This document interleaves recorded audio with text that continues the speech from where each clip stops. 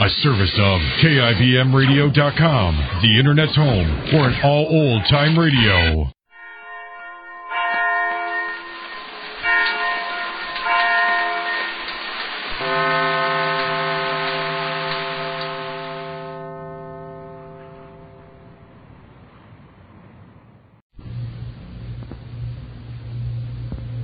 And now, the life of Mary Sothern. Friday, Max Sanders and Danny Stratford agree to be friends, or at least appear to be friends, for Mary and Phyllis's sake.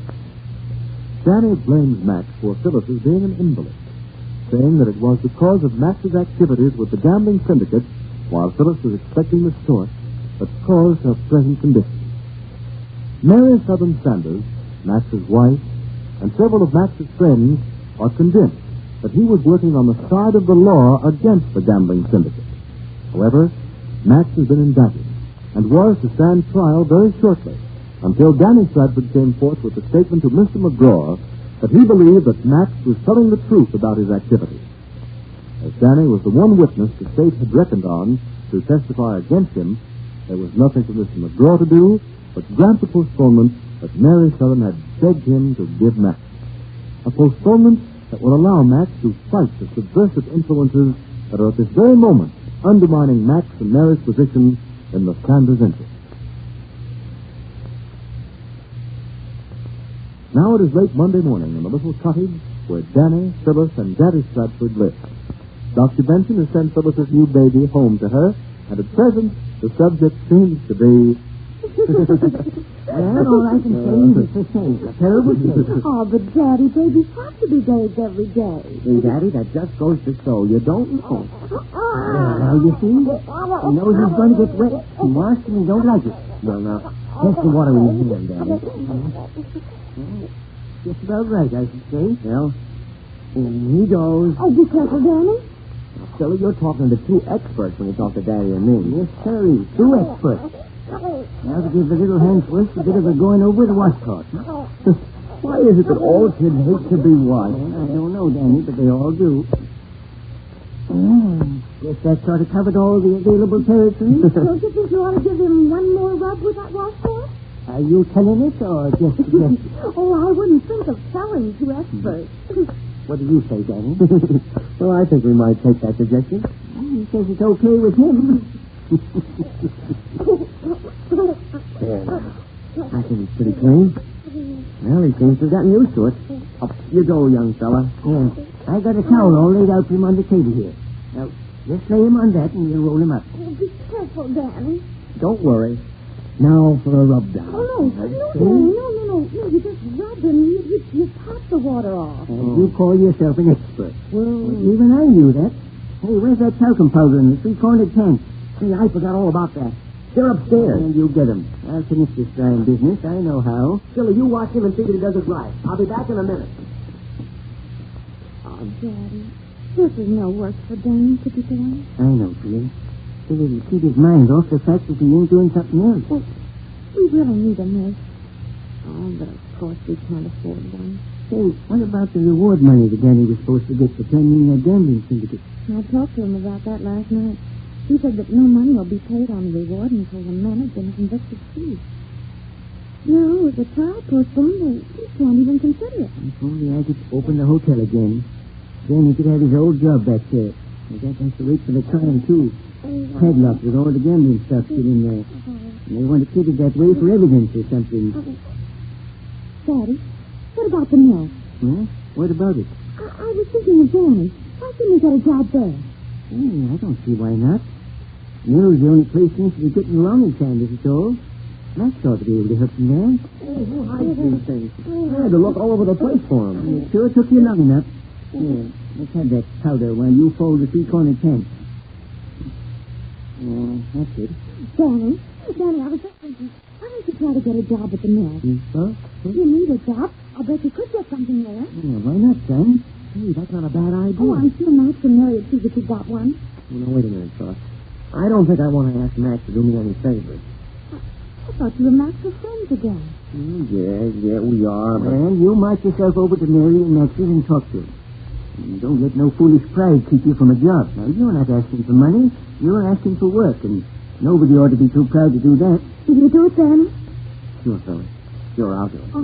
Get your hat and go right over this minute. Now, I can finish up in this little drink myself. Hey, it'll feel good to have a job again. I'll bring you home something swell for supper tonight, Billy. You just bring yourself, Danny. That's good enough for me.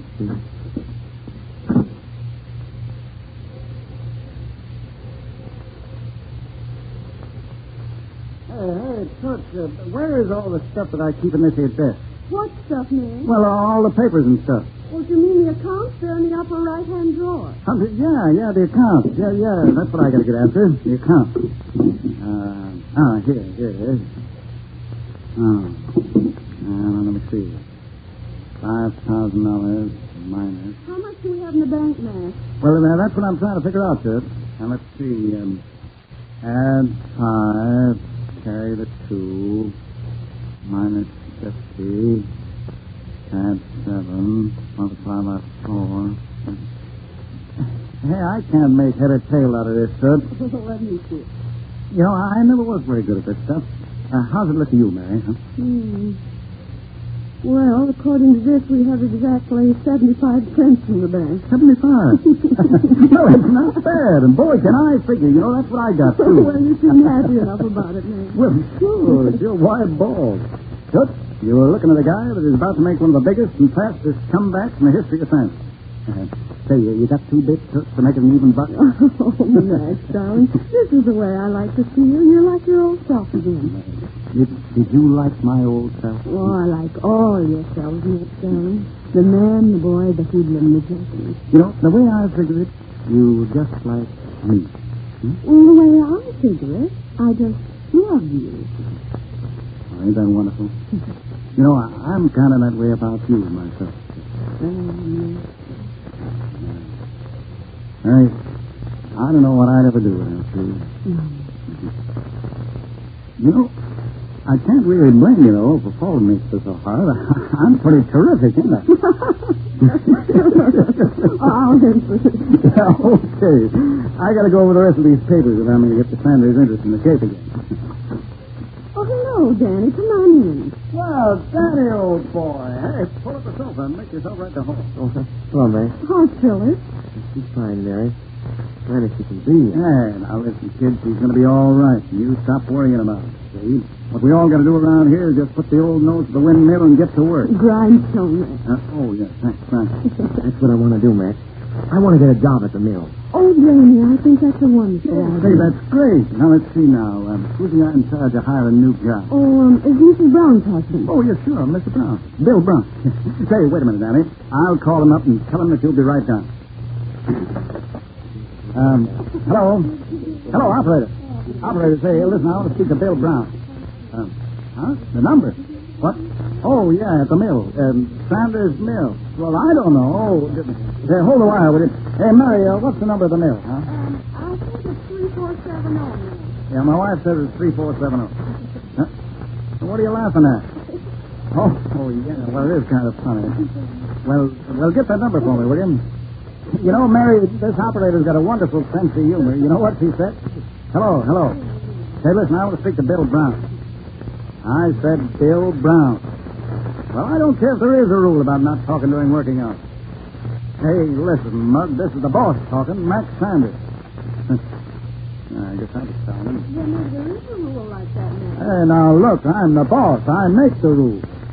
Hello, Bill. It's Max Sanders talking. Yeah, oh, I'm fine. Now, look, I'm sending Danny Stratford down to see you. Give him a job. What? What do you mean you ain't got an opening? Make one. What is it, Max? That guy Brown doesn't know his elbow from first base anymore. So you go over there, Danny. They'll give you a job. But, Max, maybe Mr. Brown has his orders. Did he talk back to you, Max? What? That guy? Say, I'm still boss of Sanders. But are you, Max? It looks as though Mary and Max's enemies are moving very rapidly to take control of the Sanders' interests from them. And what of Phyllis and Danny? They have no money. Danny has no work.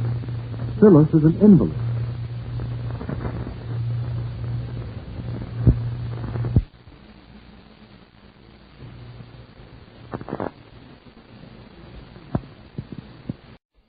Starring Jack Benny with Barry Livingston, Phil Harris, Rochester, Larry Stevens, and yours truly, Don Wilson.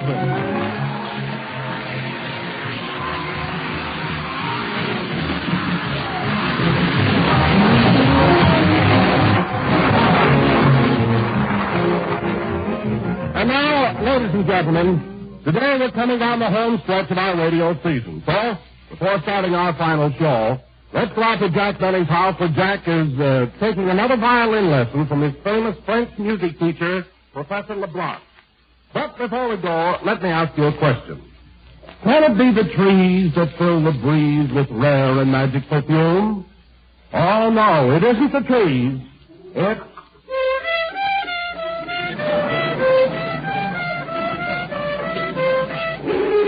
No, Mr. Benny, no.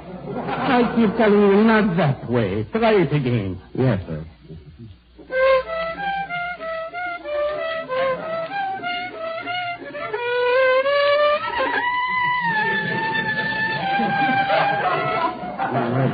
Let's see. Can I do the trees that fill the breeze with rare and magic perfume?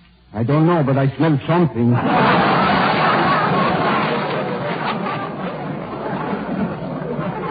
What? Something, please. But, Professor, I've done so many exercises. I'd rather play something like Souvenir. Very well. Play it, anything. Thank you.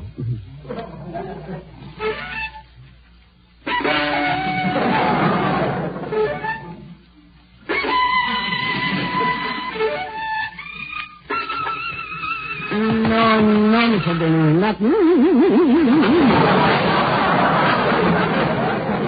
It should be... like cheese. Not cheesecloth. Well, maybe I ought to get my other violin. If you've got strings on it, yeah. Never mind.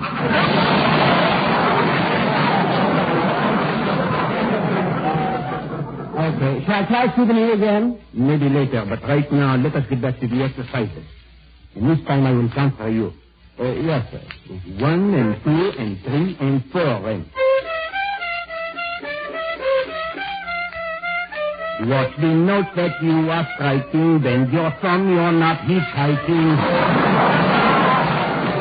Play the note a little thinner, I don't want to lose my dinner. I am sorry I left Paris, you are even worse than Harris. Mr. Benny, how long have you been playing the violin? Oh, I play the violin since I was a little baby. A little baby. Yeah, in fact, if you look closely on my violin, you can see my teeth marks. Monsieur Benet, after hearing you play, those could be anybody's. Now, wait a minute. I'm paying you to teach me, not to insult me. If I'm not playing so well today, maybe it's because my fingernails are too long. Long fingernails have nothing to do with it. Well, your fingernails are short. They were long when I came in here.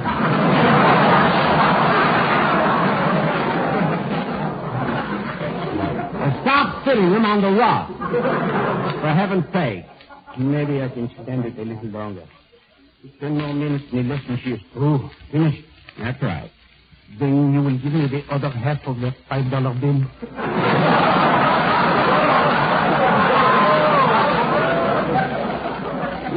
Yes, of course. Now, if you don't mind, I'll go back to Souvenir. I wouldn't care if you went back to Waukegan. What? No use.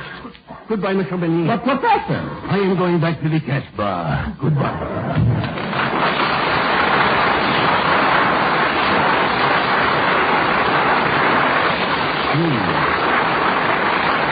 What a temperamental fellow he is. Oh, Rochester.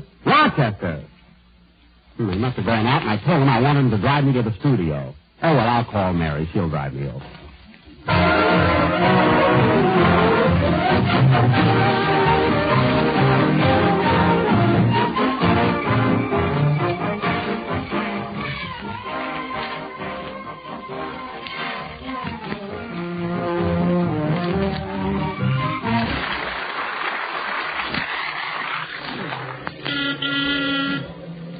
Take it easy, Mary. Not so fast. Oh, Jack, why is it every time I drive you're so jittery? I can't help it. I'm as nervous as a cat. Well, stop arching your back and sit down. don't drive so fast. Well, if you don't like the way I drive, why don't you take a taxi cab? You know very well why. The last time we rode in a cab, we had that horrible accident. Oh, yes. The cab hit a bump and the meter jumped $1.50.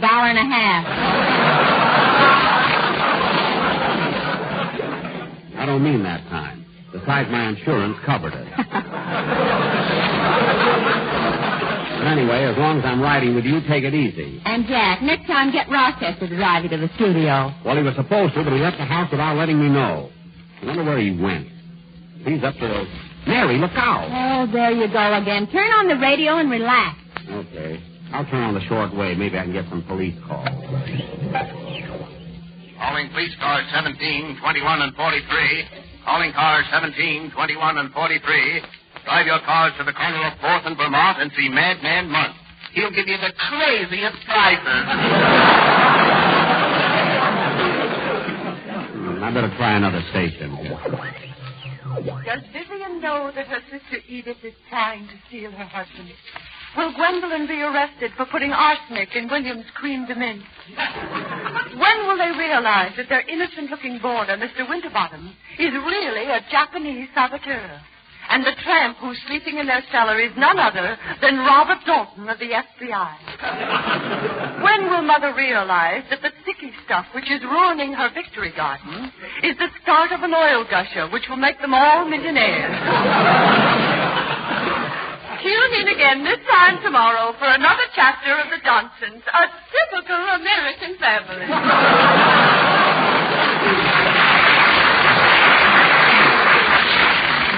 Gosh, now, you know, that's my favorite serial program. Oh, last week you said the same thing about the adventures of Matilda Cronkite, girl horse doctor. Well, I guess I'm the fickle type. I'll get another station. Ladies and gentlemen, are you embarrassed by getting 5 o'clock shadow at 3:30? Do you suffer from moist, oily skin? Would you like to have your hive dry? You would? Then why not try sympathy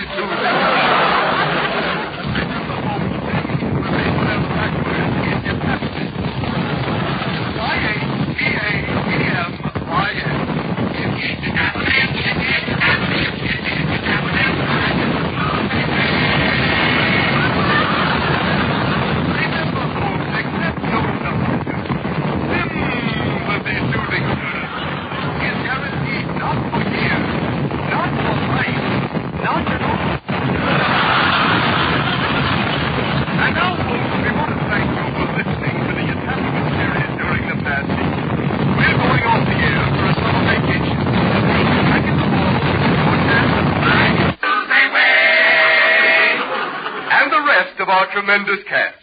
During our absence, we will be replaced by the Dellop Straw Cab program. Dellop Straw Cab is spelled backwards.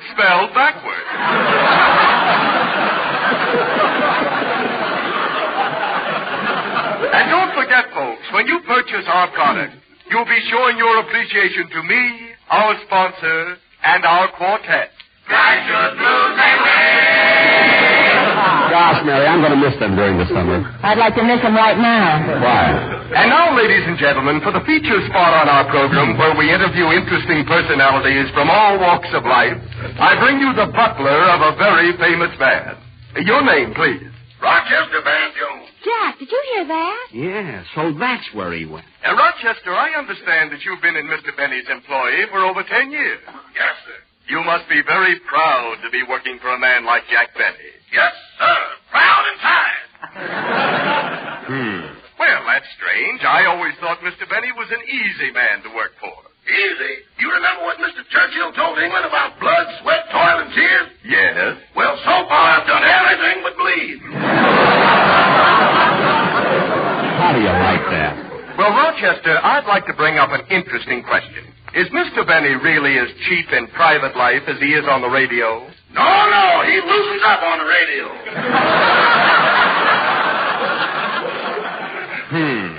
I wonder what makes him like that. Well, Mr. Benny believes that money is the root of all evil, and he's trying to purify the human race. Well, that's silly. After all, he hasn't got all the money in the world. No, but he's got most of it. He knows where the rest of it is.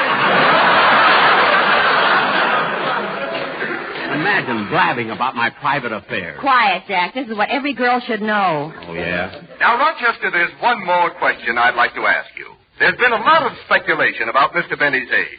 Would you tell us how old he really is? 36. About time he got to the truth. How do you know? He's been 36 ever since I've known him. And there are very few people still living who can contradict him.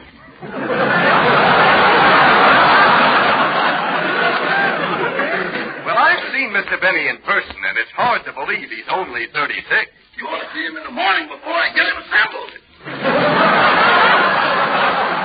Assembled? Yes, sir. Hair, shoulders, muscles, girdles. He goes together like a jigsaw puzzle. I'll certainly tell him a thing or two when he gets home. Well, Rochester... Hey, our program is on. Very good indeed. Thank you, Mr. Wilson. I say, still, Jack isn't here yet. What do you think we ought to do? Don't worry, don't worry. I can handle it. Give me that microphone. Hiya, folks. This is Phil Harris talking. You know, the downbeat Cary Grant. Hey, Don, on my way to the studio this afternoon, I dropped into the bar, and W.C. Fields was there buying drinks for everybody. W.C. Fields was buying everybody drinks? Yes, that's what I like about the South. There's so much of the public. You ought to be rationed, you girl. Yes. You know, Don, every day W.C. Fields drinks a whole quart. Grind your blues away. And now, folks, I want to say... Okay, kids, okay, I'm here. Sorry we're late, fellas. Oh, hello, Mary. Hiya, Jackson. Well, it was entirely my fault, fellas. I was taking a violin lesson, and I completely lost track of the time. Well, how do you like that? This is the first time you've ever been late, Jack, and it had to happen on our last program. Our last program? What have we done now? Still, we haven't done anything. Maybe that's why it's our last program. Stop being funny. We're only off for the summer, and we'll be back in the fall. Well, this is a fine time to tell us we're going off the air. I just hired a new treffingoist for my band. A new what? Treffingoist, the guy who plays the treffingo. Phil, there's no such instrument as a treffingo. I know, but the union says you gotta have one.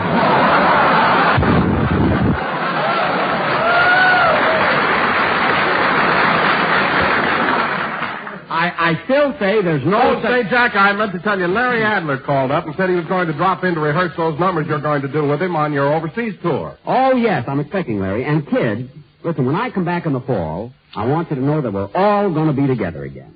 For the same sponsor, the same station, at the same time. And the same salary. Yup. And now, ladies and gentlemen, since this is the... Mr. Benny, who's going to take our place this summer? Oh, our summer show is going to be Wayne King and his incomparable music. Wayne King, if they wanted unconquerable music, why didn't they hire my orchestra? Why didn't they hire your orchestra? You tell them, Mary. Why didn't they hire your orchestra? You tell them, Don. If this ever gets back to me, I'm stuck. You're stuck and you've got an extra treffingo player to keep you company.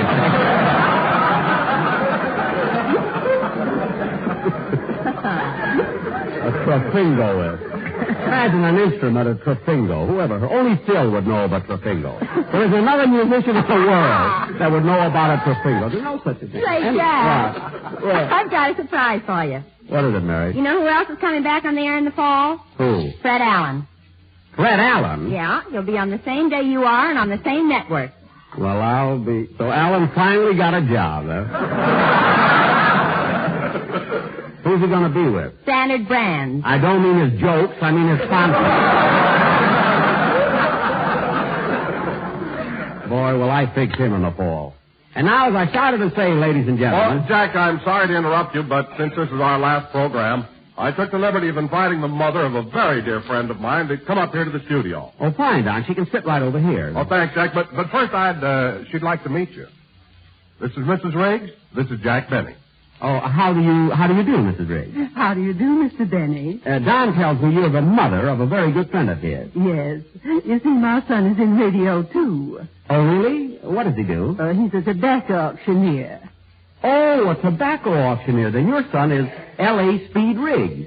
You know, he's on my program. Oh, no, Mr. Benny. You're on his program.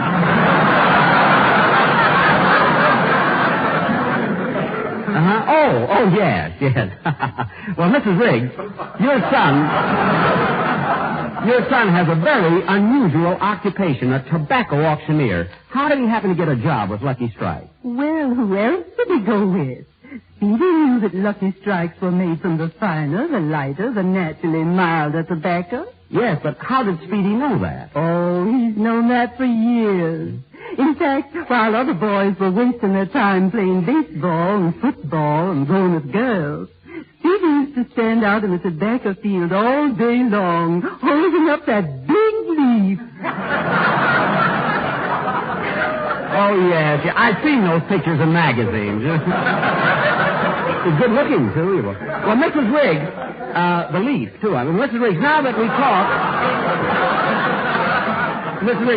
talked about your son, Speedy, before you go, wouldn't you like to say a few words to him? You know, he's listening in New York. Oh, may I? Certainly. Go right ahead. Oh, thank you. Oh, Speedy.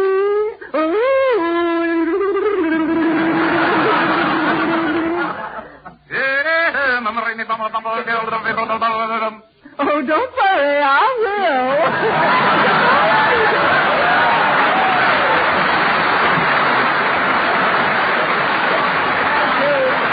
Thank you very much, Mrs. Riggs.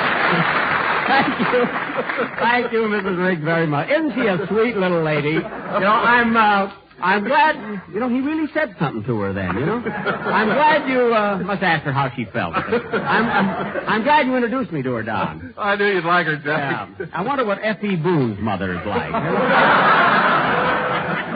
And now, folks, since this is our last Come in. Hello, Jack. Well, Larry Adler. Hello, Larry.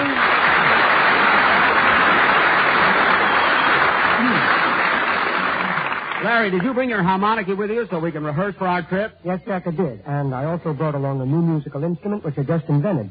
A new musical instrument? Mm-hmm. It's made out of a comb, a piece of tissue paper, and a burned-out electric bulb. 60 watts. A comb, a piece, 60 watts was that list. Now, you know what I hate about when they put in extra words? It takes up time when you run over length. You know what I mean? Why can't they leave scripts just the way they're written?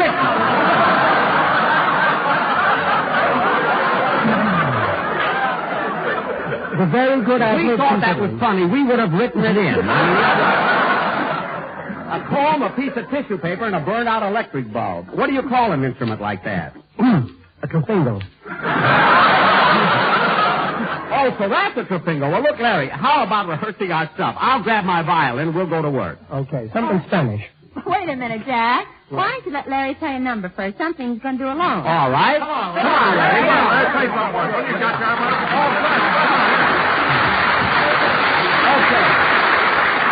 Okay, Larry, what's it going to be? I'm going to play Laura. Swell.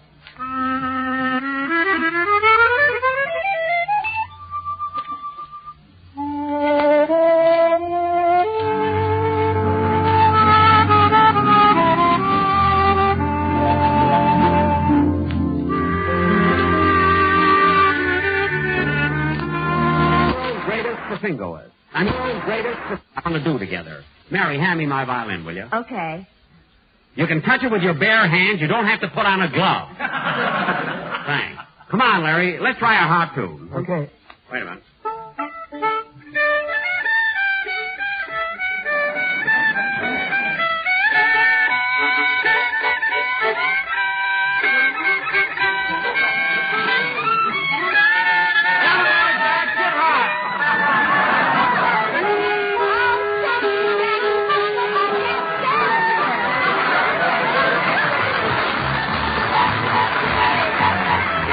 Jackson, I can do better than that on a trofengo.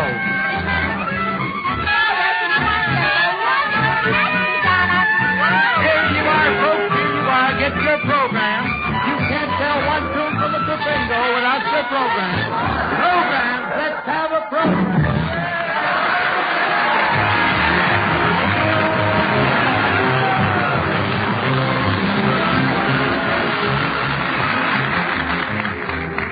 Ladies and gentlemen, we are now in the midst of the mighty 7th War Loan Drive. Every tank, every plane, every gun we send against Japan now will shorten the war and save lives. The United States, that's us, all of us. The nation Lincoln called the last best hope of earth. It had to arm to the teeth to preserve the freedom we believe belongs to everyone. So buy and hold 7th War Loan Securities. Remember, folks, last Sunday was I Am an American Day. Now here's your chance to prove that we are. That will be back in just a minute. But first, here's my good friend L.A. Speed Ring.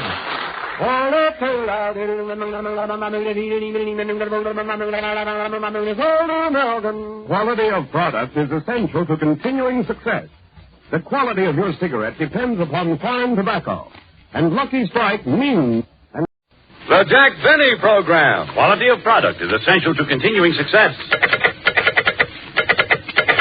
LSMFT, LSMFT, LSMFT. Sure thing. That's right. Lucky Strike means fine tobacco. So round, so firm, so fully packed, so free and easy on the draw.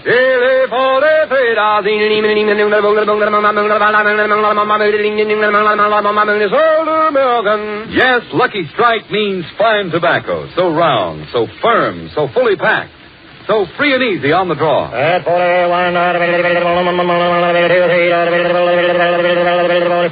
Sold American. Independent tobacco experts know who buys what tobacco. Mr. Ed L. Isaacs, independent tobacco expert and warehouseman of Lebanon, Kentucky, said, I smoke Luckies for the same reason that so many other tobacco men smoke them. Simply because I have seen Luckies buy fine tobacco. And I've smoked Luckies for 13 years. In a cigarette, it's the tobacco that counts. And Lucky Strike means fine tobacco. So smoke that smoke of fine tobacco, Lucky Strike.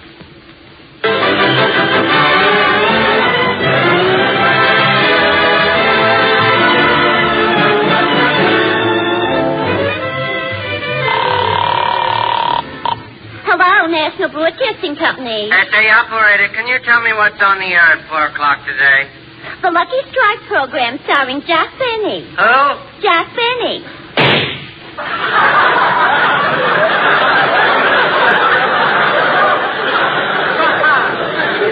Gee, Mabel, that's the 6th one today. Well, I'm still ahead. I've got 8. Oh, you're always lucky. You won last year, too. Yeah, Mr. Benny ought to know better than open his program during the hunting season. Yeah. National Broadcasting Company. Say, operator, can you tell me what's on the air at 4 o'clock today? The Lucky Strike program starring Jack Benny. Who? Jack Benny. Hey, Mabel. What? This one must have used a knife.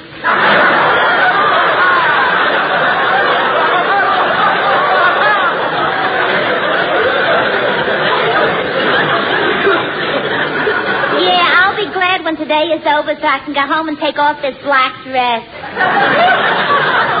Yeah. And it's so hard to talk through this veil. Yeah. Hey, Mabel, look at the switchboard. Jack Benny's dressing room is cooling. Shall I take a guide to it, or do you want to get it? What's the difference? He's not going to kill himself anyway. Yeah, them that should won't. Yeah. Yes, sir? Operator, this is Jack Benny.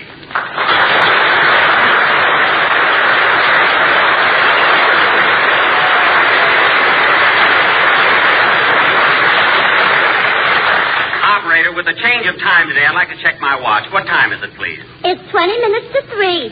20 minutes to 3? That's funny. I've got 20 minutes to 4. Well, hold on. Mabel, what time have you got? 20 minutes to 5.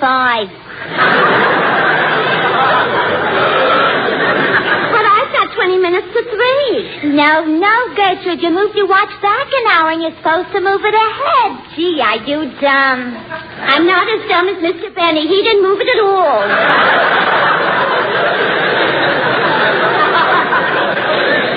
Operator, I heard that, and I'm going to report you. Gertrude thinks she's smart. What a telephone operator. She's a lousy dancer, too. Well, I better hurry and get ready. After all, it's 20 minutes to something. It's all Rochester's fault. I told him to time change at 2 o'clock in the morning to set all the clocks in the house and my watch, too. Anyway, I better get ready. I wish NBC would give me a better dressing room. This tile floor is so cold on my bare feet.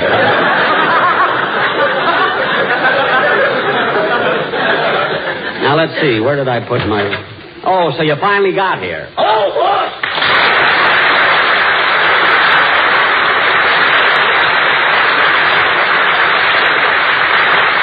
Rochester, you know this is my first program. I'm nervous and excited. Why do you have to be late? Wait, I got 20 minutes to 2.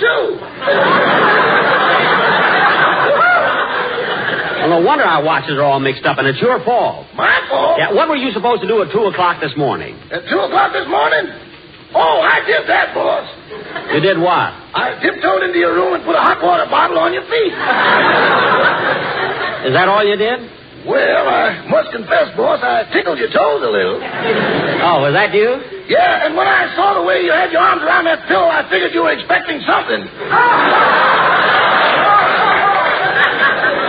Rochester, I always sleep with my arms around the pillow. I know, but last night you looked at it and said, don't you think 2 can live as cheap as 1? I said that to the pillow? Yeah, then I waited 3 minutes, and when it didn't answer, I walked out. No, darn, I do the silliest things in my sleep. Imagine talking to a pillow. Rochester, why didn't you wake me up? I hated to cut in, boss. You were dancing. Well, I just had one of those nightmares. I'm always nervous before an opening broadcast. Gee, I hope the rest of the gang is here. By the way, Rochester, did you call Mr. Harris like I told you to? Yes, boss, but they said he hasn't been home for 2 weeks, and they gave me this number. Okay, I'll call him. Probably Phil's office. I bet he's been knocking himself out for the last 2 weeks making special musical arrangements. Joe's pool room.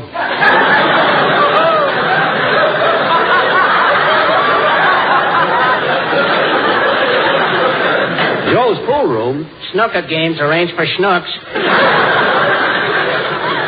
What? Radar cuspidors you can't miss.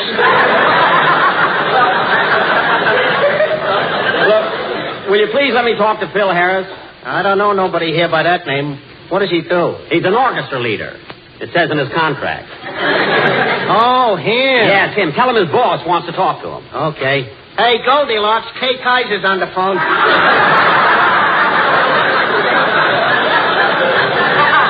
Kay Kaiser? How do you like that? And right in the middle of a game.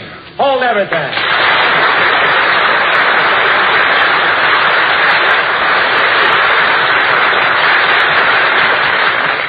Hello, Casey.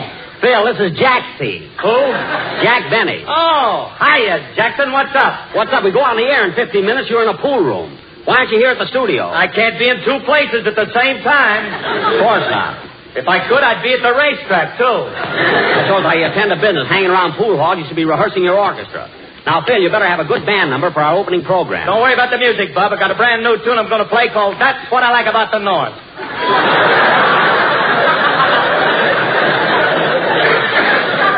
The North? Yeah, 5,000 arrangers in the country, and I had to hire a Yankee. Well, I'm glad you got something new. Now, Phil, you know how nervous I am, so get over here, will you? Sure, Jackson. I'll be over as soon as I finish this game. All right, goodbye. Goodbye. Okay, Mom, it's your shot.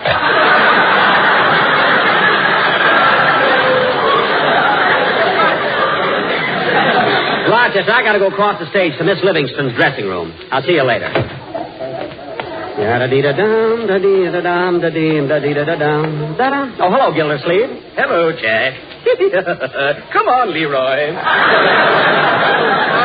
Da-dum, dum-dee-da-dum, da-dee-da-dum. That Leroy. I bet he's Gildersleeve's father. Da-dee-da-dum, da-dee-da-dum, da-dum. Oh, hello, Larry. Hello, Mr. Benny.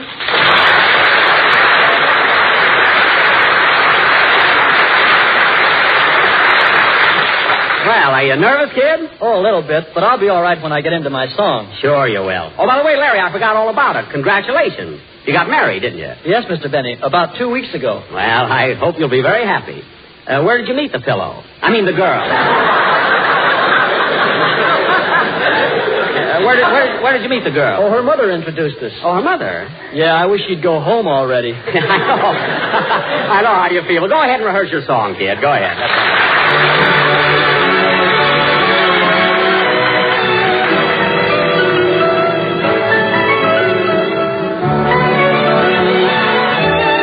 Till the end of time, long as stars are in the blue, a spring, a bird to sing, I'll go on loving you till the end of time. Long as roses bloom in May, my love for you will grow deeper with every passing day, till the wells run dry and each mountain disappears. I'll be there for you, to care for you through laughter and through tears. So take my heart in sweet surrender and tenderly say that I'm the one you'll love and live for till the end of time.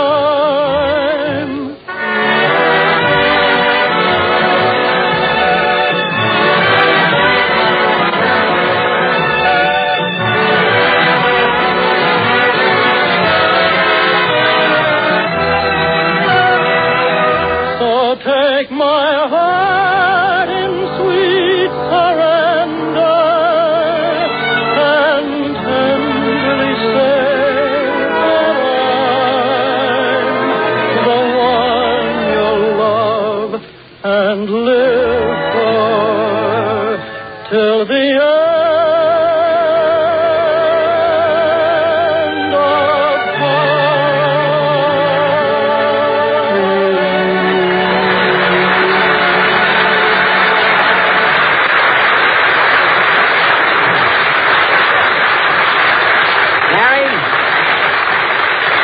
That was fine. Now I'm going down to Miss Livingston's dressing room. I'll see you right before the show. And congratulations again on your marriage. Thanks. You know, kid, I was kind of toying with the idea myself, you know.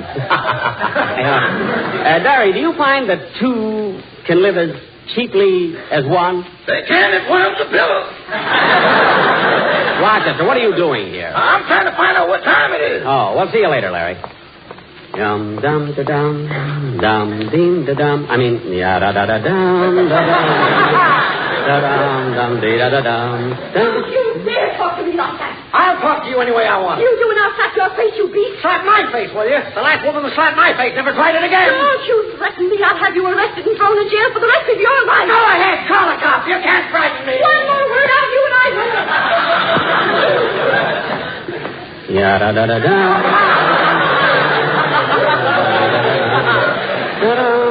See, that's a shame. That happens every time John sees his other wife. Oh, well. See, which is Mary's dressing room?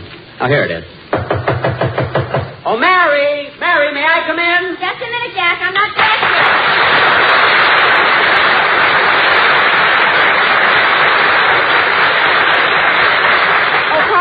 Pauline. Yes, Miss Livingston. Help me slip into my dress. Mr. Benny wants to come in. Mr. Benny? Yes. Is he going to be on your program again this year? Pauline, it isn't my program. It's Mr. Benny's, and Mr. Benny is a star. I just work for him, and he pays me a very nice salary. Not as much as I pay you, but a very nice salary. Well, if I were you, Miss Livingston, I'd quit. Now, wait a minute, Pauline. You don't understand. As a matter of fact, when I first went to work for Mr. Benny, I was 19 years old. And he promised me a raise just as soon as I reached my 28th birthday. Your 28th birthday? Gee, did you remind him of it? No, the raise wasn't worth admitting it. Mary, I'm waiting. Just a minute, Jack. Pauline, how does my dress look? It looks all right, Miss Livingston, but if I were you, I'd wear it a little shorter. You have such pretty legs. Oh, thanks, Pauline. It's too bad you only have two of them. What? Well, what I mean is, when you've got something so nice, it's too bad you can't have more of it. Oh, believe me, Pauline, any girl who has nice legs is perfectly satisfied with just two of them. After all, who'd look at a girl with 3 legs? Everybody. Mary, how about it? Just a minute. Pauline, hand me my makeup kit. Here you are. Thanks. Oh, look at that. I must have got my cold cream, my nail polish, and my eyeshadow. I wanted to look so nice for our first show. Mary! All right. You can come in now. Hello. Hello, Mary. Well, I'm all ready for the show. Gee, you look nice. Thanks. Here's your cold cream, your nail polish, and your eyeshadow.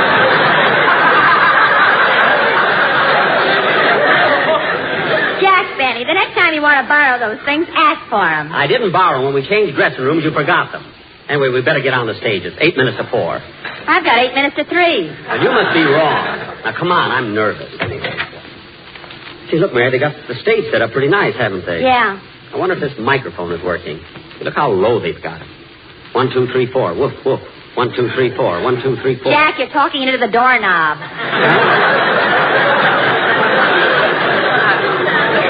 Oh, yeah. Gee, I'm so nervous. I always am on the first show. Oh, the first show has nothing to do with it. You're always nervous. I am not. Look what happened last week when you read in the Pasadena paper the world was coming to an end. That didn't bother me at all. Then why were you wearing that asbestos suit?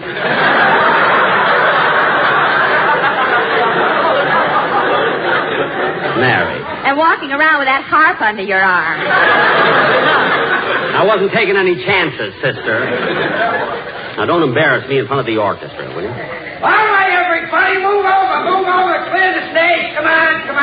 What? You two, Benny, step aside. Yes, sir. Somebody grab those chairs. I'll do it. I never saw him here before. Who is that, Mary? Oh, he sweeps up around here. Oh. Well, why is he wearing those striped pants and that silk hat? Maybe he's going to call on MacArthur. Him? But his eyes don't. Oh, forget it, Jack. Imagine sweeping up now 6 minutes before the show. Yeah, there'll be a lot more to sweep up after the show.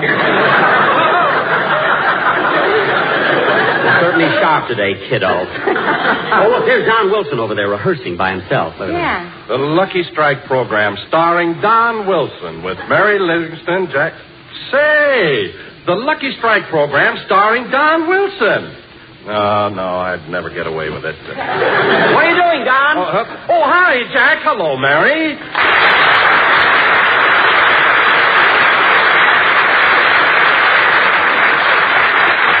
Don, what were you doing? Oh, I was just rehearsing the Lucky Strike program starring Jack Benny with Mary Livingston, Phil Harris, Rochester, Larry Stevens, and yours truly, Don Wilson. Well, that's swell, Don, but you shouldn't throw your name away like that. You know, give yourself a build-up there. Well, to tell you the truth, I just never thought about it, Jack. Oh. After all, you're the boss, the star. Yes, of course. Hey, Benny, I thought I told you to move aside. Oh, pardon me. Let's stand over here, Don. Well, I'll bet you're raring to go with those commercials, eh, Don? You bet I am, Jack. I just can't wait until it's time for me to say LSMF, T, Don. Oh, yes. LSMFT. See, Jack, we've been off the air 17 weeks, and I guess I forgot. Oh, that's all right. Go ahead, Don. Go ahead. LSMFT. Yes, sir. You bet. Lucky Strike means, Don, what happened? Lucky Strike means, Don, what happened? No. Don, what's the matter with you? We'll be doing our show in 6 minutes. Try it again. LSMFT. Lucky Strike means... Fine tobacco. Fine tobacco. So round, so firm, so... Fully baked. No, Jack, it's fully picked. No, it is not. It's fully packed.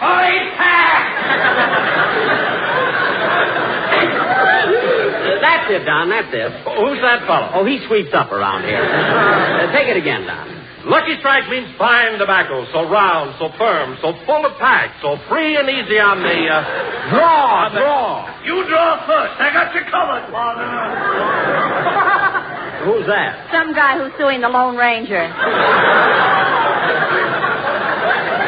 Oh, yes. I wish they'd stay in their own studio. So free and easy on the draw. I've got it now, Jack. Good, but you better rehearse it again. You had me worried there for a minute. Okay, you can relax, Jackson. The stuff is there. All right, Phil, listen, we've only got 5 minutes. Now, you better go over your band number right now. Okay, are you all set, fellas? Yeah. All right, let's go. 1, 2, 3, 4. Root, toot, toot, toot, toot. Hit it!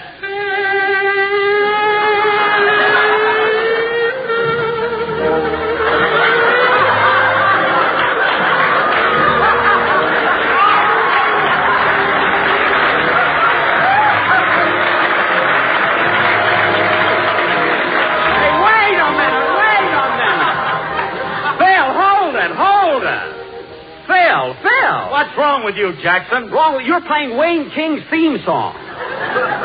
He was our summer replacement. Well, why didn't he take the music off the stand?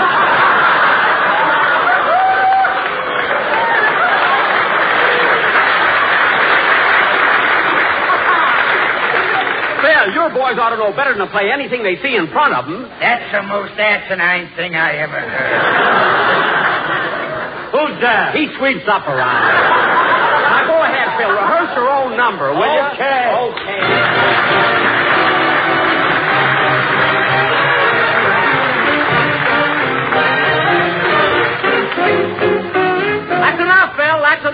That's enough. We're on the air in 3 minutes. They haven't let the audience in yet. Hey, where's our producer? Hey, Ballin. What is it, Jack? Look, if we go on the air in 3 minutes, the audience isn't in yet. Well, Jack, you've got the wrong time. It's only 3 minutes to 3. Are you sure? Of course I'm sure. I'm the producer. That's my job. Oh, well, I'm glad we got that settled. Anyway, if we have an hour, I'm going back to my dressing room. See you later, kid. Yum-dum-da-dum, dum-dum-dum, dum. I wonder if two could live as cheaply as... Nah, I don't think so. Ya-da-da-da-dum, but maybe if one of them doesn't eat so much, the two could... Nah, it wouldn't work.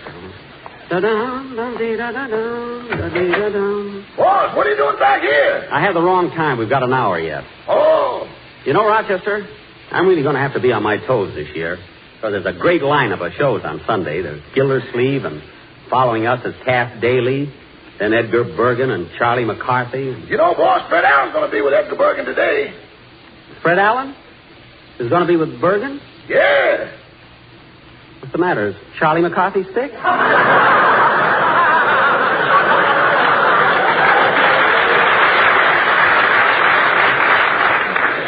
No, Mr. Allen's going to be a guest. And next Sunday he starts his own program. Allen, his own program? How do you like that? Allen coming back on the air.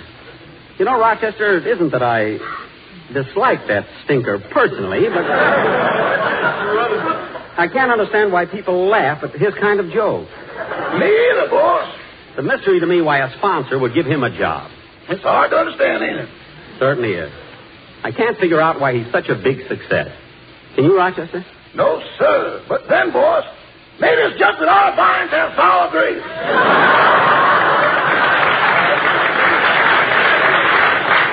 No, that's not the case with me. I always give credit where I can.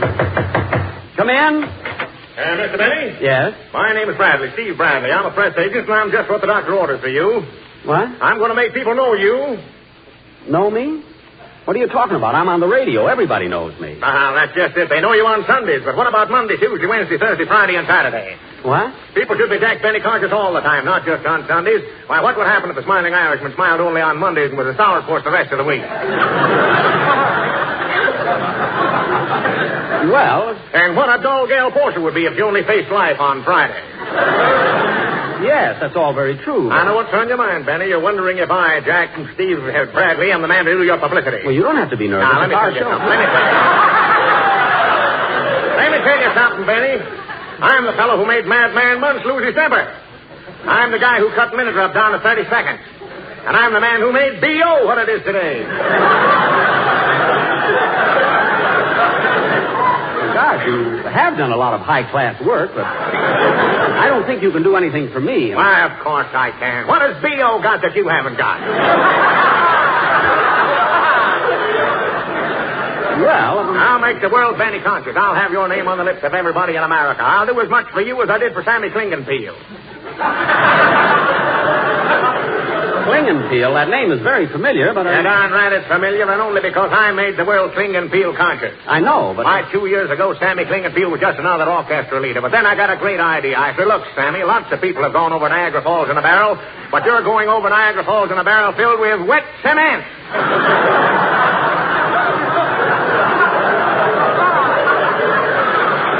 Oh, yes, I remember. Wait a minute, he got killed doing it, didn't he? Sure, but look at the publicity he got. Gosh, I'll never forget the newspaper space I got on his funeral. 40,000 people attended, and we never even found the body. That's wonderful, but really, Mr. Bradley, I don't think I need it. Now, look, Benny, you hire me, and I'll make you famous in every part of the world. In the big cities, in the little towns like Schenectady, Joliet, Salinas, Amarillo, Waukegan, South Bend, Kenosha. Wait a minute. Everybody in Waukegan knows me. Well, how do you like that? I'm with you 3 minutes, and you're a celebrity already. Who, me? Hard to believe, isn't it? Hard to believe. Well, look, Mr. Bradley, I've never had a publicity man, so I'll have to think it over. Can I see you after the show? Why, certainly. You think it over, and in the meantime, I'll go out and order the barrel and the cement. The what? See you later.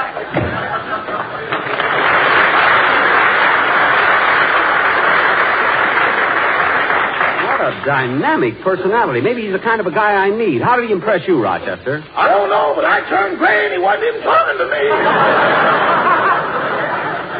Well, I think he's got something. I'm going to talk to him right after the broadcast.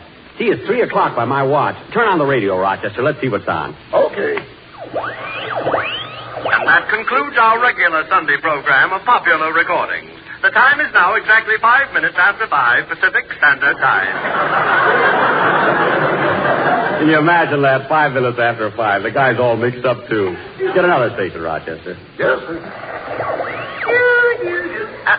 Oh, careful, Bergen. You've got a frog in our throat. Yes, so we have. But tell me, Charlie, do you like it here in New York? Oh, yes, Bergen, I like it. It's fall, but the little flower is always out. You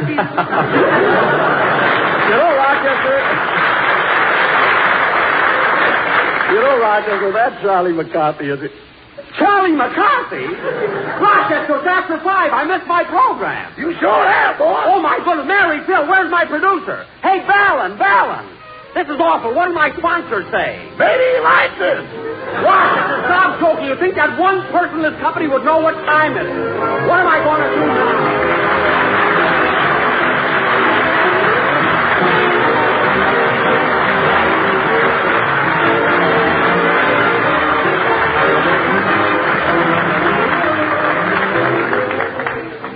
Ladies and gentlemen, having just completed a USO tour through Germany, I feel I'm in a position to tell you how much the boys overseas want and need entertainment.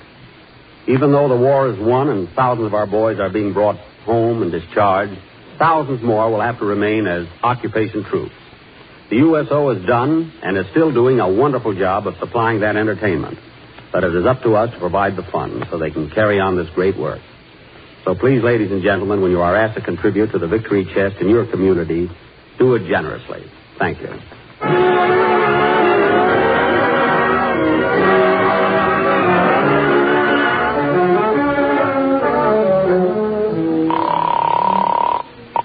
National Broadcasting Company. No, there's nothing wrong with your radio. Jack Benny wasn't on. You're welcome. Say, Mabel, I know what you're thinking, Gatesfield. Yeah. All those people killed themselves for nothing.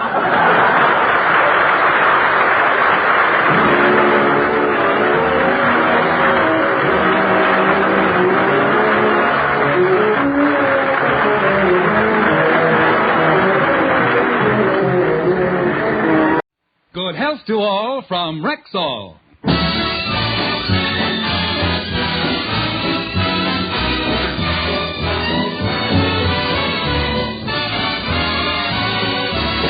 Yes, it's Sunday. Time for the Bill Harris Alice Faye Show. Presented by the makers of Rexall Drug Products and your Rexall family druggist.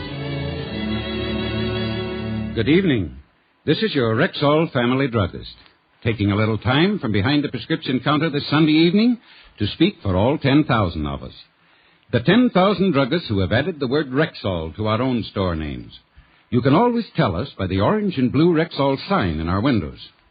The sign means that we carry the 2,000 or more drug products made by the Rexall Drug Company. They range all the way from aspirin to penicillin, and they're as fine and pure and dependable as science can make them. We recommend them to our customers because we know you can depend on any drug product that bears the name Rexall. Good health to all from Rexall.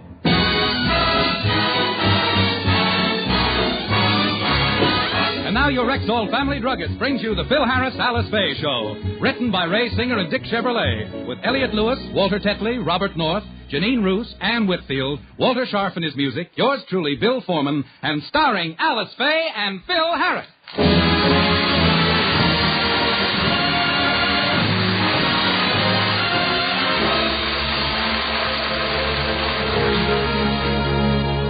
It's Friday, and time for Phil's weekly band rehearsal. William has borrowed Phil's car, and Alice has to drive Phil downtown. As we look in, Alice and Phil are approaching their garage. I don't know why you let Willie take my car anyway, Alice. The guy's always mooching something. It doesn't matter, Phil. I'm driving you down. That's what I'm talking about. I'm not too crazy about the way you handle a car. You ain't too careful, you know. Now, how can you say that? I drove you to rehearsal last week, and I did all right, didn't I? Yeah. You stayed right out in the middle of the street, and you were doing swell until you tried to squeeze between those two streetcars. Oh, that. That car was old anyway. And besides, you managed to sell the car after the accident. Only because I was lucky. I found a guy who wanted a tall, thin Chevrolet. Stop exaggerating. Now get in the car or we'll be late for rehearsal. Well, get in. What are you waiting for? Don't rush. Don't shove. Got to work up courage first. Stepping into this thing is like taking a cruise in a leaky submarine. The odds are against you. Look, I'm a good driver, and you have nothing to worry about. Now get in. Okay. I know what I'm doing every minute. Now be quiet. Eeny, meeny, miny, mo. What are you doing now? That's the only way I could tell which one of these pedals is the clutch. It's the left one, the one I tied the ribbon on for you. Please, Alice, will you get started?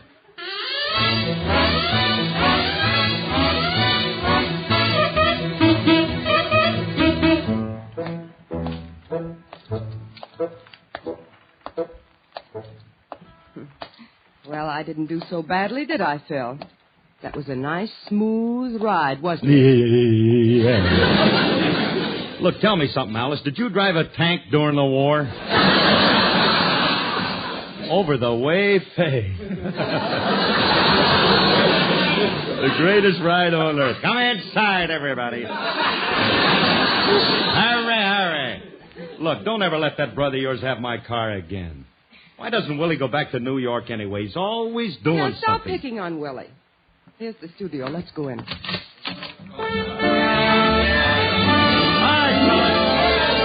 right, fellas, your maestro's there.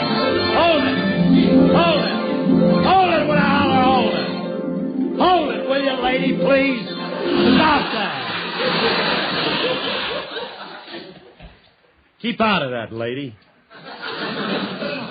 Must be some way I can get rid of this harpist. Miss, will you please keep that Irish piano quiet? I don't want to hear another... Phil, don't you yell at Barbara.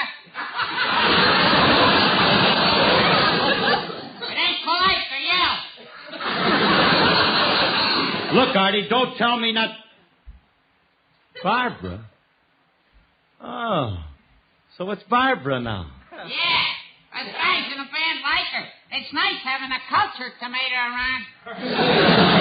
Now, look, will you sit down? Go back and sit down. Now, look, we're doing That's What I Like About the South next Sunday, so let's run it over. Barbara wrote a new arrangement for that. You want to hear it? No, I don't want to hear it. Now, go back and sit down. We're going to do it the way I always do it. Okay, fellas. 1, 2...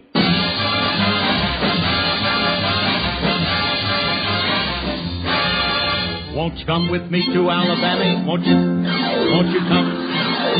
Won't you come? Alabama. Hold that! Hold! No, cut that out! No, lady, please!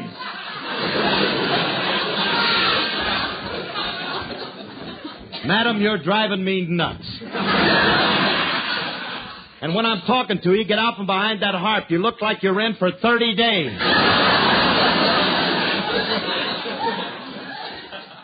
What the heck was that? Barbara's arrangement. Barbara? Oh, that does it.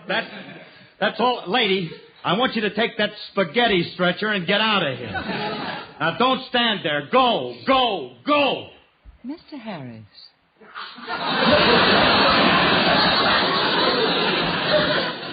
She talks. Mr. Harris, for 5 weeks I have restrained myself in what I believe is an admirable fashion.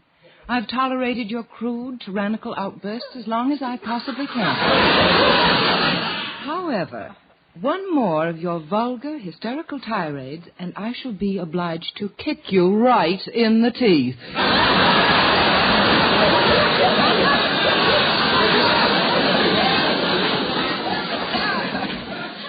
You only dare say that because you're taller than I am.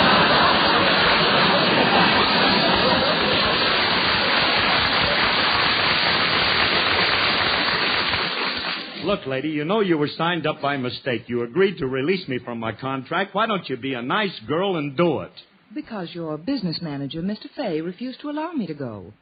Mr. Faye persuaded me to stay, with an increase in salary. Fabulous Willie, huh? One of these days I'm going to get mad and break every one of his tiddlywinks. Why doesn't he stick to his bookkeeping? No, don't get excited, Phil. Willie's coming over to the house this afternoon, and I'll talk to him. I'll run along now, and I'll see you back at the house. Goodbye, boys. Bye, Alice. So long, Alice. So long, Artie.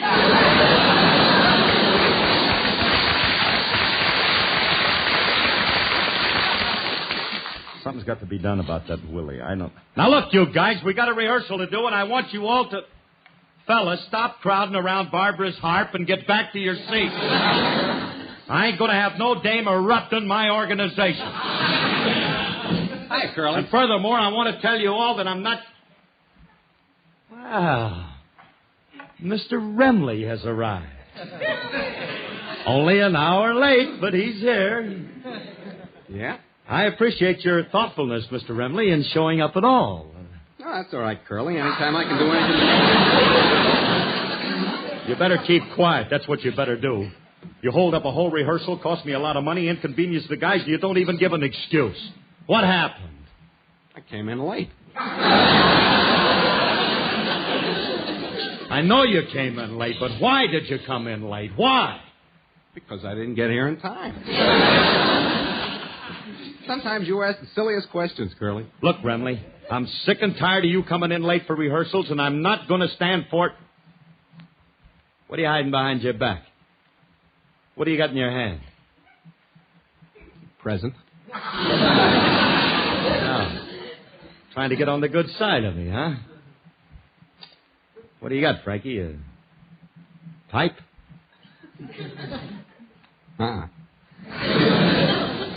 Shirt? Keychain? Well, what do you got? Delphiniums.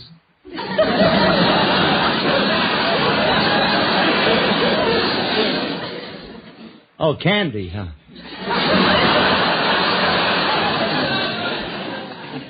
These are flowers. Flowers for me? Oh, gee, Frankie. Oh, flowers. Nobody's brought me flowers since Alice took me out on our first date. Why'd you bring flowers? Because Barbara likes them. They're for her. Oh, no, Remley, not you. Look, what? I'm going to talk to you later. Now, go sit down. I've got to go over my number.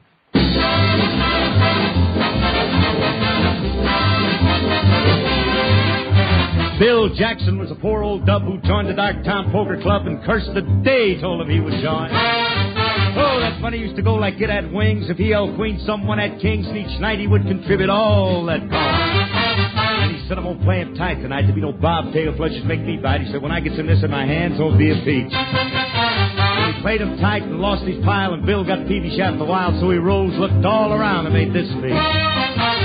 Y'all see this brand new razor that I had it sharpened just a day. Now, I'm coming in with my rules that I want you to follow when you play. Boy, keep your hands up on the table while you're dealing, please. Don't be slipping them aces down there in between your knees. Don't be making them signs like you're trying to tip off your hand just talking American, boy. American, so's I can understand. And don't be getting them off the bottom because, ooh, that's rough. Take five, then stop. That's enough. Now, when you bet up the reds and blues, I don't like it when you're shy. Then if you get busted, go get something. I'm going to be here by and by. Pass them pasteboards, let me shuffle every time before you deal. Anything goes wrong, I want to see. mean, you ain't gonna just keep playing that game according to Mr. Hoyley. You gonna play this game according to me.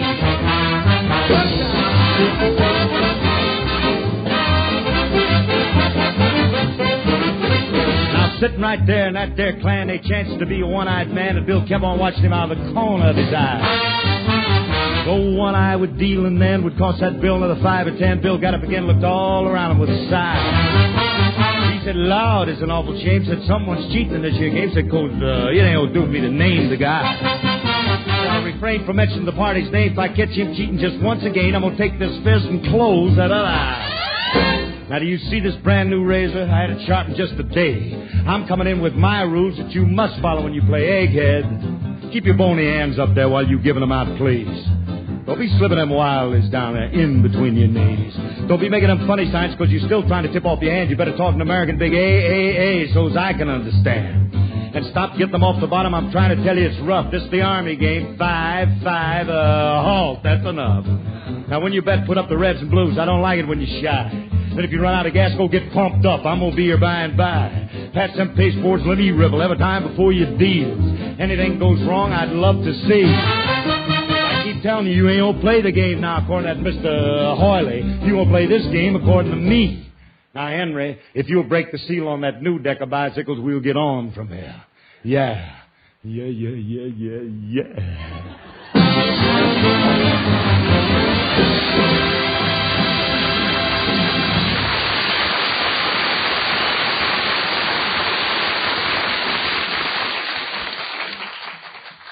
How'd that sound, Frankie? Your vibrato was a little strange. What's bothering you, anyway? What's bothering me? Willie's bothering me. What's always bothering me? Willie. The guy's he's doing everything he can to make my life miserable. I never want to see him again. Frankie, do me a favor. Give me an idea. How can I get rid of Willie permanently? Get rid of him permanently? That's right. Curly, it's not nice to have thoughts like that.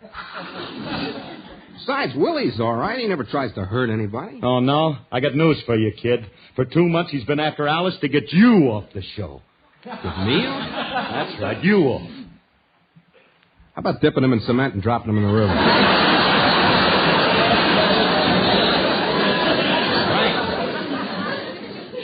I didn't mean to dip him in cement or anything that it's...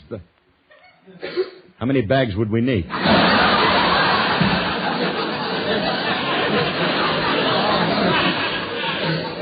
We could take him down at... Nah, Frankie, don't get gruesome. You can't blame me when a guy's trying to do me out of my job. Ain't nobody going to do you out of a job with me. I need you on this show. Don't worry about it. In fact, in this coming Sunday script, you've got most of the comedy lines. You'll be the funniest one on the show this week. This week, he said.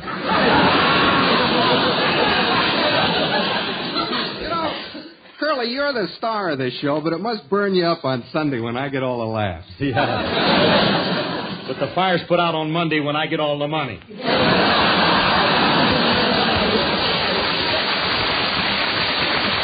Frankie, I want you to know one thing. Just because I'm nice to you, don't think that you can... there you are, Mr. Harris. Here comes Mr. Stevens. Who's he? He's the sponsor's representative. Now, be nice to him. All right, I'll be nice to him. Just because he's the sponsor's representative. I got to cater to him. I'm glad to see you're still here. Oh, how do you do, Mr. Stevenson? I'm glad to see you. Look, Mr. Stevenson, this is Mr. Remley. Well, how do you do, Mr. Remley? Good health to all from Rexall. Being nice enough. Don't overdo it. What's on your mind, Mr. Stevenson? Well, I just dropped by with the commercials for this Sunday's show. Oh, goody. Yum, yum. We were afraid we weren't going to get them. They're a little longer than usual, Mr. Harris. I hope you can get all the commercial in. Don't plan on it. What was that? Well, you see, I'm going to have most of the comedy lines in next Sunday's show, and I'll get a lot of laughs. So we may not have time for the commercial at all. That is ridiculous, Mr. Remley. What is a radio program without a commercial? Let's try it and see. Why?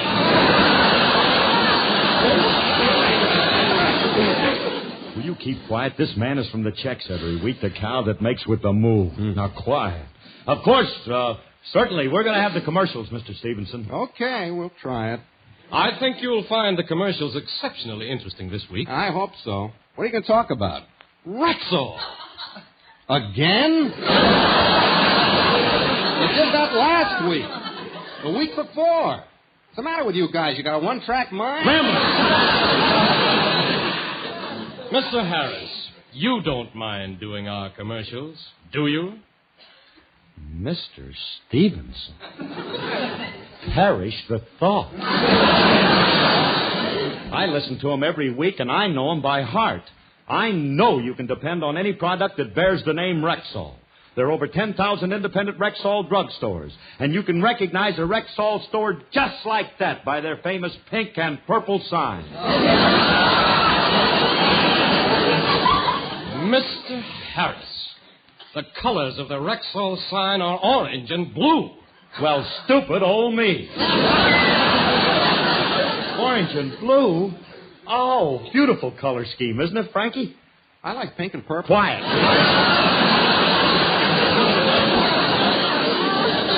I'm sorry I forgot the colors, Mr. Stevenson, but I promise you that it'll never happen again. Well, I hope not. Oh, it won't. And to make sure, I'm going home and dye my kids, one orange and one blue. I think he'd do it, too. Well, thank you for your cooperation, Mr. Harris. Now, if you'll excuse me, I have to run along. Oh, wait a minute, Mr. Stevenson. Why don't you stick around and then you come home to dinner with me? Well, thanks, but I'm too busy. You see, I'm looking for a man to head the bookkeeping department in our Canadian store in Vancouver. You wouldn't happen to know of a capable man, would you, Mr. Harris? No, I wouldn't know nothing about no bookkeeper? To send to Vancouver, Canada? 2,000 miles away? William! You know somebody? Know somebody? Deed I do. Deed I do. My brother-in-law, Mr. Faye. Oh, yes, I've met Mr. Faye. Yes, he seems like a very competent man. Does he have a good business head? 2 of them. One pink and one purple. Mr. Stevenson, may I tell you that Willie's been handling Alice's money for years? I guarantee inside of 6 months he'll have Rexall almost as rich as Alice. Well, why don't you send him over to see me this afternoon, Mr. Harris? He might be just the man I'm looking for. Good day. Goodbye. Hey, we're shipping Willie off to Canada. Yeah, what a wonderful way to get rid of somebody that's always getting in your hair. Hey, Mr. Stevenson. Yes? Can you use a tall, thin harp player up there, too? Wait a minute, Shirley. Don't try to Shanghai. Oh, all right. Never mind, Mr. Stevenson. Come on, Frankie. Let's go home and talk Willie into taking this Vancouver job. Remember, don't tell Alice where it is. She'll know we're trying to get rid of him and queer the whole thing. Getting Willie off to Vancouver. Canada, Vancouver. Hey, look. Well, let's go home and be very nice to Willie. Remember, very nice.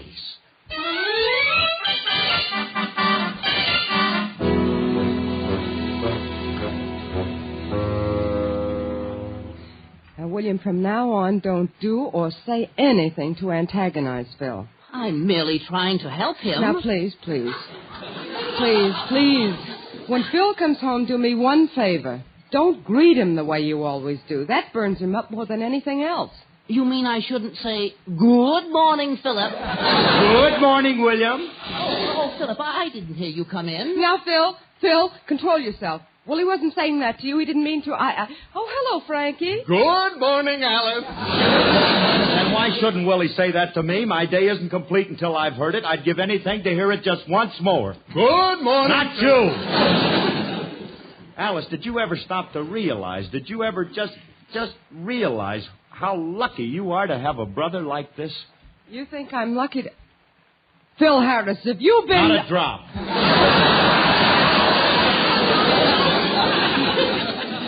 For the first time, I just realized how wrong I've been about Willie. You mean you like him? Like him? I think he's just ginger peachy. Willie, sit down. I got something to tell you. Now, look, take my favorite chair over there. But, Philip, you always get angry when I... Now, don't argue, Willie. Come with me. Come right over here and make yourself just as Philip, comfy. put me down. What are you and Frankie up to this time. That's gratitude. What are you up to? What are you up to? That's gratitude for you. After I go out of my way to get Willie a wonderful job with Rexall. Are you serious? Certainly I'm serious. All he's got to do is to go down and see Mr. Stevenson, sign up, and he's all set. Oh, Willie, isn't it wonderful? You've always wanted to work for them, and now it's come true. Oh, Willie, I'm so happy for you. Alice, put me down. I wish you people wouldn't get so exuberant. Hey, Willie, stop all of that, and you'd better run downtown and see Mr. Stevenson right away. Oh, hurry up. Thank you, Philip. I'll go down right now. I'll return here and let you know as soon as I've talked to Mr. Stevenson.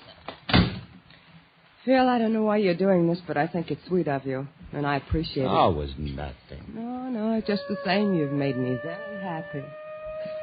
You were meant for me. I was meant for you.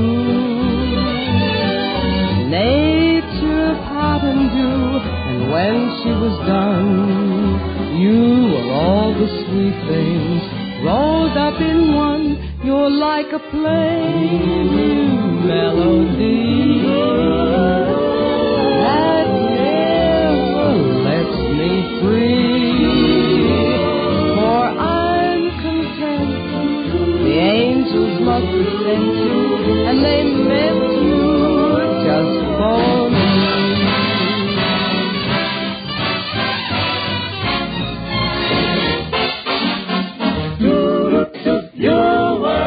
You were meant for me. I was meant for you. Nature patterned you, and when she was done, you were all the sweet things rolled up in one. You're like a plain melody that never lets me free. For I'm content. The angels must have sent you, and they meant you just for me.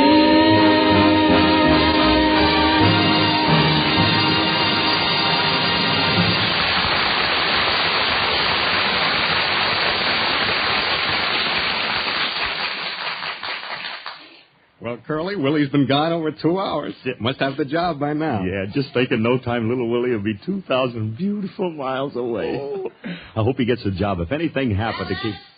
Philip, I'm back. Where are you? It's him. Hey, we're in here, Willie. Oh, Philip Franklin, guess what?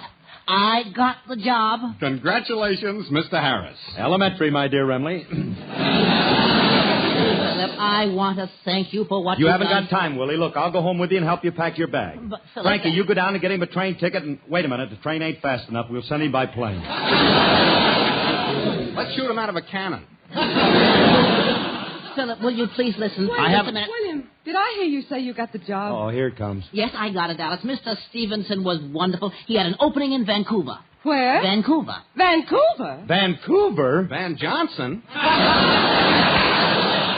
Thought I'd break up the monotony. Just a moment. I'm beginning to see the light. Willie, do you mean they're sending you to Vancouver, B.C.? British Columbia? Of course not, honey. The job is in Vancouver, B.C., beside Cucamonga.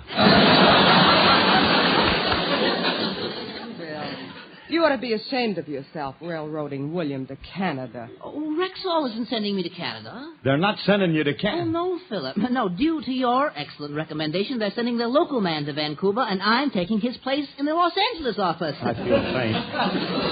I feel faint. Yeah, when Mr. Stevenson found out I was your business manager, Philip, he arranged it so I could handle both jobs.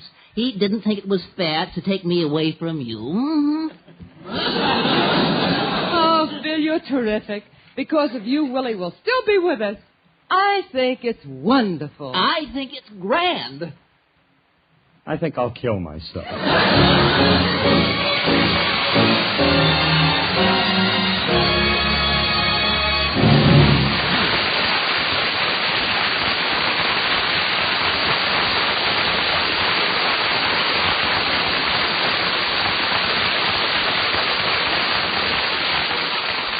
Bill and Alice will be back in a minute. Now, listen to an important question. Because you're a family druggist, and because I'm the mother of a family, I'd like to know why you recommend Rexall drug products. To answer that, ma'am, I'd like to tell you a little story. Some years back, if the world's physicians and surgeons ran want ads for the thing they need, you might have seen one that read something like this. Wanted, a new adhesive formula, medicated to lessen dangerous and painful skin irritation, but still having all the stick-to-itiveness of regular adhesive tape. Now, there wasn't such an ad, of course, but there was such a problem. And Rexall's men of science cooperated with some of the country's leading doctors in tackling it.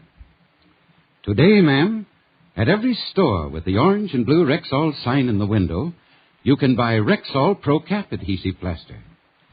Yes, years of careful and thorough research in Rexall's big laboratories have given to the public a tape that not only sticks better and stays put longer, but is less irritating than ordinary adhesive plaster. Now, that's just one example, but we family druggists know that every one of the 2,000 or more drug products made by the Rexall Drug Company get that same kind of patient, accurate research and testing. And that's why you recommend them to your customers. Yes, ma'am. You see, we Rexall druggists know you can depend on any drug product that bears the name Rexall. Good health to all from Rexall.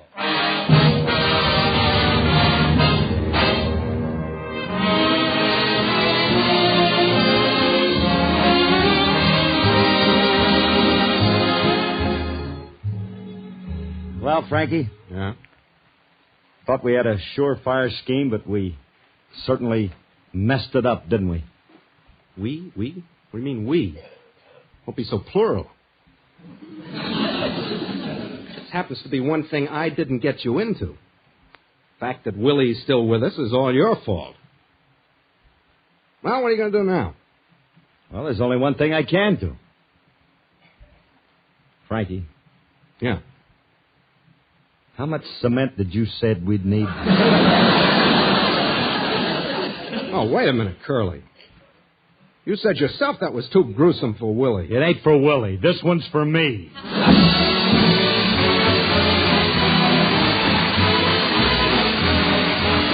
This program was produced and directed by Paul Phillips.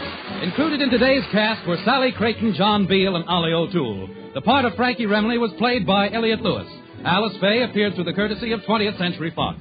This is Bill Foreman wishing good health to all from Rexall. Sunday is Fun Day on NBC. Stay tuned to this station for the Edgar Berg and Charlie McCarthy Show, which follows immediately. This is NBC, the national broadcasting company.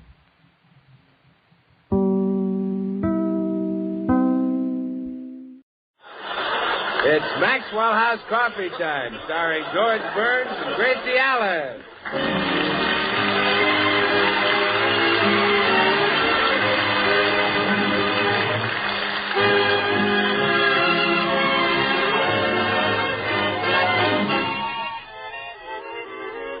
With yours truly, Bill Goodwin, and the music of Meredith Wilson and his orchestra.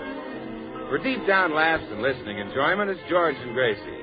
And for deep down coffee drinking enjoyment, it's Maxwell House with extra flavor in the blend because of choice Latin American coffee skillfully combined. Extra flavor in the cup because Radiant Roast develops the full flavor of every coffee bean. And the result is that today more people buy Maxwell House than any other brand of coffee in the world.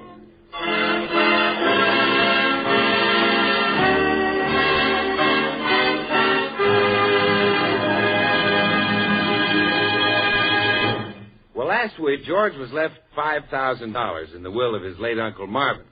But the will, which was written 30 years ago, specified that the money had to be used for George's college education.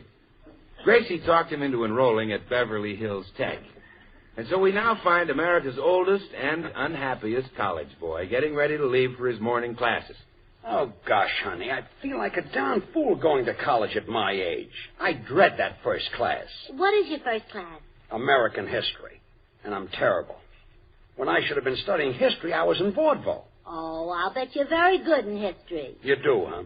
Yesterday, the professor asked, what great American stayed longest in the Capitol? I answered Al Jolson. Oh, darling, even I know better than that. Certainly. Was Eddie Cantor. Not doing so well in math, either. The professor flunked me. He what? He flunked me. Well, you should have flunked him right back.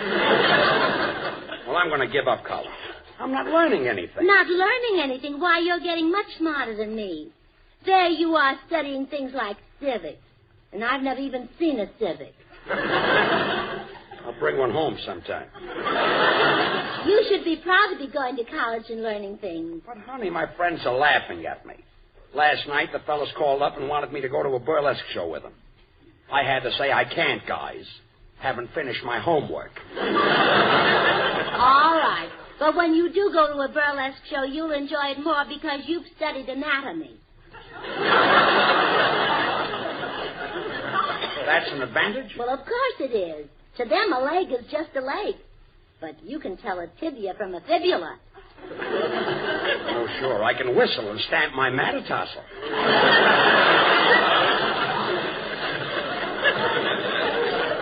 I tell you, honey, I'm too old to go to college. Yesterday, we were discussing the Battle of Gettysburg, and the professor called on me. Well, what's wrong with that? He wanted an eyewitness account.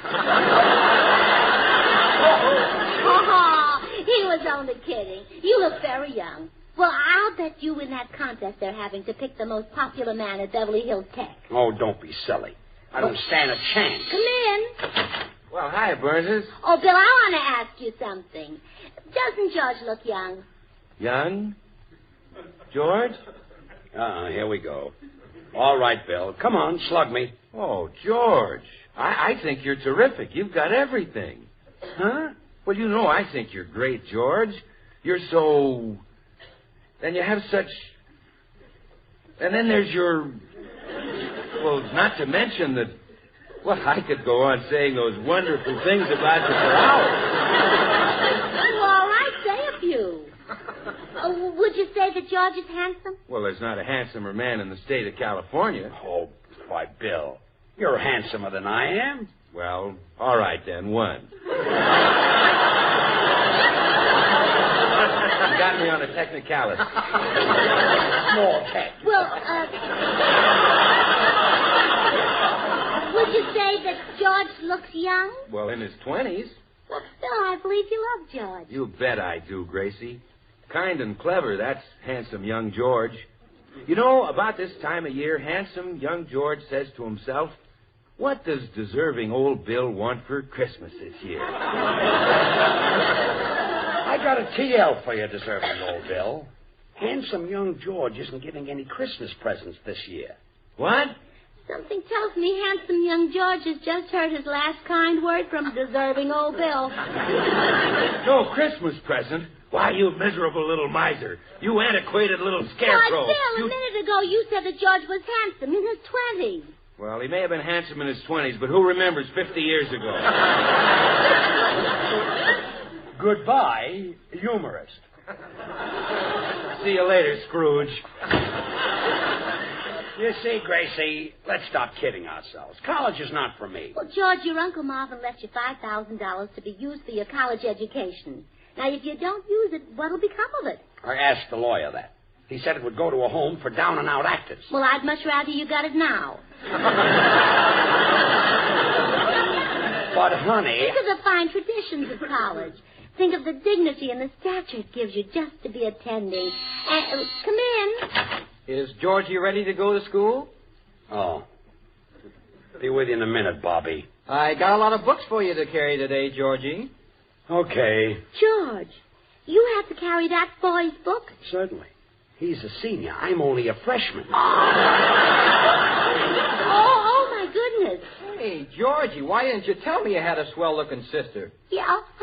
And me $100 for the senior prom. Well, this is just a hag for me to drag. Look, Bobby, Why, she'll be the queen of the prom. Yeah, me among all those college girls? Are you kidding? Well, you're a slick chick. There ain't another tomato like you on Vine. Well, all right. You'll cut a rug, we'll really squirm, Worm. Well, beat me to the socks, Bobby. Beat me to the socks, Bobby. This chick is dynamite. Well, all right. Okay, let's go to school.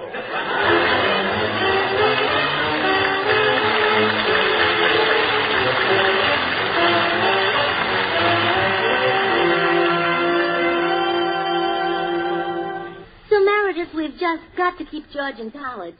I know you'll help because you're an intellectual like me. Well, I've noticed that too, Gracie. Yeah, it's up to us to guide George's footsteps so that he'll be brilliant and witty like us. Mm-hmm. And be able to discuss books and operas and things. Yeah. Have you read any good books lately? No. Neither have I. You've been to the opera recently? No. Me either. Gee, what a shame that George can't discuss these things like we can. Well, he will be able to if we can keep him from quitting college. What does he want to quit for? Well, he thinks he's too old. Now, if we could just get someone his own age to go to college with him now. Maybe someone on the radio. They have some awfully old women on the Tom Brenneman program. No, George isn't that old. And besides, we need a man, someone George can pal around with. It'll be awfully hard to find them in radio because the stars of the big programs have already gone to college. Look at the Rudy Valley program and the Jack Benny program. The star of the Jack Benny program is a college man? Sure. Rochester went to college.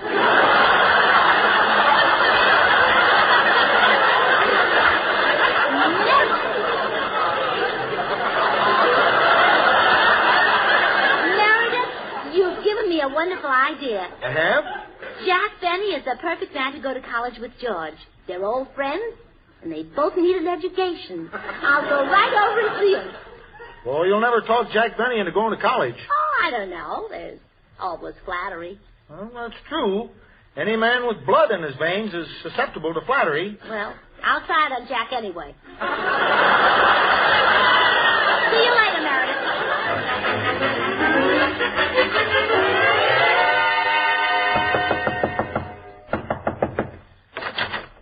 Yes? Well, Gracie. Oh, excuse me, I had the wrong house, Van. Van? Oh, aren't you Van Johnson? No, Gracie, it's me, Jack Benny.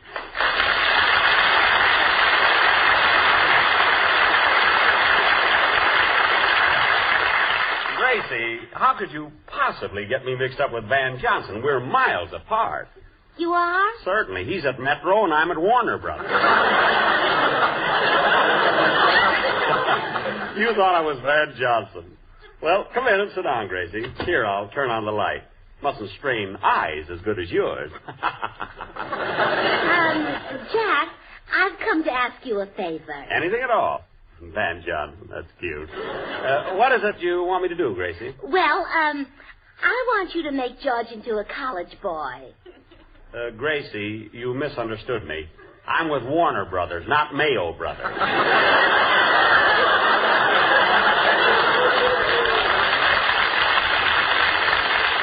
There aren't that many vitamin pills. Oh, no, Jack, nothing like that. You see, George is already going to college, and I want you to go with him. Me? Go to college? College is oodles of fun, Jack. Football games, basketball, track meets. No, forget it, Grace. Studying things like psychology, chemistry, languages. No, I'm not interested. Meeting grand fellows, making dates with pretty co-eds, reading good books. What was that? Reading good books. No, the one before that. Making dates with pretty co-eds? Yes, that one seems rather interesting. I wonder if they'd mistake me for Van Johnson. They might if I got a crew haircut. Oh, yes, you'd look wonderful in a crew haircut. And so distinguished. I'll bet you'd have the only gray one at school.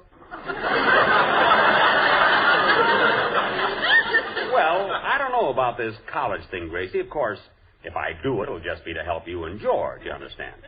Are the co-eds really pretty? Oh, beautiful. And all Jack Benny fans. I mean, after all, you and George are my friends, but there's just one thing. Oh, not that it's important. I mean, not that I care, one way or the other, but, doesn't it cost a lot of money?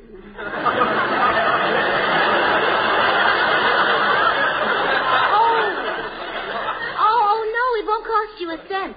George will pay your tuition and buy your books and everything. Oh, Gracie, I couldn't let George do that. You couldn't? Well, if you put it that way, I guess I'm trapped. George would pay for everything, you say? Oh, yes. You'll even get 50 cents a day for lunch. 50 cents? Mm-hmm. Well, I can eat for 30, and that gives me 20 cents a day clear. Unless I eat with a co-ed. In that case, I save the whole 50 cents. All right, Gracie, it's a deal. Good. Lunch for your first week will be $3. Here's a $5 bill. Oh, wait, I got your change right here in my pocket. Here you are. 4 halves. Or if you'd rather have it in bills, I'll get out my billfold. Oh, no, don't bother getting undressed.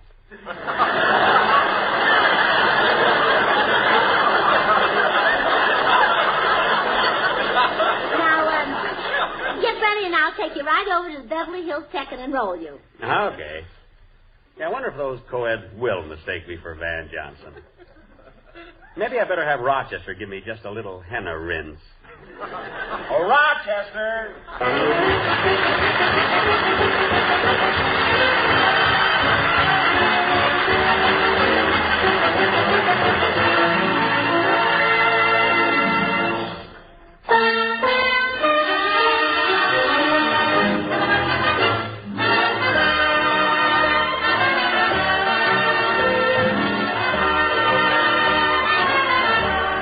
Say, Meredith, when I heard you rehearse that new Western song you're playing, I couldn't help thinking how music just naturally conjures up definite pictures. That's certainly true, Bill, and I bet we all have about the same picture impressions, too. Now, listen just a minute. I shall.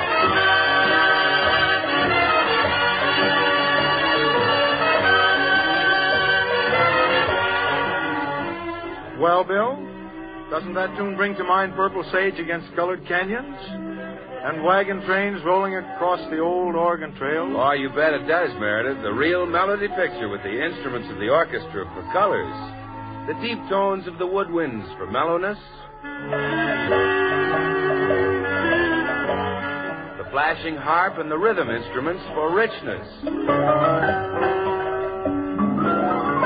The warm, vibrant color of the strings for vigor.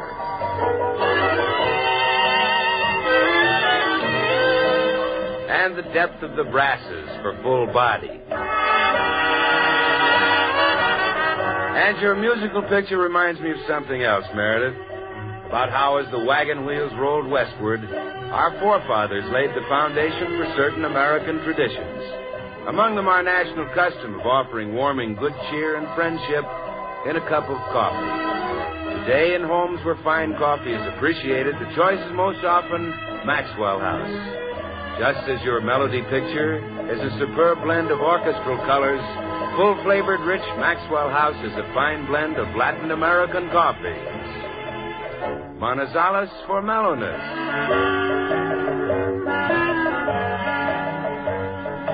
Medellins for richness. Other choice Latin American coffees for vigor.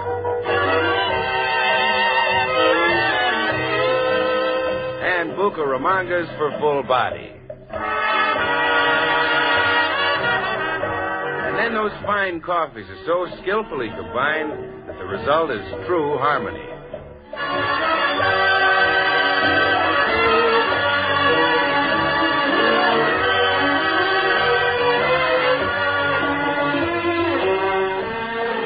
Yes, true harmony in a cup of coffee. And that's why coffee lovers the world over agree that Maxwell House is good to the last drop.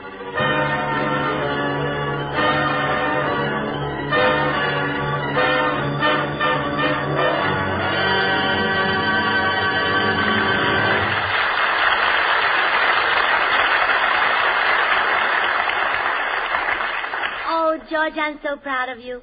You really showed an interest in college these past few days, ever since Jack Benny started. You know, I can't get over that tightwad starting to college. I'd like to know what poor sapper's putting up the money. I'd laugh right in his face. Oh, that'll be pretty hard for you to do. Yeah. Huh? I meant Jack wouldn't tell you. Uh-huh. But I'm so happy about the progress you're making in your studies. You know, I just adored it last night when you spoke to the waiter in French. Yeah. Without batting an eye, you said to him, "Bring me an order of la ham and la egg." Well, I've been studying my French pretty hard. I'm not going to let Jack Benny get ahead of me. By the way, I got a surprise for you. Oh, what? I entered the contest for the most popular man at Beverly Hills Tech. Oh, wonderful. I know you're going... Come in. Hello, Gracie. Oh, good morning, Jack. George will be ready to leave for school in just a minute. Good. By the way, George, I saw the results of the chemistry quiz. Passing was 75. You got 29. Holy smoke, 29? That's right. You know, if you'd like me to coach you a little after school, I'd be glad to. I mean, there's no reason why your grades can't be up with mine. What did you get, Jack? 31.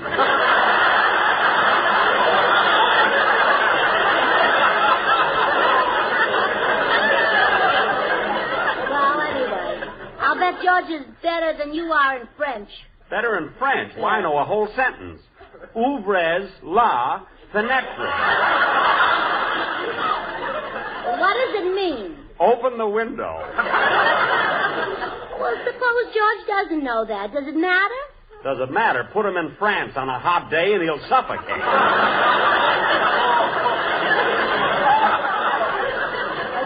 You won't feel so smart, Jack Benny, when my husband is chosen most popular man at Beverly Hills Tech. Gracie, are you by any chance referring to that contest at school which I have already as good as won? Oh, are you running too? Running? I could skip and beat George. In just an hour, I have an appointment with Betty Calhoun, the co-ed president. She's a little Southern girl, and I think I know how to sew up the co-ed vote. Oh, a Southern girl, huh? Yes. Come on, George. Let's go to school. Yeah. Run along, George. And don't worry about the co-ed vote.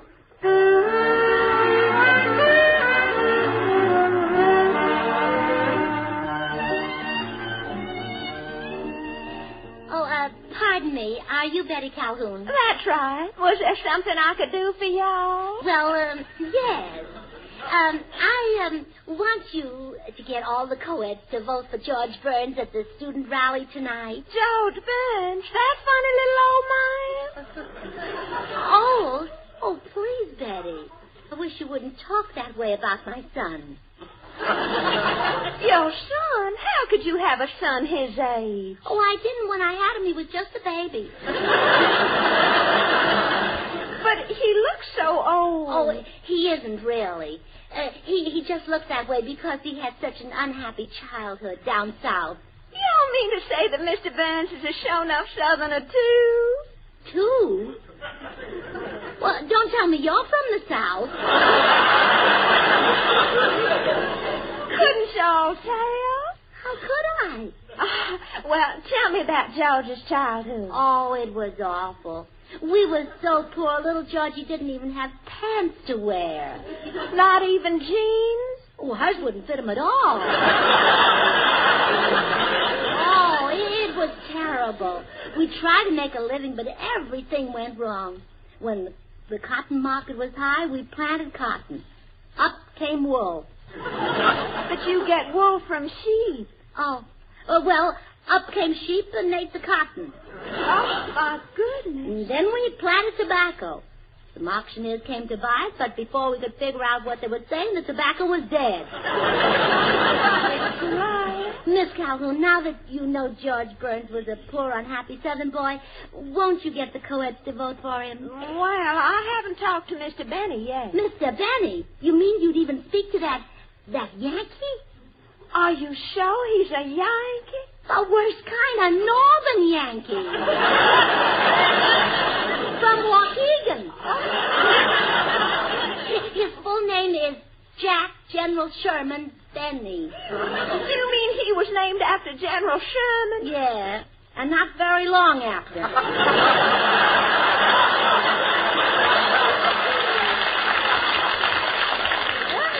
In that case, I'll downright snub him. Well, get ready. Here he comes.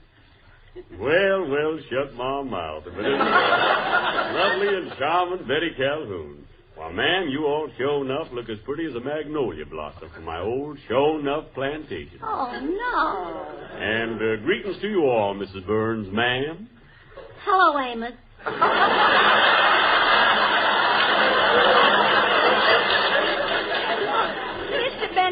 like a Southerner, but Benny isn't a Southern name. You all ain't heard my full name, ma'am. It's Lee Stonewall Magnolia Fort Worth Taters Benny.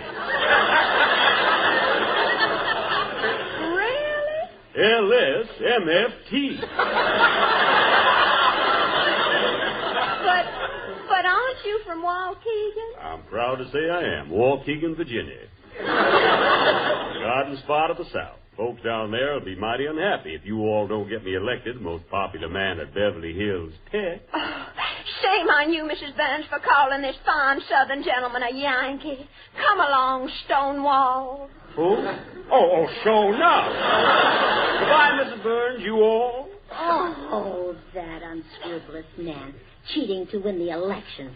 Oh, thank goodness George had never stooped to deceit or trickery. Well, that leaves it to me, and I enjoy it so much.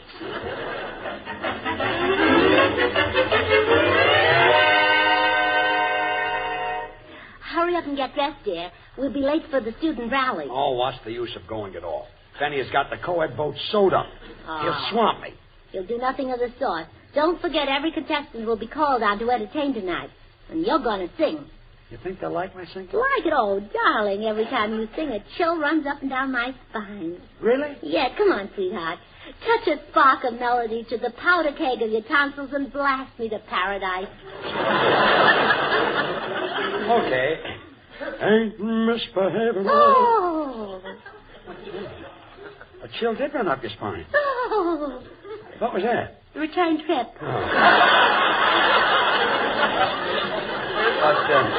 But Benny is going to play his violin, and they might go for that. Oh, don't be silly. What is violin playing anyhow? A horse's tail dragged across part of a cat. Believe me, when you sing, you sound better than any horse's tail or any part of a cat. It's the sweetest thing you've ever said to me. Besides, I wouldn't worry about Jack Benny. Bill Goodwin's got to introduce him, and I've had a little talk with Bill. You wouldn't louse him up, would you? College hasn't done a thing for you, has it?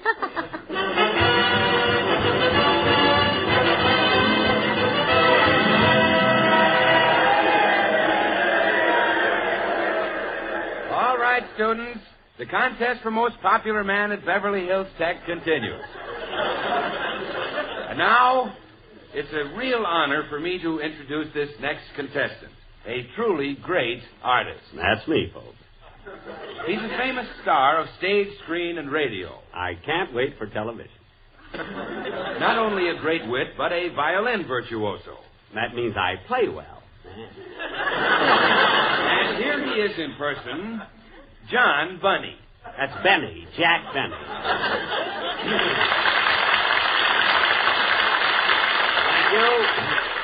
Thank you, ladies and gentlemen. I would like to play for you Beethoven's Fifth Symphony. I would like to, but I can't.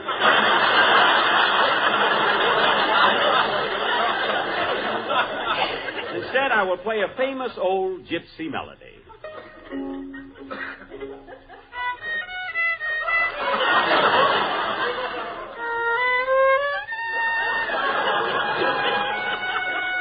By the way, I forgot to say that Mr. Barney plays a... Benny, that's Benny. Oh, I forgot to say that he plays a Stradivarius. Thank you. Now, that's the finest violin made, you know. Go ahead, Mr. Boney. Benny. In fact, the Stradivarius is to violins what Maxwell House is to coffee. Look, the students here would like if I play... Of course they'd like it. More people buy and enjoy Maxwell House than any other brand of coffee in the world. Well, go ahead and play, Mr. Beanie. Beanie. Oh, and speaking of beans, only superior coffee beans are blended and rated That's why Maxwell House is so appetizing, rich, full-bodied, and mellow. Coffee at its full, flavored best, good to the last drop. And now, back to Mr. Benny. That's Beanie. No. Can I play now? Yes, sir.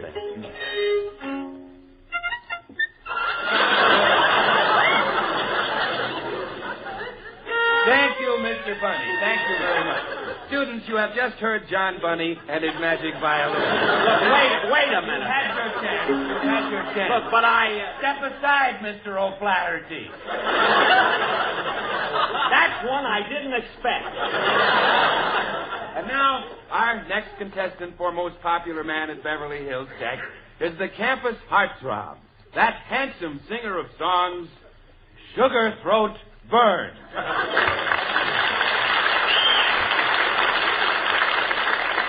Say, George, I know I'm licked, and just to show you I'm a good sport, there's no hard feelings, I'll accompany your song. Well, gee, that's swell of you, Jack. I'm going to sing Ain't Misbehavin'. Ain't Misbehavin'. All right, here's your introduction.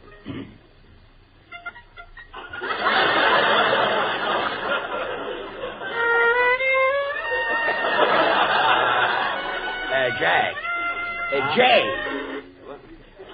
That's the wrong tune. Look, I'll start singing, then you follow me. Ain't misbehaving all by myself.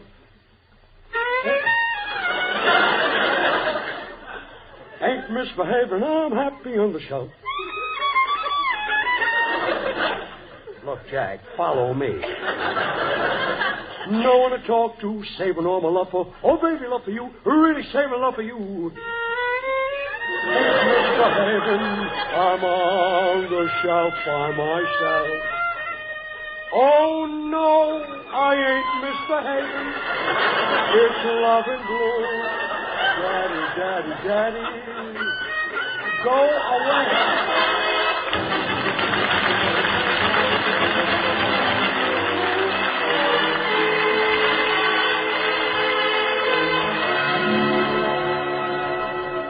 Well, George, I told you Jack Benny wouldn't win. You were right. Oh, darling, I'm so proud to be going to the prom with the most popular man at Beverly Hills Tech. It's an honor, all right. We'll dance our feet off. Yeah.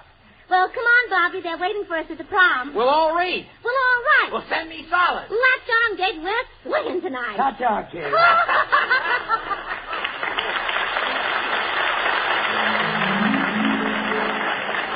Oh, goody, goody, Jello pudding tonight. It tastes like Grandma's, only more so. You ain't kidding. That's right. And just the Jello 6 delicious locked-in flavors can't be beaten. So the proof of Jello pudding's in the eating. The Jello twins are hard to find, but keep on looking in your store. When sugar shortages are over, there'll be more. Just a taste of Jello pudding or a Jello and you know it's the one and only Jello.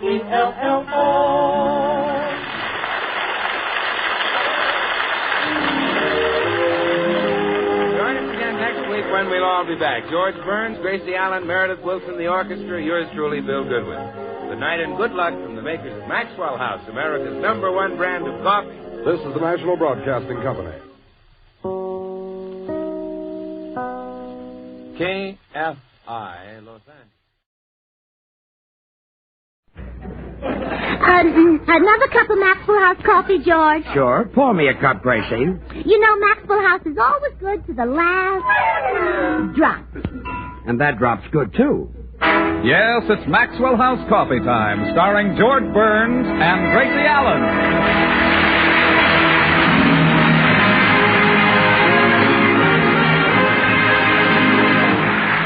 With our special guest tonight, Jack Benny. Yours truly, Toby Reed, Mel Blanc, Gail Gordon, Meredith Wilson and the Maxwell House Orchestra, and Bill Goodwin. For America's Thursday night comedy enjoyment, it's George and Gracie. And for America's everyday coffee-drinking enjoyment, it's Maxwell House. Always good to the last drop.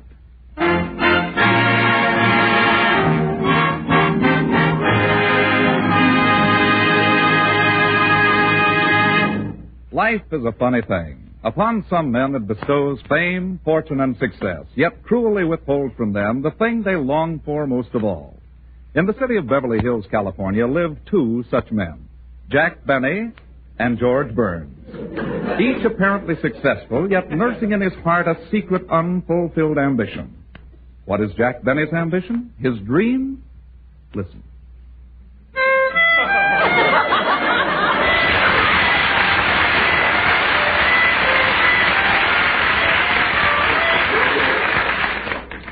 Gee, when is the world going to recognize me for what I really am? A concert violinist. Mr. Benny, please. The violin lesson is over. Now may I have my money? Professor LeBlanc, tell me something honestly. What do you think of my playing? Now be frank. You want the truth? Yes. First, give me the money for the lesson. Look, I'm tired of being the comedian, the clown, the pagliacci. Please, Mr. Benny, I must go. Get the money out. Sure, it's brought me fame and riches, but when you're not happy, what good is gold? It's turned to lead in my pocket. Mr. Benny, please, get the lead out.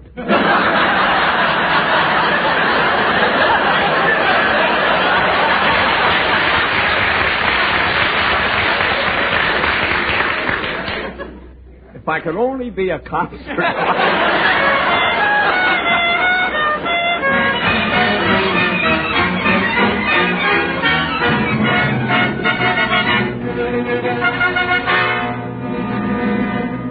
And just a few blocks from this scene of frustration, we find the other man, George Burns. What is his secret ambition? Listen. Boom, boom, boom, boom, down in the garden. Honey, oh, mine. I love you so. Love me like the flower don't. See, Gracie, if only the world would recognize my singing voice. Well, it does, George. Everyone recognizes your singing voice. Really? Well, sure. It's after they recognize us that the trouble starts. If for some reason my voice just doesn't seem to sell. Lots of people think it does. Think it sells? Oh, sells! Oh, what fools they are. You have a beautiful voice. You really think so? Oh, yes. You sound like a nightingale flew down your throat and built a nest there. I never get a chance. Yeah, I know, dear. Just like Jack Benny with his violin. Yeah. Look at that party we went to the other night with Jack. When I started to sing, what happened? They tried to drown you out. Yeah. Only it's worse than it sounds. They tried to drown you out in the swimming pool. Well, thank goodness Jack started to play about that time. His violin was really a lifesaver. Oh, yes. When they threw that in the pool, it gave you both something to hang on to. Why won't people take our music seriously? Well, George, they won't accept Jack as a violinist because they think of him as a great comedian. And they won't accept you as a singer because they think of you as a great... whatever it is you are. A pickle salesman. It's so unfair, George. Sell rhubarb on the side.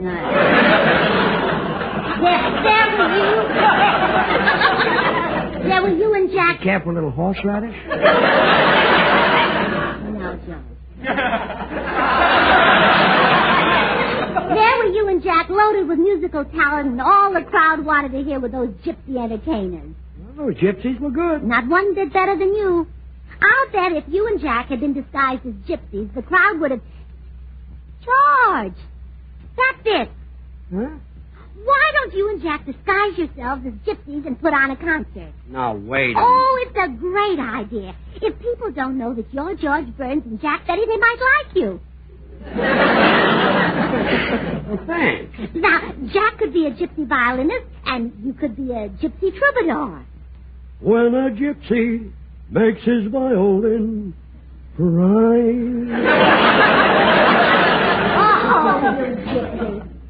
When you sing, you not only make the violin cry, you make the whole orchestra bawl. Well,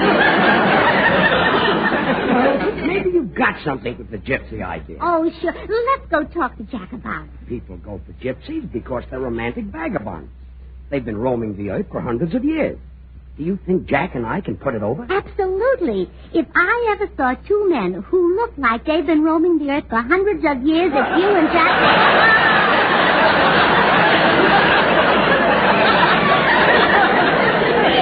Come on, let's go over and talk to Jack.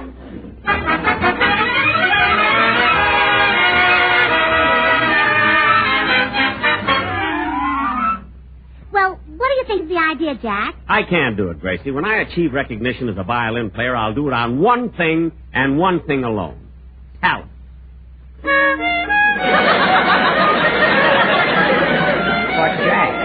Jack, it's a great idea. I'm sorry, George. I will not deceive my public by disguising myself as a ridiculous gypsy. Jack, you can make a barrel of money. Money? Yeah. If we're gypsy? Yeah.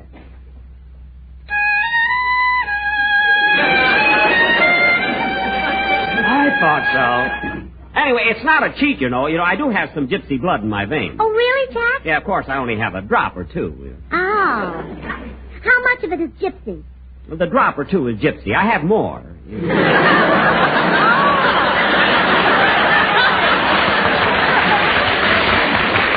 See,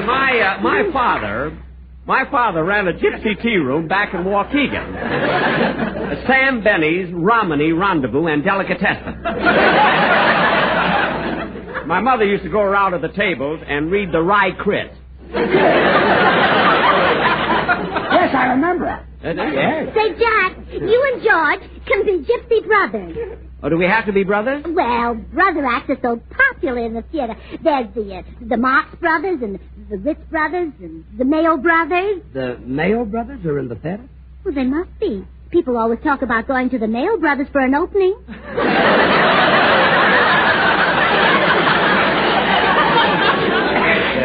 Abe Glassfogel handles their knives.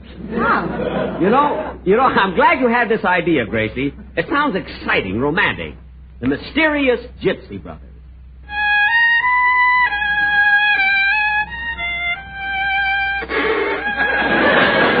We'll rent the biggest hall in town and give a concert.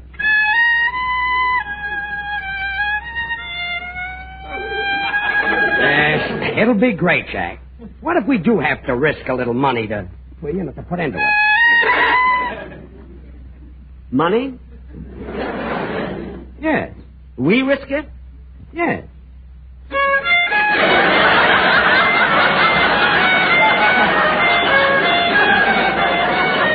I was afraid of that.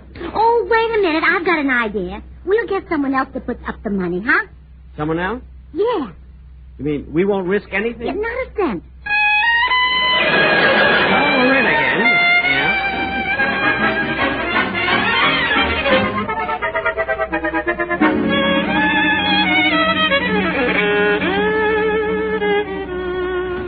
Now, I've brought you boys home to try on these gypsy costumes. Here, you spread this dark makeup on your faces while I finish curling your hair.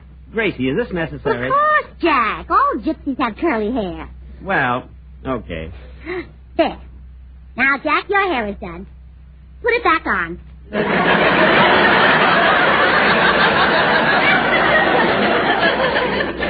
Gee, it feels good. Still warm. And now, George, I'll put a few waves in your hair, and then we'll put on the earrings. Earrings? Well, certainly all gypsies wear earrings. Now, hold still, Jack. Hey, Gracie, these look like the gold earrings I gave Mary for Christmas. They are. She insisted you wear them. Oh, how sweet. She wants to see how you look with green ears.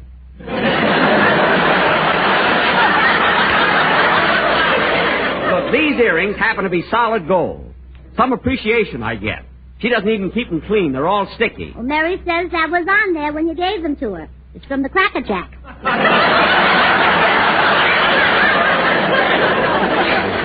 Well, I'll be careful to wash off her birthday present before I give it to her. Now, George, you put these other earrings on, and this sash. Okay. And, Jack, here are some beads to go around your neck. And now we'll put this scarf around your head. There. I feel like Carmen Miranda. You look wonderful. Come in. Hi, Gracie. Hello, Bill. I just dropped by to say hello, and who are the two old babes? Oh, fine. Well, they're gypsies, Bill. Oh, gypsy fortune tellers? Mm-hmm. Well, read my palm, honey. Look, I'm Jack Benny. Quit kidding, you're a gypsy fortune teller. Now read my palm. I tell you, I can't read your palm. I'm Jack Benny. Come on, honey. Read my palm and I'll give you 50 cents.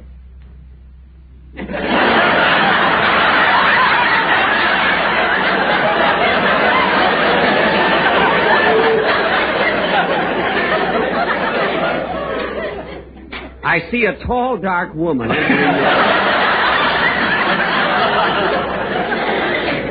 She looks like Davy Marie. Now hand over the money, handsome. Look, Bill, this is really Jack Benny and I'm George. We're going to give a gypsy concert. Oh. With that sad gypsy music. Let's show him, Jack. Okay.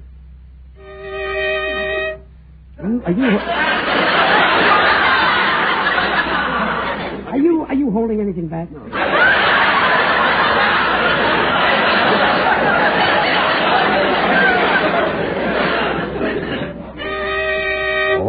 Chicharnia.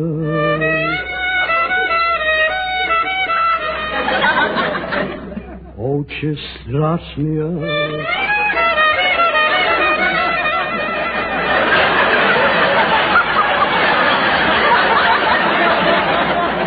I held that back 15 years. Isn't that sad? That is miserable. You know, Gracie, I think it would look flashy if I had some gold rings on my fingers when I play. I've given Mary a couple of beautiful ones. See if you can borrow them. Oh, that will look flashy. Green fingers to match your ears. I'll be right back. Bill, Jack and I will be a sensation if we can just get some publicity. Well, I know a newspaper reporter. I'll send him over for a story. Oh, thanks, Bill. And we'll give you a pair of complimentary tickets to our concert, right in the front row. Well, Jack, I'd rather sit in the balcony. But, Bill, you can bring your girl. You see, if you sit in the front row, she can appreciate my technique. Well, if we sit in the balcony, she can appreciate mine. Just send the report. Yeah, come on, Gypsies.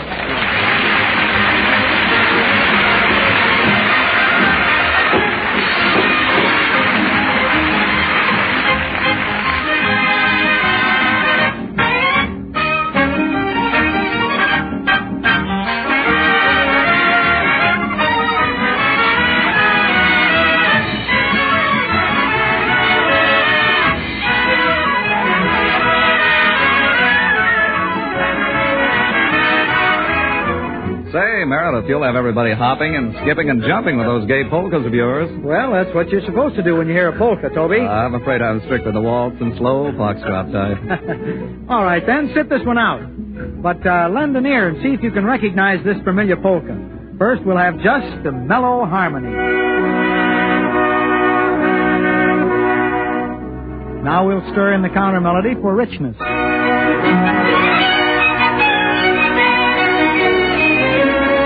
Well, that sounds plenty lively, Meredith, but you know I'm still stumped. Oh, don't give up yet, Toby. Listen again while we add a dash of vigorous polka rhythm.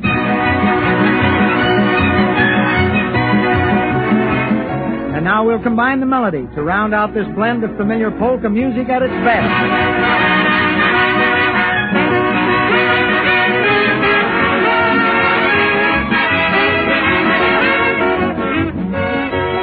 Certainly, it's the bouncy Pennsylvania polka. Yes, friends, and just as our favorite melodies are all created by carefully blending many orchestral parts, so too with the creation of America's favorite brand of coffee, Maxwell House. The superb, good to the last drop flavor of Maxwell House could never be achieved with just one type of coffee. No, the famous Maxwell House blend combines many varieties of choice Highland-grown Latin American coffees, each chosen for the particular flavor it contributes. Friends, why not enjoy the superb flavor, the extra value of Maxwell House coffee yourself? You can for just a fraction of a penny more per cup than the cheapest coffee sold. Ask for Maxwell House, always good to the last drop.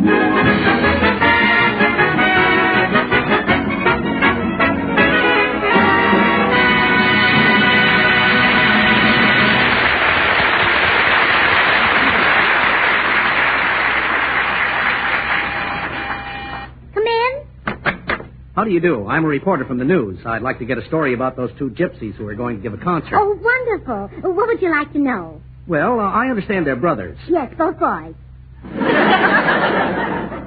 Nice arrangement. Gypsies are supposed to be mystics. Do these boys have second sight? Yes, they both wear glasses. Yes. Can you tell me something about their background? Well, it was very romantic. To begin with, they're gypsy kings because they were born, when they were born, they each weighed 20 pounds. You mean... King size.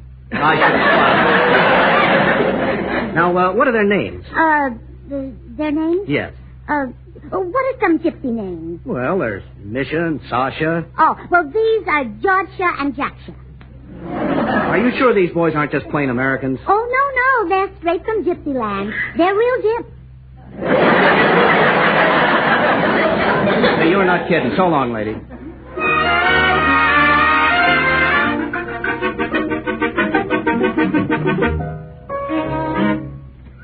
Gee, it feels good to get out of these gypsy costumes. You know, George, if we can just... Come in. Howdy, little man. Oh, hello, Mr. Judson. Jack, this is Mr. Judson from Texas. How do you do? Mr. Judson, this is Jack Benny. Jack Benny? Why, say, ain't you the world's greatest radio comedian, stage star, and movie actor? Yes.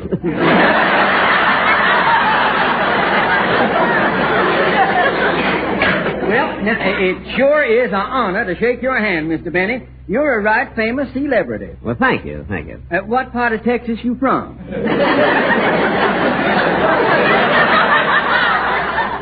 Dallas? Houston? No, I'm from Waukegan. Waukegan. Jack, Mr. Judson is an oil millionaire. And he may want to put up some $5,000 to back our country. Well, now, I'd be right glad to put up $5,000 if Mr. Benny was from Texas, but he says he's from Waukegan? Yes, Waukegan, Texas. No, I don't recollect ever hearing of that town. Waukegan, Texas? Well, you see, they might make it the capital, you know. You don't say. Yes, and the next governor will probably be my father, Sam Houston Benny. Now, is that a fact? And after he served a term as governor of Texas, he may be elected president of the United States. Oh, now, I'd sure hate to see him step down to a less important job. Mr. Judson, I've got a TL for you. The people who run this world don't come from Texas. Yeah, and look what a mess they got it in. Well, Mr. Judson, do I get the $5,000? Well, now, that depends. What are you going to do in the concert, Mr. Benny? Play the violin. I have my instrument with me if you'd care to hear a bit of technique. Oh, I'd admire to. Scrape away.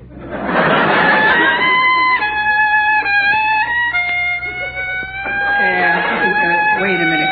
Kind of hold on a minute.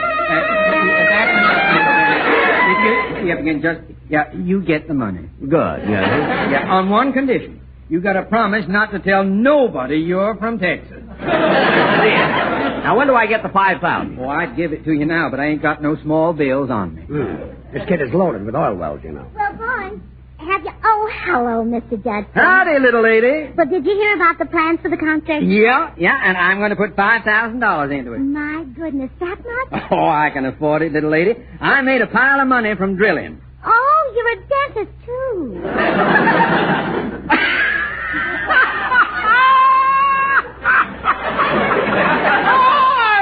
Your sense of humor, man.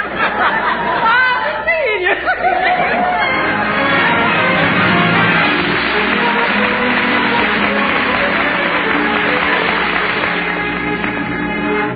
Bill, we called you back because our concert is all set and we want you to be master of ceremony. Yes, Bill. Where do you think we should give the concert? Hollywood Bowl? Well, I would definitely give it in the open air.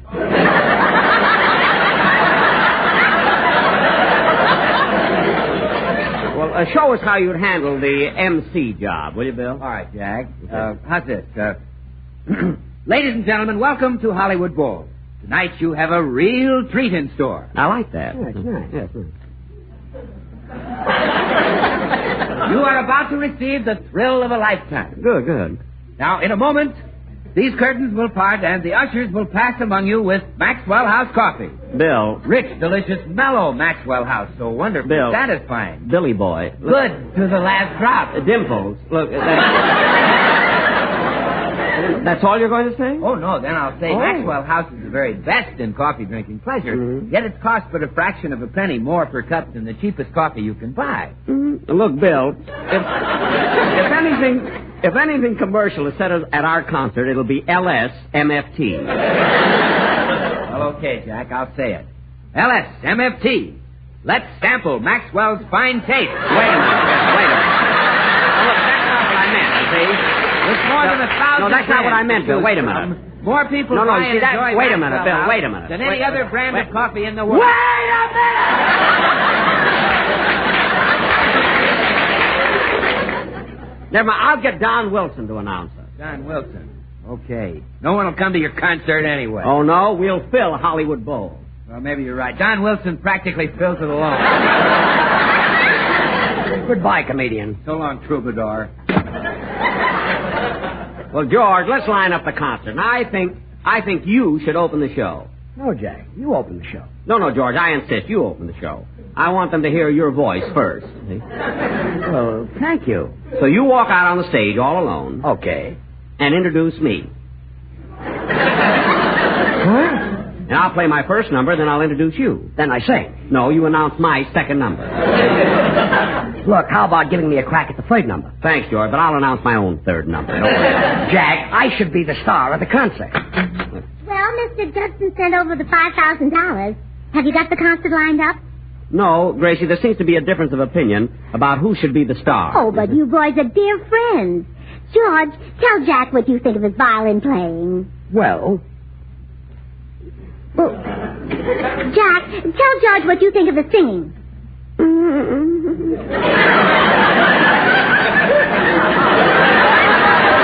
How dare you think that kind of language in front of a lady? I apologize. Me too. Oh, besides, you're mistaken about George. There's no greater singer in the world than Sugar Throat. Sugar Throat? Yes. Gracie, a seal makes the same noise and balances a ball on its nose. You're wrong, Jack. George makes any song completely convincing. When he sings Old Folks at Home, he makes you think of your family. Far from the old folks at home. Oh, brother. Ah, you thought of your family? Well, I'm going to be the star. After all, if it weren't for me, you couldn't even give this concert. Why not? Mr. Judson put up $5,000 because he thinks I stink, not you. That's why not. Come in. Mr. Benny, please. I followed you all the way over here. May I have the money for my lesson? I'll pay you if you tell these people that I'm a great artist. Gracie, here's my French violin teacher who'll tell you what a great artist I am. Bonjour. That's a lie. In my opinion, Mr. Benny is another zimbalist. Well, then he should give up the violin and play the zimbal. Gracie, surely the opinion of my French music teacher should settle the argument. Oh, you think so, huh? Well, you wait right here.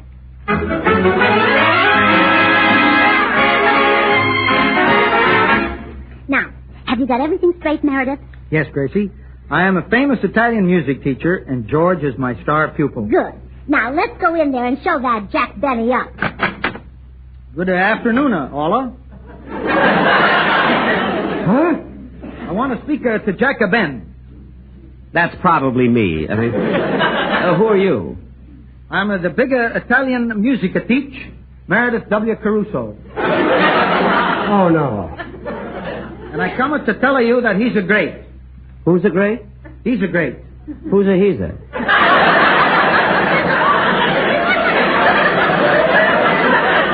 He's a who's a.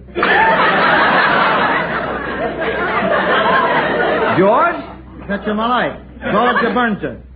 I'm the teach. He's the pupil.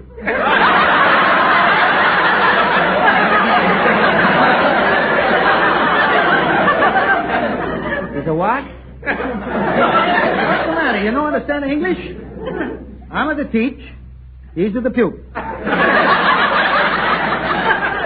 Well, part of that I go along with. Well, thanks for dropping in, Mr. Caruso. Goodbye. Hey, wait a minute. I remember him. Say, during the war, weren't you the leader of the Armed Forces Radio Service Orchestra? Yeah, that's right. I thought so. You were Major Wilson. Yeah. I went in 42 as a major and came out in 45 as a second lieutenant. Well, that's a record to be proud of. Thank you. Thanks a lot. Yeah. Well, Mr. Ben, just... down. Well, it almost worked.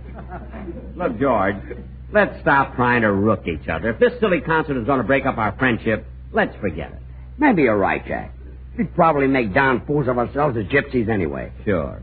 Come on, I'll take you down to the corner and we'll get a cup of coffee. No, Jack. I'll buy you the coffee. That's what I meant. So long, Gracie.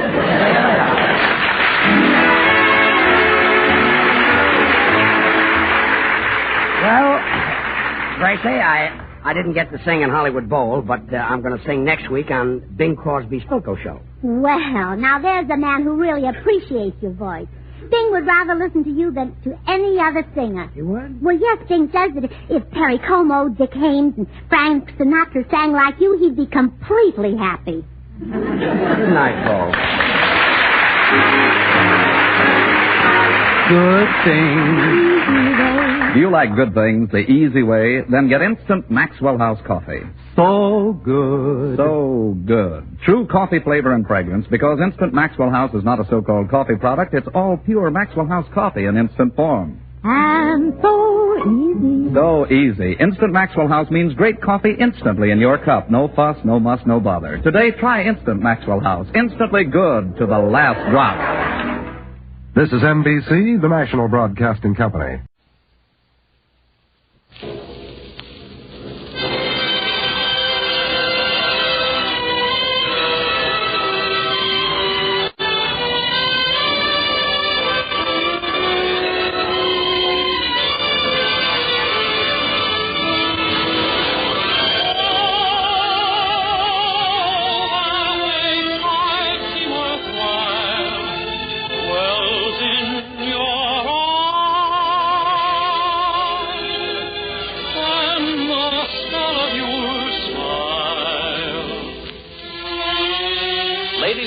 The Colgate-Palmolive Peak Company, makers of Colgate Dental Cream, take this opportunity to wish you a Merry Christmas. And now, Colgate Dental Cream presents the Dennis Day Show, written by Frank Galen, with Sharon Douglas, Dink Trout, Paula Winslow, Charles Dant in the orchestra, yours truly, Vern Smith, and starring our popular young singer in A Day in the Life of Dennis Day.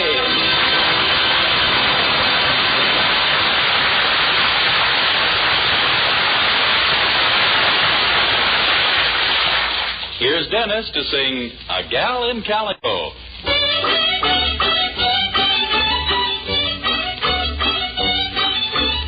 Met a gal in Calico way down in Santa Fe.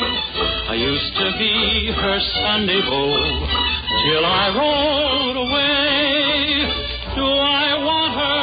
Do I want her long? It's serene.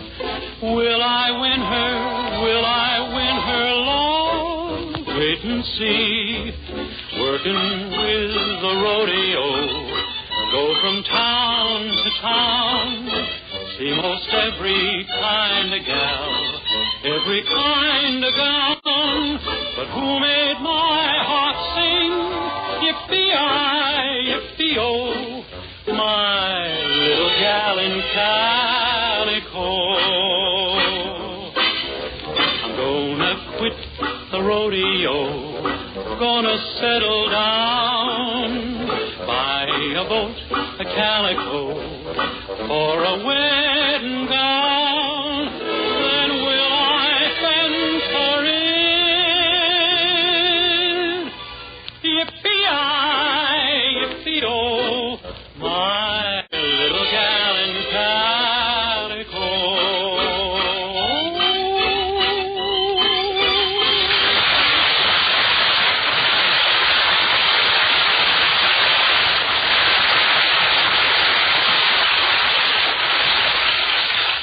Most of you know our young hero, Dennis, very well by this time, but those of you who'll be making his acquaintance for the first time on these Wednesday nights would probably like to know just what sort of person he is. Well, let's ask the folks who know him best. First, there's his landlady, Mrs. Anderson, who runs the boarding house in Weaverville where Dennis rooms. Mrs. Anderson, what's your honest opinion of Dennis Day? My opinion of Dennis Day is that he's a 22-year-old boy. Well, yes, of course, but what sort of 22-year-old boy? Well, I'm sorry, but that's as far as I'd care to go on. Well, it's a fact that Dennis has never managed to get into Mrs. Anderson's good graces. Now, Mr. Anderson, on the other hand, kind of likes him, although he's never come right out and admitted it. And just why haven't you, Mr. Anderson? Well, it all goes back to when I first married my dear wife. Or, as I like to call her, the big woman. Go on, Mr. Anderson. You see, when we were married, we made a pact, Poopsie and I. We decided we'd always think and act as one person. Of course, I didn't know then that the one person would turn out to be Poopsie. Oh, I see. Well, there's one member of the Anderson family who likes Dennis and makes no bones about it. That's their daughter, Mildred, our young hero's girlfriend. Right now, on this fine Christmas morning, she's carefully planted herself under the mistletoe in the Anderson living room as Dennis comes down for breakfast. Morning, Mildred. Merry Christmas. Merry Christmas, Dennis. Boy, I sure am hungry this morning. See you after breakfast, huh? What? Dennis, wait. What's the matter? Well, don't you notice? I'm standing someplace. Well, that happens very often when you're not sitting down. I don't mean that silly. Now, look around carefully. Don't you see anything different? You're wearing a new dress? No, higher. You washed your face? Dennis, what's over my head? Hair. I mean on the chandelier. Don't you see what's tied to it? A piece of mistletoe. Oh, I see now. Pretty, isn't it? Oh. Dennis, I'm standing right under it. Well, don't worry. A little thing like that couldn't hurt you if it did fall off. Didn't you ever hear of mistletoe, Dennis?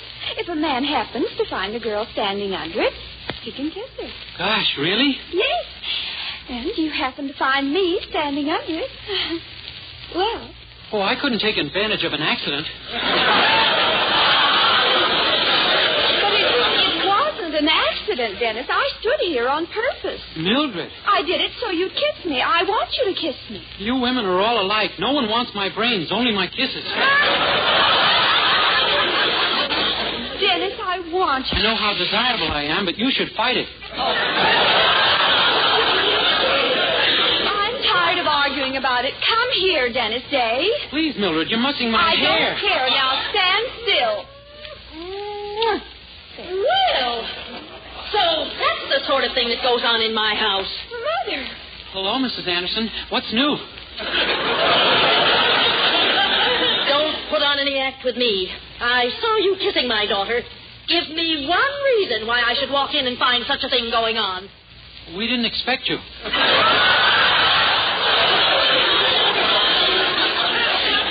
Well, it was all my fault, Mother. Really, it was. You see, it's Christmas, and there was mistletoe, and I was standing under it, and, well, anyway, it was only a little peck on the cheek. That's true, Mrs. Anderson, and I promise it won't happen again until we've been married for years. Married, indeed. Young man, you've been nothing but trouble to me since you began boarding here. I suggest that you look for another place to live as soon as you can. But, Mrs. Anderson... That's my last word on the subject. Gee, now I'm in a fine mess. Golly, I'm sorry, Dennis. You wouldn't have gotten in trouble if only I hadn't insisted on kissing you. Oh, that's all right. As a matter of fact, I kind of like being kissed. Oh, did you, Dennis? Yeah. I see now why so many people speak so well of it. Oh, gee, I hope Mother doesn't really make you move. No, it wouldn't be much of a Christmas if she did. Oh, dear, I nearly forgot with so many things going on. What? There's a little present for you inside, underneath the tree. For me. Gosh, thanks, Mildred.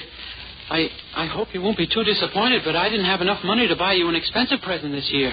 Oh, well, that's all right, Dennis. I'll be every bit as happy with a present that costs practically nothing. I didn't have enough to buy you one of those either. Oh, well, don't feel badly. I understand. Next year I'll be able to give you something real nice to make up for it after my invention is put on the market. Your invention? Yeah, I haven't told you because I wanted it to be a surprise. You see, one day last week, Mrs. Courtney came into the drugstore to get something for a terrible headache. So I made up a wet pack out of some stuff I found, and she put it on her head. And it cured her headache? No, it made her headache worse, but it curled her hair. Oh, my goodness. I haven't told a soul yet, but I think I've invented a permanent wave solution. It should be worth millions. Oh, I should say so. Have you tried it on anyone besides Mrs. Courtney? No, but Mr. Willoughby's police dog sat in some the other day. And what happened? Well, the part that barks is still police dog, but the part that wags is pure French poodle.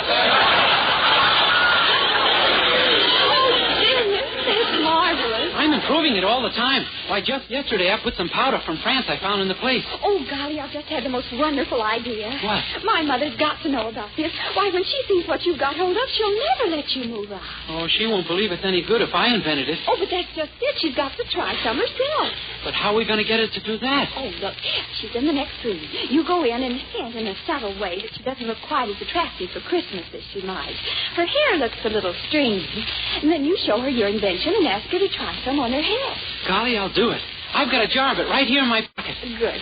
Oh, but you've got to be very diplomatic about telling her she could look more attractive. Here goes. Mrs. Anderson? Yes? You know, I was just thinking, you're pretty ugly today. I don't mean all over, just above your neck. How dare you talk to me like that? Mrs. Anderson, wait, you don't understand. What I meant is you're beautiful, only your hair kind of spoils it. My hair? Yeah, it's so straight. Why, if you had curly hair, you could look just like Lana Turner all over instead of just locally. Well, that's very sweet of you, Dennis. Oh, but my hair's always been straight. Even a permanent doesn't curl it. Well, I have some stuff right here that will, Mrs. Anderson. If you'll just put some on your head in 2 or 3 minutes, you'll be amazed. Well, if it's as good as all that, I certainly will try it. That's swell. Come out and show Mildred. Well, Oh, good morning, Mr. Anderson. Good morning, Dennis. My lover girl in there? Yes, but don't go in, Mr. Anderson. You're going to get a surprise in a minute. I am? Yeah. How would you like it if your wife suddenly became Lana Turner?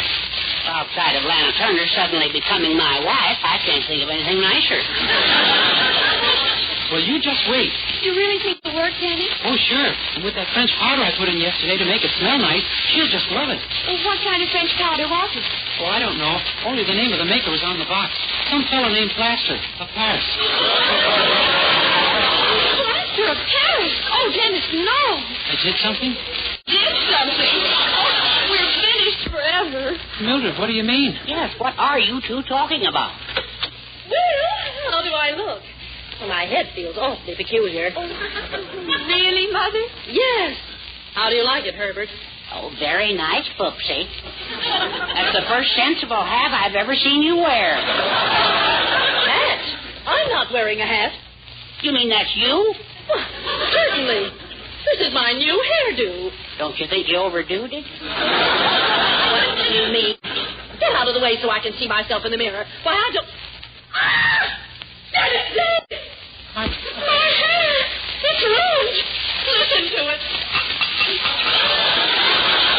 Well, there's nothing to worry about, Mrs. Anderson. I'll have your head in fine shape as soon as I get hold of a hammer. Oh, a hammer? Yeah, that's the only way I can get that shiny white crust off your head. Fine thing. It was supposed to be Lana Turner and me. Now it's the egg and I. Oh, here, use this, Dennis. The fire tongs. Okay. Hold still, Mrs. Anderson. Oh, there, see? Dennis Day, I told you once today to leave this house as soon as you can. Well, I can't wait. You're leaving this instant. Mrs. Anderson, I was only trying to help. Get out of my sight. That's final. Come, Herbert. Gee, didn't turn out to be a very Merry Christmas, did it, Mildred? No, I'm afraid not. Oh, but don't worry, Dennis. We'll find some way to see each other. Gee, I hope so. Oh, Dennis, listen. Yeah, a bunch of kids singing carols. It'd be kind of nice to have them in, wouldn't it? Yes, it would. Open the door, Dennis. Let's have them in. Okay. Hey, fellas, come on in. Mrs. Anderson may have something for you. Okay, come on, guys. You better shake the snow off your shoes. Mrs. Anderson is very particular about her rugs. Come on in, boys. Yes, ma'am. Thank you, ma'am. Thank you, ma'am. Hey, what about that little fellow out there in the snow? Isn't he coming in? Nah, he don't sing with us. He just follows us around. Yeah, everywhere we go, he tags along. We can't get rid of him. He's a pest. Hey, fella, why don't you come up here on the porch? You'll catch cold out there. Come on up. Don't be afraid. What's your name? Cecil? Oh, your name is Cecil, huh? Yes, sir. Cecil. Well, come on up, Cecil. Yes, sir. See, you are catching cold. I'm not cold. You're not crying, are you? Yes, sir. You are? But this is Christmas. You shouldn't be crying on Christmas. Yes, sir. What are you crying about, Cecil? They won't let me sing with them. They won't let you sing with them? Why not? I've got braces on my teeth. They say I don't sing good. Well, I don't believe it. I'll just bet that you're a real good singer. No, I'm not. I don't really sing good. You don't? No, sir, I don't sing good, but I like to sing anyway. I like to sing more than anything in the whole world. Sure you do. And that's what makes singing really important. To want to sing from the bottom of your heart, whether you can really sing or not. It is? It certainly is. You know, once upon a time there was a little boy just like you. Well, this little boy wanted to sing more than anything else in the whole world. Honest? Uh-huh. And one night he had a vision. And the vision told him never to stop singing, because someday he would sing for the king. What's a vision? A vision? Oh, a vision is something like a dream, I think. Well, this little boy... What was his name? His name? Oh, I don't know what his name was. You see, it was a very long time ago. How long ago? Oh, a long, long time ago. Did he sing over the radio? No, this was long before radios and phonographs and moving pictures. Before Benny? Yes, even before that. Gosh. It was a long, long time ago, in a land far, far away. The little boy came from a very poor family. Though his father and mother worked hard, they could barely buy enough bread to eat. The boy had no shoes to wear, and his clothes were ragged and torn. But he didn't care, for he was happy. He had a song in his heart. Life is fair on a summer's day. Sweet the western wind is blowing. La, la, la, la, la, la, la.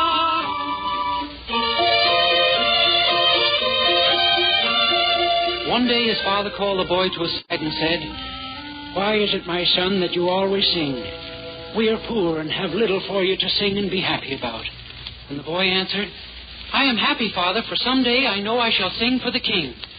And his father said, "That foolish vision of yours, you must forget such nonsense, for a poor ragged boy like you will never sing for the king." And the boy said, "Told me so. It was so clear to me, Father. A voice spoke to me and said that I had been chosen to sing for the king." The boy's father was sorely troubled. He shook his head sadly and sighed. "My son, you must put such idle dreams out of your head, for tomorrow you shall start to work for the rich landowner who lives on the hill." "Gladly, Father, and I shall sing as I work, for someday my song will be heard by the king." The boy's father returned to his work, knowing that his words could not shake his son's faith in his vision, his tattered clothes flapping in the breeze, and his shoeless feet kicking up the dust. The dust rose and danced with the sunbeams, leaving a happy trail behind the boy as he sang. Life is fair on a summer's day. Sweet the western wind is blowing. La, la, la, la, la, la. And so the boy went to work for the rich landowner. He tended to the flocks of sheep and to the goats. At dusk, when the boy would drive the flocks home from the meadows, the hooves of the animals would make a gentle sound on the road. And with this as music, the boy would sing. Life is fair on a summer's day. Sweet the western wind is blowing. La, la, la, la, la, la, la. One day, not long after, the landowner called the boy to him and said, "Hearken to me, boy. I pay you to care for my flocks, not to fill the air with your incessant song." "I'm sorry, master. I meant to bother no one with my singing. The sheep and the goats don't mind." "I am neither a sheep or a goat, so I mind." "You see, master, I must sing, for someday my song will be heard by the king." "Ah, you're mad, boy. Yea, mad and also stupid. Sing for the king. Be gone with you. Be gone with you." "But, master, I shall sing for the king. You will see." And so it came to pass that the boy, laughed at and ridiculed by all who knew him, left and went to the great city to sing for the king. Never had the boy seen such a city. Great buildings lined the streets, and the greatest of all was the palace of the king. There were many steps that led up to the palace gates, and the gates themselves were as tall as a tree. He felt very small and afraid as he ascended the steps. He would have run away, but he kept thinking of his vision. With this to give him strength, he was no longer afraid. He climbed and climbed, and finally, tired and out of breath, he reached the uppermost step. Smoothing down his ragged garments, he approached the gates. And hesitantly, he knocked upon them. He waited breathlessly as the gates slowly opened.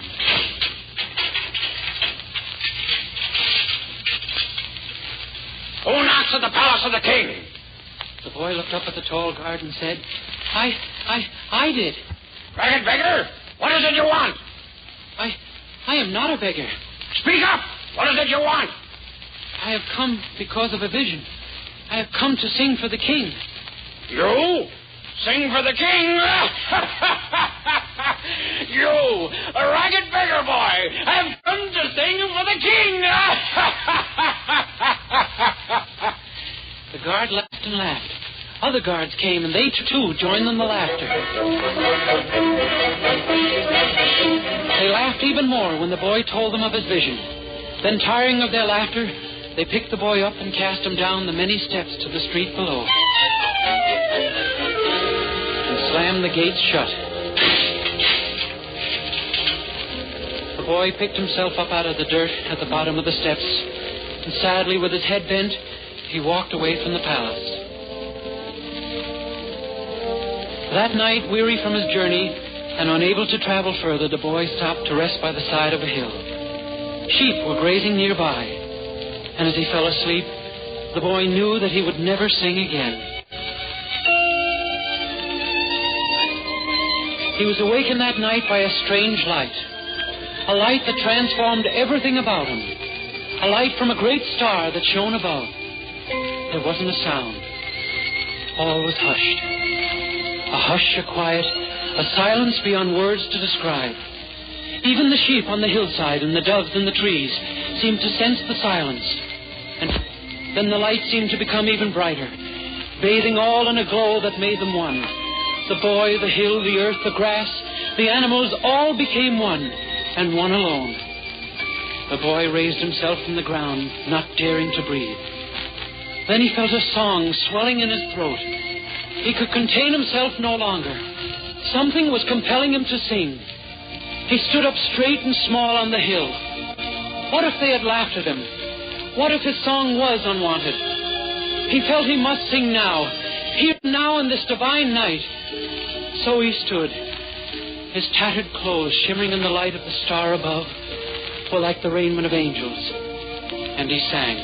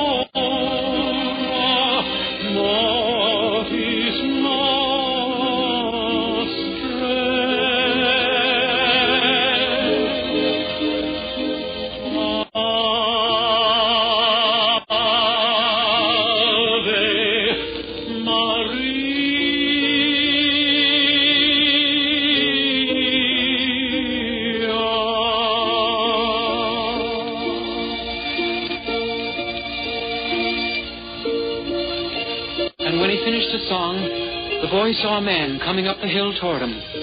The man was a shepherd, and he carried a crooked staff. The boy said, "I thought I was alone here on the hill." And the shepherd said, "You will never be alone again, boy. No man will ever be alone again." And then the shepherd turned and pointed down the hill. And the boy looked and saw a small stable nestled below. And the shepherd, turning to the boy, said, "Tonight, my son, you sang for a king. Verily, the King of Kings."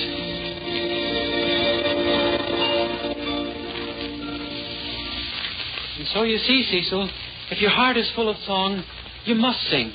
Oh, I didn't know you folks were listening. It was a lovely story, Dennis. It was beautiful, Dennis. Yes, it was.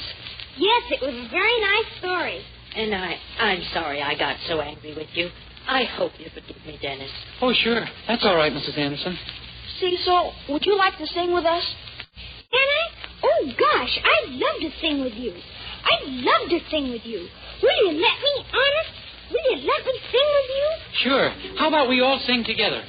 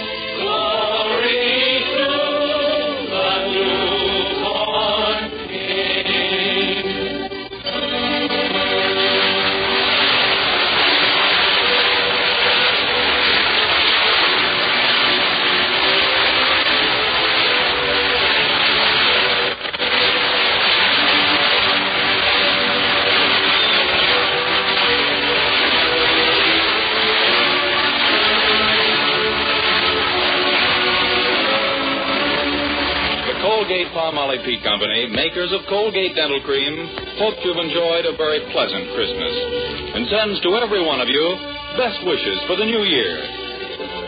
Dennis Day can be heard with Jack Benny every Sunday. And be sure and be with us again next week for another Dennis Day program. More songs, more adventures in the life of our star, Dennis Day.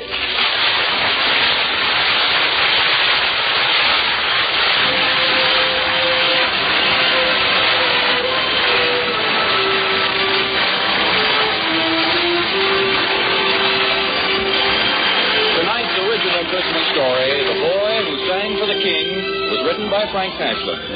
Bobby Driscoll, who played the part of Cecil, appeared through the courtesy of Walt Disney and can be seen in the Technicolor picture Song of the South. All the other parts in the Christmas story were played by Dennis, of course. The special musical background was by Charles Dance. This is Vern Smith speaking.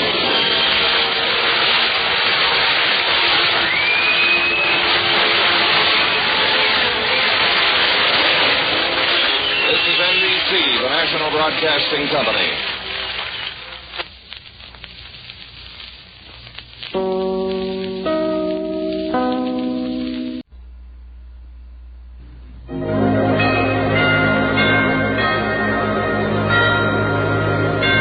Ladies and gentlemen, the Joseph Schlitz Brewing Company of Milwaukee, Wisconsin presents The Halls of Ivy, starring Mr. and Mrs. Ronald Coleman.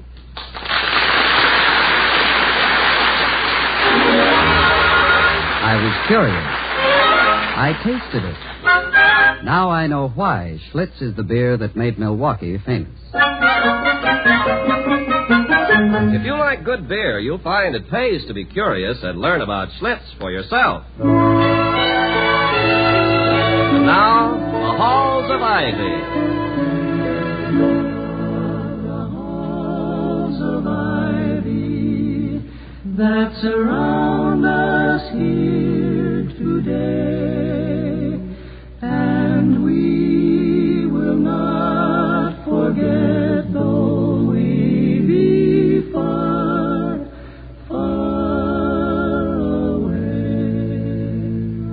Welcome again to Ivy College, that is, in the town of Ivy, USA.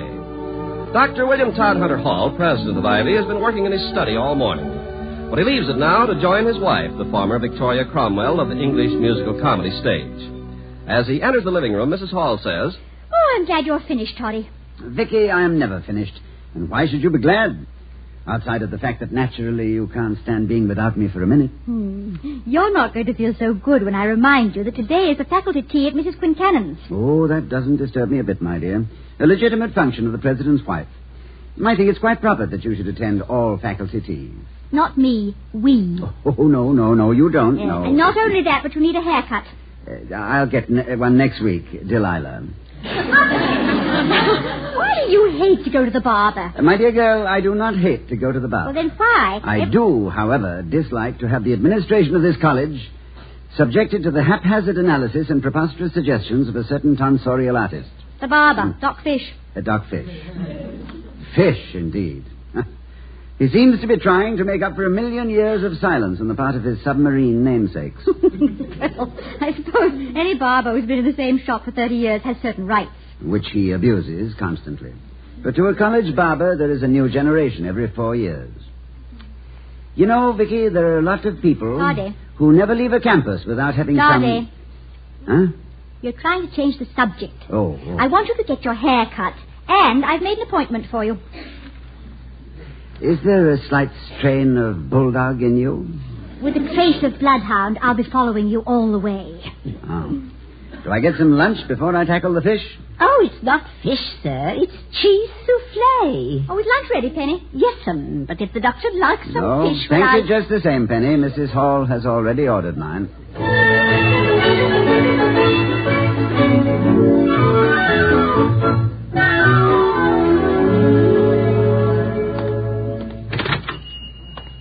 Afternoon, Mr. President. Oh, Doc, how are you? Busy. You're 5 minutes early. But there's no one in the chair. Your appointment's for 2 o'clock, Doctor. I'll be ready for you at 2 o'clock. All right, Doc, I'll wait. Heard your talk in chapel last week. Oh, yes? And? Didn't sound much like a sermon to me. It wasn't. Ministers are supposed to give sermons, ain't they? I'm not a minister. What was you doing in the pulpit, then? Doc, may I ask you a question? Shoot. If your cat had kittens in the oven, would they be biscuits?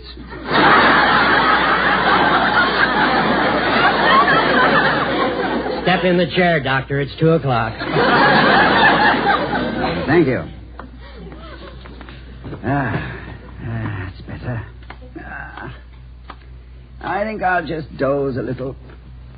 Been wanting to talk to you. No, please don't. No, just cut my hair and your conversation. I'd like to take a nap. Got something on my mind. Glad you stopped in. Because it's important to this school what I've got to say. As long as nobody else seems to take enough interest, it's up to me to do something about it. I'm going to do it. Right now. I give up. What is it, Doc? Know a kid named Eddie Gray? Yes, I do indeed. What about him? He buys a lot of magic stuff at the campus bookshop. You know about that? Oh, yes.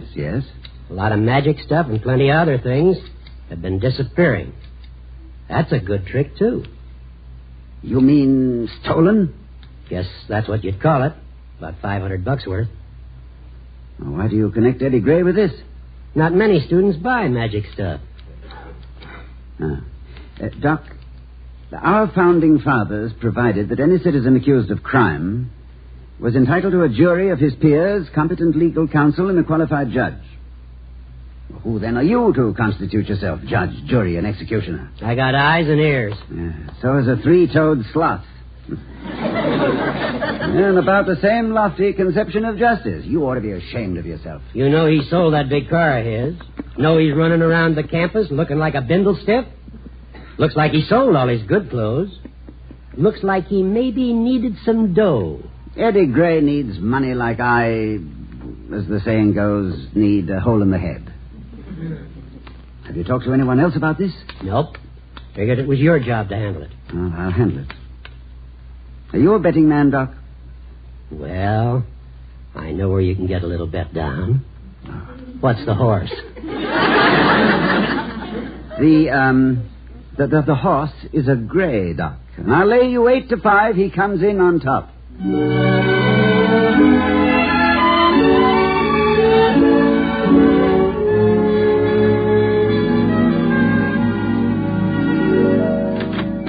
Oh, Vicky.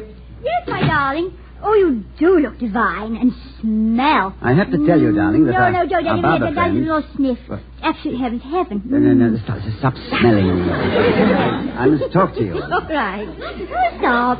What did Doc Fish do? Throw out the whole curriculum? Worse, he's completely revised the laws of evidence. Have you seen Eddie Gray lately? Every day, Toddy, at rehearsals. He's just wonderful. Is he making friends? He's the happiest boy in school. Everybody likes him. And his magic act is going to be the hit of the follies.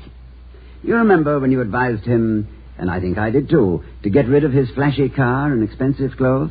Certainly. And he did it right away. Now he dresses just like all the other students. If you can call that dressing. I sometimes think they simply hold a suitcase over their heads and open it.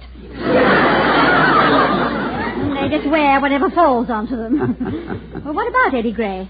Now, there's been some stealing going on at the campus bookshop.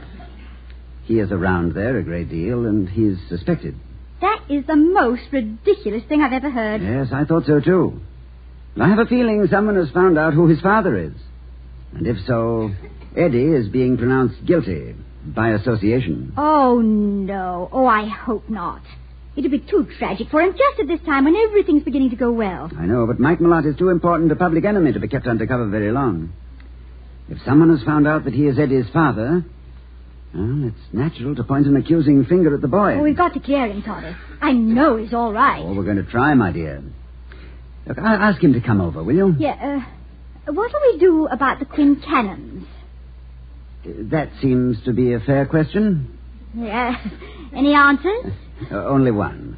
I consider it a legitimate function of the president's wife. I think it's quite proper that you should attend all faculty teas. Well, you said that, and then I said, not me, we. That's enough, Victoria. Let's now go on. I don't need another haircut.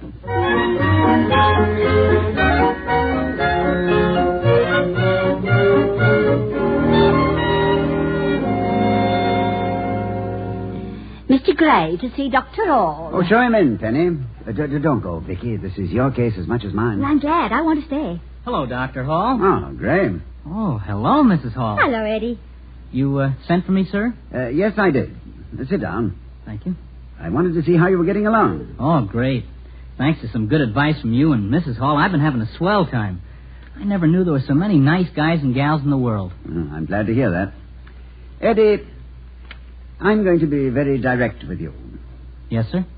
Have you heard from your father lately? Oh, sure. He sneaked down here to see me 10 days ago. You did? Yeah. He knew I wanted a set of Joseph Conrad's books, so he came down and bought them for me. I'm not apologizing for what he used to be, Dr. Hall, and neither is he, but to me, he's been great. Did he buy you the books at the campus bookshop? Yeah, I did. Oh, it's a terrific set. Well, it sure ruined my allowance. Has anyone told you of the recent robberies at the campus bookshop? Why, yes, sir, I did hear something. Has anyone told you that you are suspected? Me? Suspected of stealing? Oh, now, just a minute, Dr. Hall. Calm down, Eddie, please. We're not accusing you.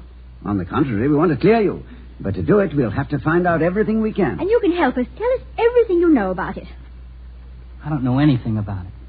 If we're going to try to help, you must do your part. It's beyond just you and us. It's a matter of this college's reputation.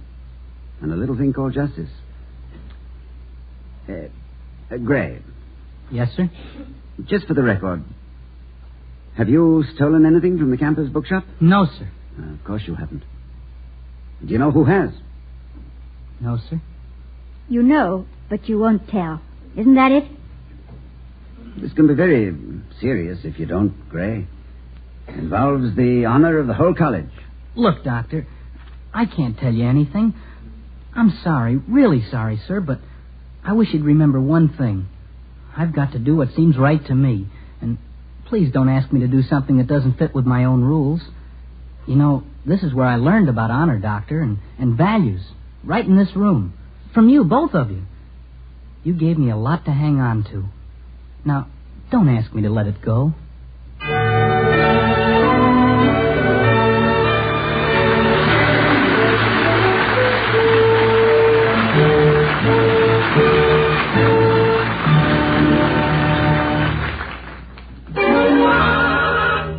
curious. I tasted it. Now I know why Schlitz is the beer that made Milwaukee famous. In just a moment, we'll return to the Halls of Ivy, starring Mr. and Mrs. Ronald Coleman. But first, let's hear the story of a young go-getter who set out to make an impression, but wound up by being impressed. Give me 5 minutes alone with the boss, I used to say, and he'll know what a live wire he's got in his organization. That's what I used to say. Well, the other day, the boss invited my wife and me to spend an evening at his home. I knew my big opportunity had arrived. I had a whole evening in which to sell yours truly to the boss. I could just see myself drawing on a mild Havana and giving the old boy a couple of pointers on how to clear up that situation in the sales department. Yes, I had it all planned. But somehow it didn't quite work out that way. I should have known it the minute I saw the boss's house. He and his wife were as simple and friendly as the people next door, but the living room was lush with antiques, oriental rugs, and original oil paintings. I couldn't help staring, but at least I did manage to keep from saying, gee whiz. But still in all, the evening passed very pleasantly. The boss talked about art and music, showed us his collection of rare prints and first editions, and finally served us some Schlitz beer. Now, naturally, I didn't admit that I'd never tasted a beer as famous as Schlitz. So I took up my glass as though I were an old Schlitz drinker from a way back. Actually, I could hardly wait to find out if my boss's taste in beer matched the good taste he showed in other things. I took a deep swallow of Schlitz and found out that it did. The same luxury was there. A luxury of flavor that matched the paintings and the prints and the first editions. It was then I realized what had happened. I had come to make an impression, but as it turned out, I was the one who was impressed. No wonder they call Schlitz the beer that made Milwaukee famous.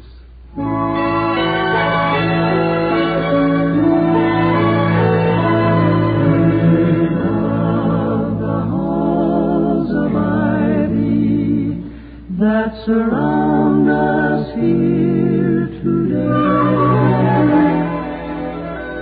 As we return to the Halls of Ivy, we find a tenseness not often to be found in the home of the Halls. Oh.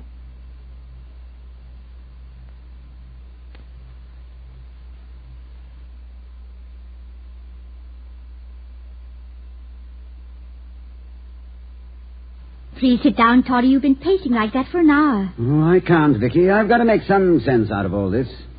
Obviously, Gray is protecting someone else. It's a terribly difficult spot for you. You who've been teaching him integrity. Oh, yes, I know. Integrity, a splendid, glowing word. 9 letters, the 9 old men of character. You know, my darling, it's not enough simply to present the idea of integrity to a youngster. That's merely planting the seed. The harvest comes when integrity is put to the test and found to be a source of pride and self-respect and growth. Well, fortunately, it's usually a habit-forming virtue. Anyway, that's why we can't afford to have Eddie Gray fail to pass his first real test.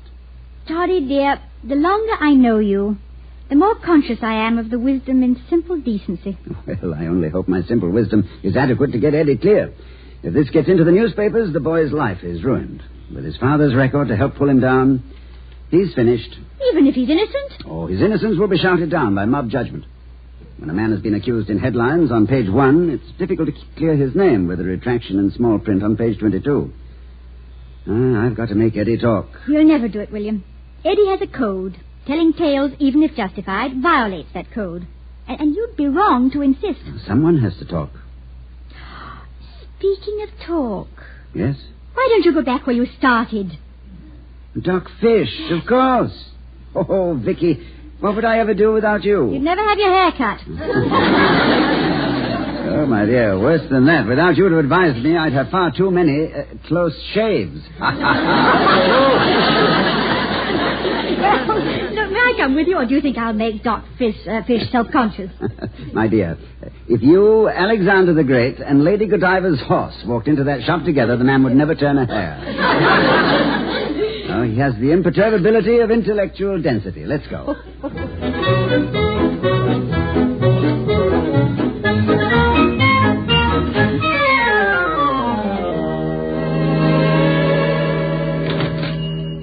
Back again, Mr. President? Didn't Mrs. President like your haircut? It was a fine haircut, Doc. but I think you gave Eddie Gray a crooked part. Huh? Doc, I'm very disturbed about your accusation of the Gray boy. Been thinking about him myself. I talk too much, always blabbing. Why did you do it? Can't stand his father. Saw him at the bookshop, put two and two together. And they added up to a number on Eddie's back. How did you know who his father was? Friend of mine in Chicago. Racketeer wrote me. Your bookmaker? No, my bookie's a local I mean, no, ma'am. Have you told anyone else about this? No, and I'm not going to. Going to shut up from now on. Splendid idea, if it's not too late. But we've got to find out who is doing the stealing. Can any of your Chicago friends tell you that? Probably could if they was here. I'll help all I can. Sorry I started it. And you don't know anything more than you've told us? No. I just suspected this kid right off. Shouldn't have, I suppose, but I did. When I think something, I speak my mind. Loud, too. Beg your pardon, ma'am? Never mind. I was just speaking my mind. It's contagious, I guess. Doc, you've started something that I, as president of this college, must see through to a conclusion. The campus bookshop can be restocked, but the honor of our student body is something else. You know the kid's innocent, Prexy? You know he's guilty. We have an absolute conviction that Eddie Gray is on the level. Look, Mr. President, I'd like to make you one suggestion. It's very unlike you if you didn't. Well, what is it, Doc? Give me a little time on this. If I'd given this Gray kid a bad deal on account of I got no use for his old man, and he turns out to be innocent, I figure I owe him a little help. You owe him a great deal more than that, my friend. But I prefer not to have this matter talked about. You understand? Leave it to me. Just give me the time I need, and if I don't keep shut from then on, I'll guarantee you can shave me next time. And if he doesn't, I will.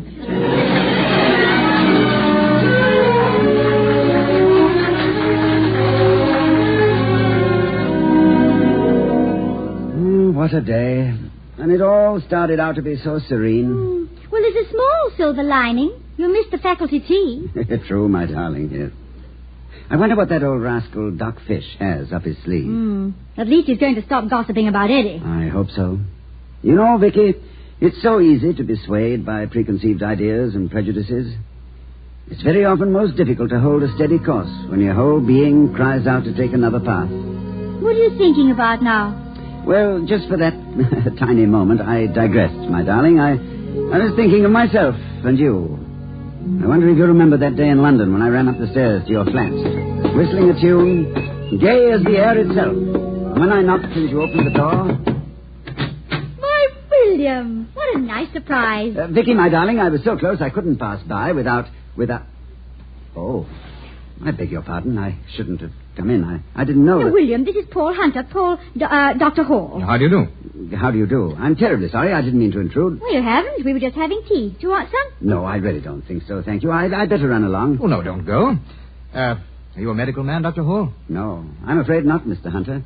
I'm a school teacher. Oh, a school teacher. He's a professor, Paul. A very learned professor in a very beautiful American university. Oh, now, Victoria. On your sabbatical? Yes, and not too much of it left. Oh, that's pretty tragic. Vicky and I were just talking over plans to spend most of the winter on the Riviera. Doesn't it sound wonderful, William? The blue Mediterranean, the white sands, the striped umbrellas, and warm sunshine. Yes, it does. Sounds beautiful. We thought we might stay between Nice, Cannes, and Monte Carlo for the entire season. With any luck, I don't see why not. No, of course. Why not? With any luck. Well, darling, if it's all okay with you, I'll start making arrangements. There's quite a lot of arranging to do, you know. Oh, I do know, Paul. Yes, by all means. Let's do it. Oh, certainly. It would be awful if you didn't. Well, I'm off then. Nice to have met you, Doctor. Oh, thank you, Mr. Winter. I hope you have a nice winter, Mr. Winter. Goodbye, Paul. I'll see you tomorrow. Bye. He's an absolute pet, that boy. That boy? Oh, yes, he is. A real pet. Doesn't it all sound heavenly? Heavenly. William, what is it, dear? You're so down. I wish I were an actor, my darling. I wouldn't let you so easily see my feelings. Your feelings about what, dear? What is it? Oh, the Riviera, under winter skies, with me in America, and you with that Hunter fellow on the white sands. Oh, William, I did You thought... Well, you said that... Oh, you couldn't have. Yes, I know, but... You did. Yeah, well, I didn't mean that You you could... thought I was going away with Paul? Well, of course. Well, aren't you? Well, yes. Well, that's what I thought. What did you think I thought? I thought you thought... I thought you must have thought that... Yes, yes, I still think that what you thought I thought was... Well, I just hate to think of it. William, listen. Paul is the company manager of Give Them Tears. Oh. And we're taking the whole company on tour. Oh. And Paul, by the way, is very happily married. Oh, Vicky, what an idiot I am. No, I'm not. No, I'm not. It took considerable intelligence to find and fall in love with a girl like you. Oh, darling, I am a happy man. Oh, not too happy. I want you to be a little jealous of me. So go ahead. Worry a bit. Worry a bit. I shall worry winter, spring, summer, and fall. All Easters and Christmases and New Year's. We shall help each other ring the old ones out and ring the new ones in. I can hear the bells now, Vicky. Happy New Year to Victoria and William. Happy. Toddy, dear, it's not New Year's Day. It's the 24th of February. And the telephone's ringing. The telephone? Well, it's probably that Hunter fellow to ask you. Yes, the telephone. Here, you mean. That's what I mean. And you don't have to run it down, dear. It's right here, for once. Thank you. Dr. Hall's residence. Who? Oh, yes, Doc. Well, that's extremely interesting. Yes, do, by all means. Come anytime. Thank you for calling. The Doc's coming over right away. Doc Fish, the barber? Yes. I mean, there's so many doctors of one kind or another around a college, one has to get used to it. By degrees, as you might say. Now, why is Doc Fish called Doc? He holds the degree of Doctor of Inanity. Yes, it was conferred upon him in 1938 by a group of fun-loving and quite perceptive seniors. Not having looked up inanity in the dictionary, he's quite proud of it. By the way, Toddy, were you daydreaming again when the phone rang? Or were you just worrying? No, I plead guilty to the first accusation. I was daydreaming. And where did you go this time? Oh, down a wrong road for a bit, and then I found you and came back on the right one. Fine trip. I wish I could go with you on some of these meanderings. You always have such a happy expression on your face. Of course. That's what a daydream is for comparison with life itself. And usually life looks a little sorry by contrast. But not mine. No. My life with you, Vicky, is so like a daydream... Beg pardon, sir. A Dr. Fish is calling. Oh, Dr. Fish. Oh, yes, ask him in, Penny, please. Yes, sir. Right this way, please, Doctor. And on your way out, sir, I'd like to consult you about a slight cold in the head. Won't be necessary, sister. Take a couple of aspirins and hit the hay. Hello, Mr. President. Ah, Doc. Mrs. Prez. Hello, Doc. Have a chair. You have news for us? Yeah, case is closed. Eddie Gray is in the clear, and the real crook is known. And I feel like a louse. Excuse the expression, Mrs. Hall. That's quite all right, Doc. You were a louse. Yeah, I know. How did you get Eddie Gray, Off the hook? Yes. Same way I got him on. I talked. In this case, I talked to a friend of mine, sort of a tough guy. Tough and nosy. Kind of a guy that knows how to find things out. He just snooped around till he found a kid that had too much bookshop stock for his kind of dough. Then he brought him over for a haircut and a shave. Free. A free shave and haircut? Yeah. We put him in the chair, locked the door, and I started to hone my razor while this friend of mine asked questions. You'd be surprised how chatty a guy can get with a mug like my friend has hanging over him and a razor waving in the background. Who was it, Doc? Mrs. Prez, I've already talked too much. I ain't saying. But any time you happen to go into the campus bookshop for the next 3 years, you'll see him. He'll be working off his charge account. Hey, look. How did you people get so sure it wasn't Eddie Gray? My husband is a fair judge of character. Yeah, looks like it. What do you think of my character, Dr. Hall? Oh, you're a simple subject, Doc. I am? You have a moronic tendency to leap at erroneous conclusions. Yeah? And strong urge toward character assassination. Yeah? And a lamentable weakness for turning on a conversation and leaving it running. Golly, that's wonderful, Prexy. That's me to a T. How do you do it? Oh, I studied under a great teacher, a doctor of inanity. Gee, I got one of them degrees myself. Just honorary, of course. Yes, we know, Doc. Good night. Good night.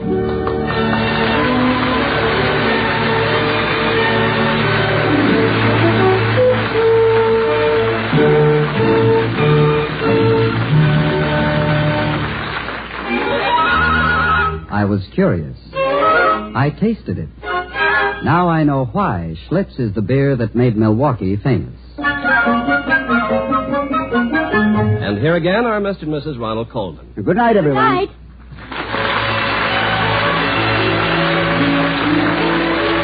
We'll be singing next week at this time at the Halls of Ivy, starring Mr. and Mrs. Ronald Coleman. The other players were Earl Ross, Gloria Gordon, Ben Wright, and Gil Stratton, Jr. Tonight's script was written by Nat Wolfe and Don Quinn. Our music was composed and conducted by Henry Russell. The Halls of Ivy was created by Don Quinn, directed by Nat Wolfe, and presented by the Joseph Schlitz Brewing Company of Milwaukee, Wisconsin. Ken Carpenter speaking.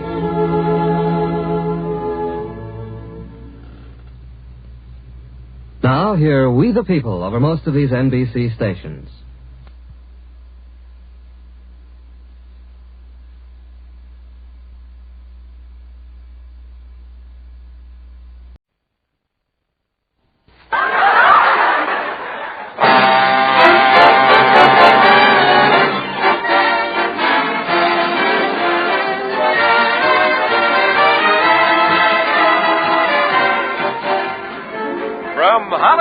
Colgate Tooth Powder presents the Mel Blanc Show, written by Mac Benoff, with Mary Jane Croft, Joe Kearns, Hans Conried, Alan Reed, Jill Walker, the sportsman Victor Miller and his orchestra, and starring the creator of the voice of Warner Brothers' Bugs Bunny. Me. What's up, Doc? Yes, Colgate Tooth Powder for a breath that's sweet and teeth that sparkle brings you the Mel Blanc Show, with Mel playing his new character, Zookie. Hello, everybody. Hello, everybody. Hi. And starring himself in person, Mel Blanc. Hi, folks. Ugga, ugga, boo, ugga, boo, boo, ugga.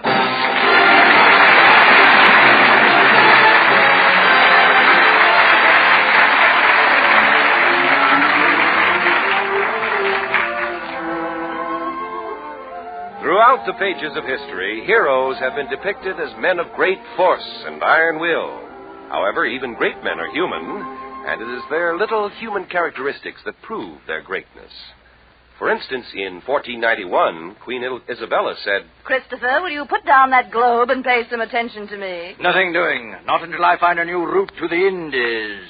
And in 1775, on a cold, bleak day, Martha Washington said, George, come into the house. It's cold. Nothing doing. Not until I win this battle of Valley Forge. And today, in the home of Betty Colby, Betty speaks to another great man, her boyfriend, Mel Blanc, and says, Mel, come down off that chandelier. Nothing doing. Not until that mouse is gone. Well, the mouse got tired of waiting, so he left. Mel came down, and just before he and his girlfriend Betty left for the picture show at the Bijou, Betty said, Oh, Mel, you're such a coward, afraid of a mouse. I am not a coward. I never told you about the time I was held up in my fix-it shop. I said to that crook, all right, put your gun on the table and scram. And what did he do? He told me to go jump in the lake. Well, what happened? I don't know. When I got back, he was gone. Now, you're just a weakling. Oh, is that so? I'm tired of all this talk. The next one who calls me on the telephone is going to get it from me. I'm going to tell him off. I don't care who it is.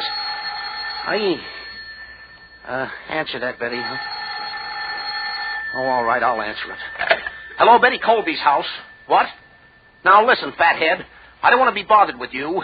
If you call up again, I'll beat your brains out, do you hear? I'll come over there and mop up the floor with you. Goodbye. Well, who was it? I don't know. She didn't say. And that's only the beginning, Betty.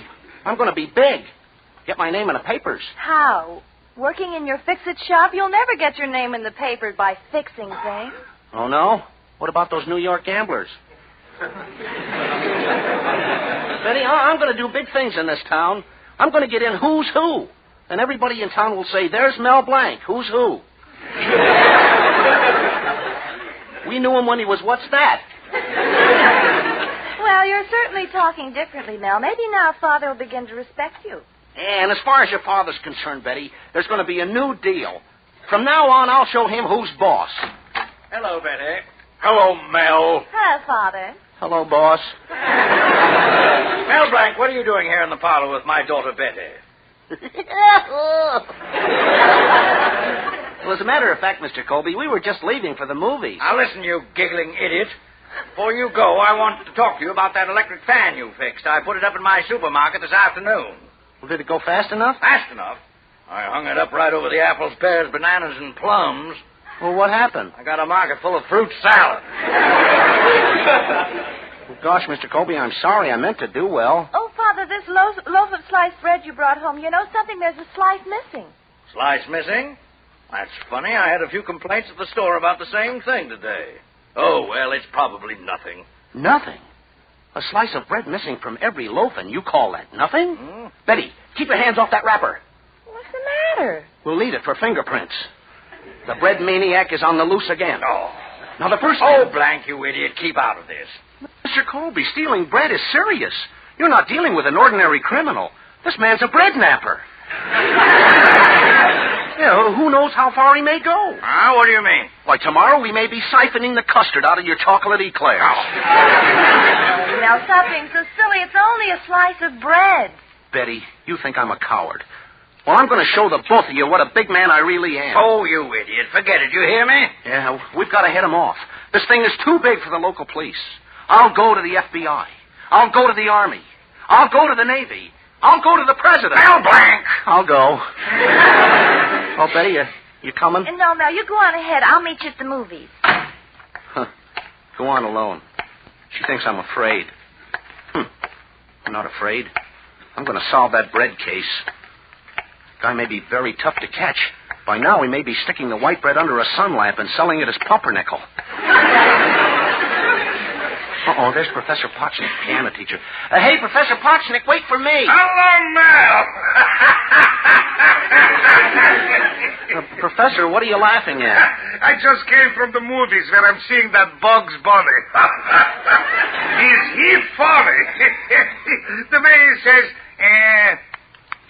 what's up, comrade? Professor, don't tell me about the picture. I'm going to see it with my girl Betty. Besides, right now, I've got to find the bread thief. Please allow me to interrupt. Then I saw another picture, Duel in the Sun. So many actors. There's that fellow, not 100% wool. Not 100% wool? Yeah, Joe Cotton. And then there's that Jennifer Jones. Her part I couldn't understand. All through the picture, she is wearing a blanket. So help me, never once went to sleep. But what love scenes I saw. Even in the balcony. But in the picture, first Gregory Peck kisses Jennifer Jones. Then she's kissing him, then he's kissing her, then she's kissing him. So they go on kissing all through the picture? Why not? You should see the muscles in Gregory Peck's lips. So long, Mel. Well, goodbye. That's funny. Wasn't even interested in the case of the missing bread slice. I wonder. Maybe he took it. Mr. Colby threw me out. Maybe he has a reason. Even Betty. But love mustn't stand in the way. Everybody's a suspect. Wait a minute. Mel Blanc, where were you on the night of February the 18th? What am I talking about? I can't even eat bread. I'm on a diet.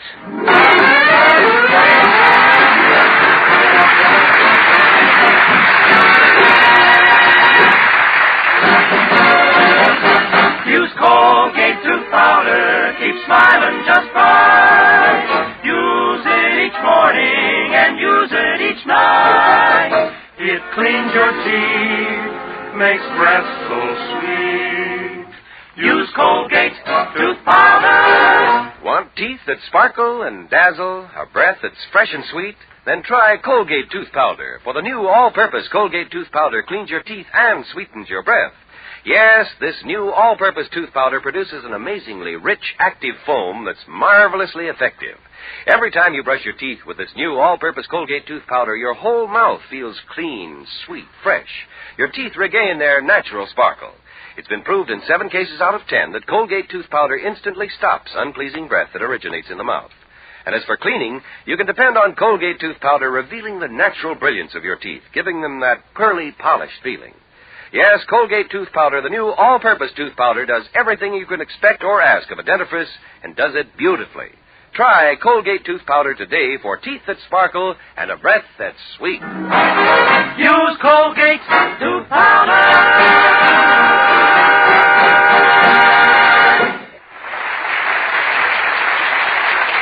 And now back to Mel Blanc. Betty has spurned Mel because of his lack of courage. And Mel, trying to redeem himself, is hot on the trail of the bread thief, the person responsible for the mysterious disappearance of a slice out of every loaf of sliced bread in Colby's supermarket. Right now, he's walking down toward the movie house when he's accosted by Hartley Benson, the town Beau Brummel. Hello, Mel, old boy. Hello, Hartley. Nice seeing you. Yes, it usually is quite a treat. Say, Hartley, who do you know who would want to steal sliced bread? Oh, probably someone with a lot of crust.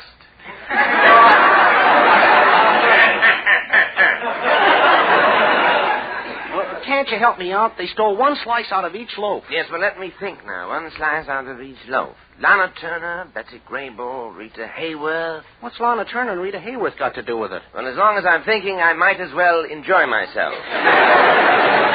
By the by, you needn't bother waiting for Betty outside the theater. You see, I am taking her. You're taking her? I'm supposed to meet her at the theater. Well, she evidently changed her mind. You know, old boy, while we look at Bugs Bunny, I'll snuggle up to your honey.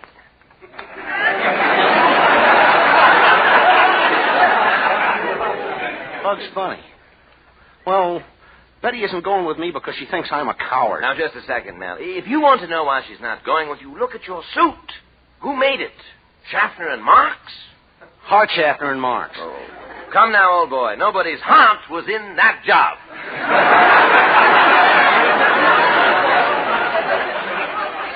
Oh, yeah? Well, this jacket happens to be a Hollywood model. Oh, yes, so it is. The shoulders are built for Mickey Rooney and the sleeves for Gary Cooper. Well, goodbye, old boy, and don't worry about Betty. She'll be in very good hands.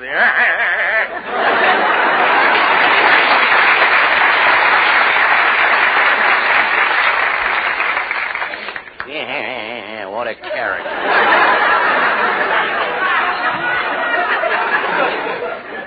Thinks he's handsome. Take off those shoulder pads, let his stomach out, get him off those elevator shoes. Now, Betty look just like me.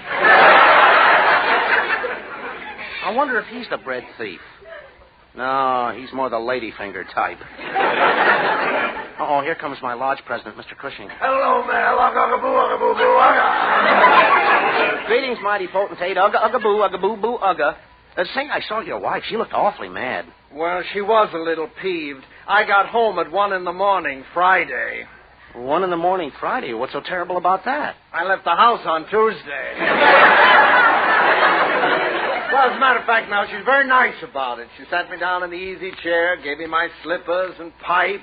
Your eye looks a little swollen. Yeah, it was a lead pipe. Gosh, mighty potentate, why don't you tell your wife to stop beating you? Well, I did, Mel. We had a terrible argument last night, and when we were through, she said, "John, you burn me up." Gad, what a temptation. Well, at least I won the argument. I can leave the house whenever I want to. I can go to the laundry, the grocery store, the tailor. Well, that's fine. You want to go with me to the movies? Well, I'm sorry, Mel, I can't. The chain won't reach that far. Well, stop making up those things, mighty potentate. Say, how'd you ever come to marry your wife?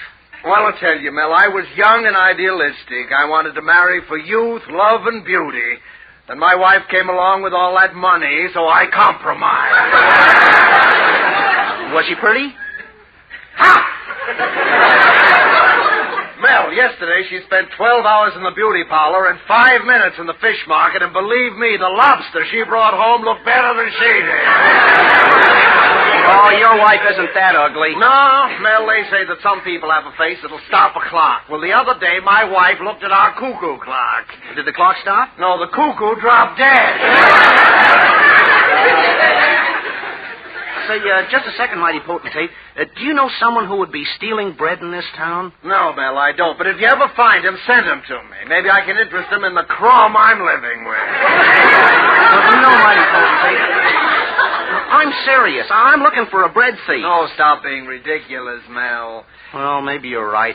I got off on a wild goose chase for a hunk of bread, and on account of it, Hartley Benson is taking Betty to the movies. Well, don't take it so hard, Mel. I was only doing it to show them I wasn't a coward. Watch out for that lamppost. I'd like to make them sit up and take notice. Mel, look out!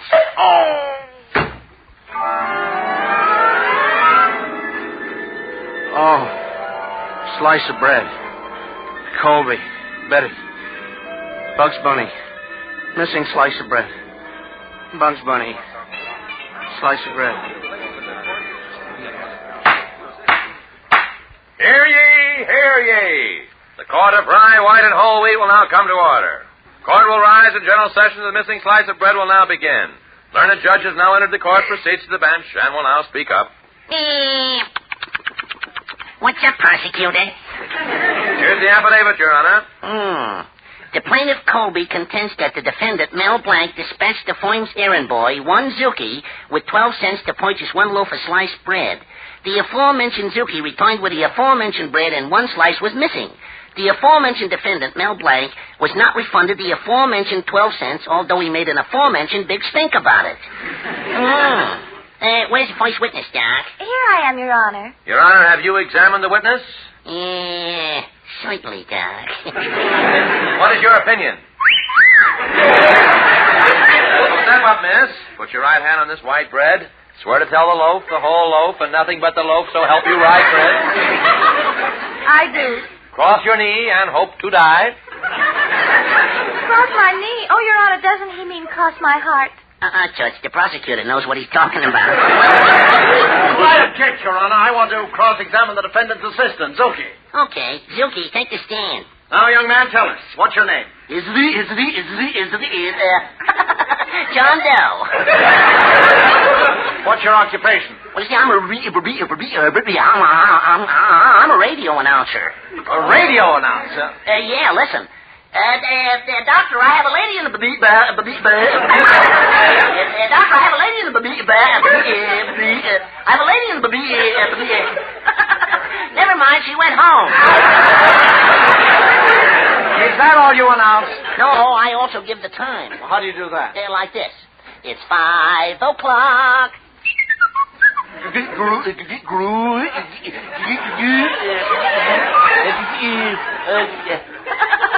It's 6 o'clock. Are you still working as an announcer? Oh, is this certain? Oh, positively. Absolutely. I was fired. For what reason? Dirty politics. You're on a Bugs Bunny. This is getting us nowhere. Just a second, Doc. I have the name of the guilty party. What? Who is it? Mr. Colby. Well, that's a lie. How do you know he's guilty? We discovered this ad he placed in the paper, and it supplies the motive for the missing bread. Yeah, I'll read it to the court. Handsome man with lots of bread desires attractive young lady with lots of bologna. Object, sandwiches. Mr. Colby, let me see your hand. No. Just as I taught. Ketchup. Caught you red-handed. Colby, there's only one question I want to ask you. What's that? If you was Nora Prentice, would you keep your mouth shut? Well? I'm willing to pay the fine, Your Honor. Fine schmine. Colby, I'm sentencing you to solitary confinement. I'm placing you in a little cell 2 feet wide and 4 feet long with nothing in it but a little table. Is that for me? Not so fast. First you have to pay me 400 carats bonus. Well, I won't pay it. You're not Bugs Bunny. You're Mel Blanc. Hey, stop shaking me, Doc. Stop shaking me. Stop shaking me. Stop shaking me. Stop shaking me. Mel, wake up. Well, what happened? You walked into the lamppost. We had to drag you into the theater and revive you. Huh? You were out for so long, we missed the picture. We did? Yes, but we're just in time for your favorite cartoon. My favorite cartoon? Yes, listen.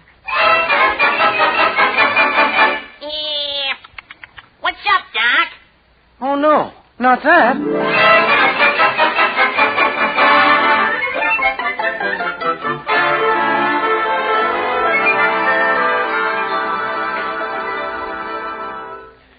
Oh, Mel, stop talking about Hartley Benson. I just made him say that to get you jealous. And besides, you're home with me, aren't you? Oh, Betty, I made a mess of everything with that bread thief business. I wonder what you see in me. Oh, I don't know. I guess I love you for the little things about you. The little things? Yes, put your head on my shoulder.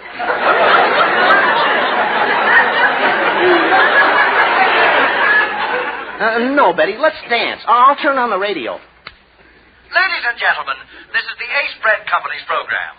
Today, some of you lucky listeners must have been startled to find a loaf of bread with one slice missing. Betty, do you hear that? We planned it that way. If any of you people are listening to this program... Yes? And you can get to the studio in 10 minutes, we will give him or her absolutely free... Yes? The missing slice of bread. Is that all? What else?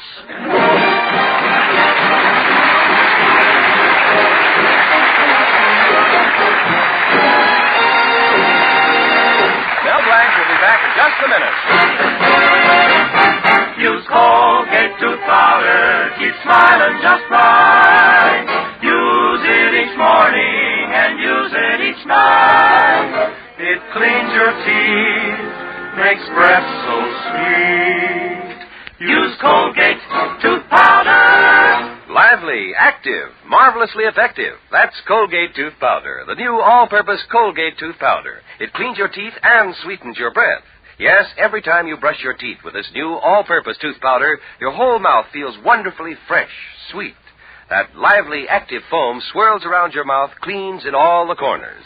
In 7 cases out of 10, it's been proved Colgate Tooth Powder instantly stops unpleasing breath that originates in the mouth. And when it comes to cleaning your teeth, why, Colgate Tooth Powder does a thrilling job.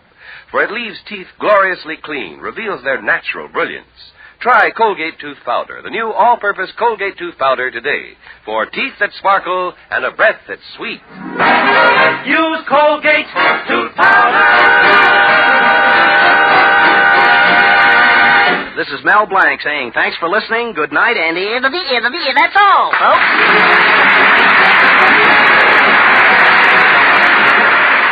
And this is Bud Easter reminding you that Colgate Tooth Powder for a breath that's sweet and teeth that sparkle brings you the Mel Blanc Show every Tuesday at this time. Be sure to join us again next Tuesday night for more fun with Mel and the people you'll meet in Mel Blanc's Fix-It Shop. Say hello to Halo Shampoo for naturally bright and beautiful hair. Remember, even finest soaps and soap shampoos hide the natural luster of your hair with dulling soap film.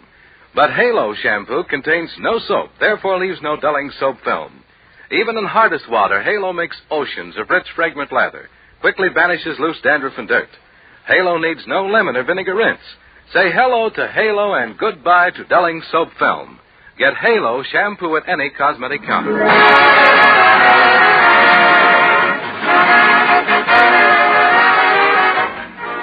Ladies, right now there is a worldwide shortage of fats and oils. That is why the women of America are asked to keep on saving used fats. Keep on selling it to your butcher. Your butcher is now paying more for your waste cooking fat. Remember, Mel Blanc at the same time every Tuesday night. This is CBS, the Columbia Broadcasting System.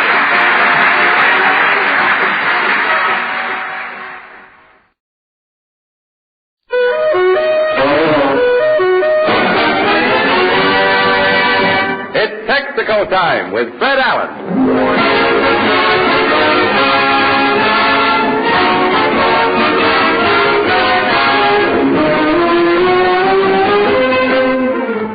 Texaco dealers from coast to coast present the Texaco Star Theater, starring Fred Allen with Georgia Jessel, Broadway's new literary light, Hilo Jack and the Dane, Portland Hopper, the Texaco Workshop Players, Al Goodman, and his orchestra. And this is yours truly, Jimmy Wallington, reminding you that the metal and rubber that could have gone into new cars this spring are helping to beat the Axis. and that your old car can help beat the Axis too, if you keep it in trim for your essential wartime driving with a Texaco dealer's regular care. So take your car to your neighborhood Texaco dealer tomorrow for a Texaco Spring Tonic.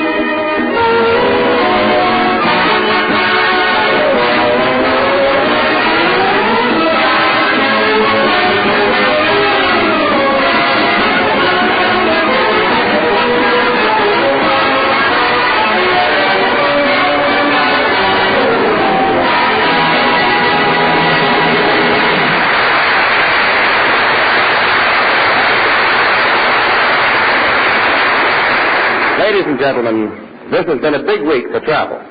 Winston Churchill went to Washington. Former Ambassador Joseph E. Davies went to Moscow. Tonight, we bring you a man who is going no place, and here he is, Fred Allen.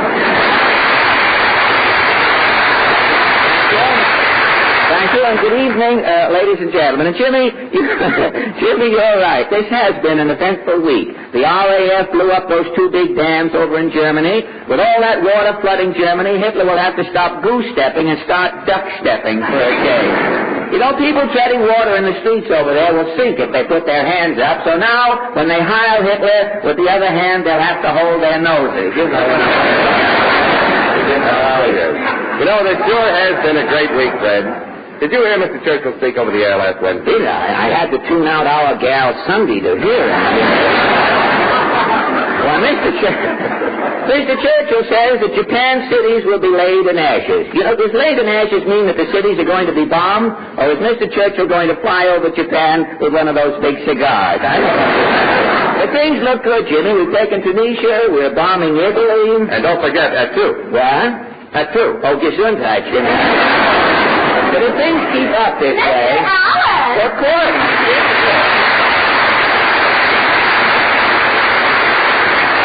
Well, Portland, you look all tired out, if you don't mind my saying so. What's up? Well, I've been running around with Mama all week trying to find potatoes.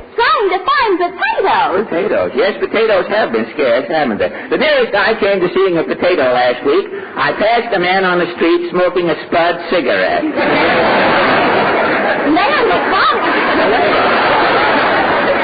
How do you think oak trees grow? From little acorns. That's the way laughs start. A person's bitter. Mayor LaGuardia found 17,000 pounds of potatoes in a barber shop. Without his glasses, too. I saw that in the paper. There was a sign in the barber shop window. It said, haircut and shave, 65 cents, with French fried potatoes, 10 cents extra. Did the mayor take the potatoes? I believe he did. Why? Well, the next time he goes to a fire, he can fix them. Yes, it will teach the barber a lesson, too. No man should start in the potato business on a shoestring. Now, I hope the barber will take that to heart. After that joke... That's the last joke I'll buy in the black market.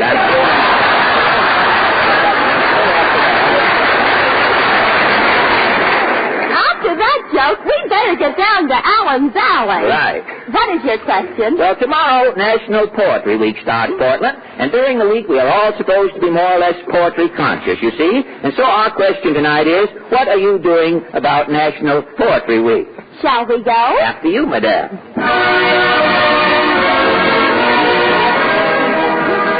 Well, here we are, back in Allen's Alley, Portland. Mr. Doe's cat is in the front yard. Oh, his cat? Well, if John has put the cat out, he must be going to bed. I better hurry up and nod. Oh, it's you again. Yes, Mr. Doe. Tell me, do you observe National Poetry Week? Well, as a boy, my father wouldn't let me fool with no poetry. He was sore at all poets. Mad at all poets? Why? The complete works of Henry Wadsworth Longfellow once fell off a table and broke two of my father's toes. I see. And that turned him against all poets. And are you mad at poets, too? Nah, I don't like my father. So every year during National Poetry Week, I write a poem for spite. For spite, you write a poem. Well, what poem did you write this year for spite? It's called The $64 Question. Well, how does it go? Guess what I am? I'll give you a clue. I'm not something old. I'm not something new. I've been cheered. I've been hissed, condemned, and approved. I've been lauded. I've been cursed, accepted, and removed. I've been esteemed, rejected, sanctioned, and banned, hailed again, welcomed, and finally canned. I ain't vegetable or mineral. I ain't woman or man. I'm just a football for Congress, the poor Rummel player.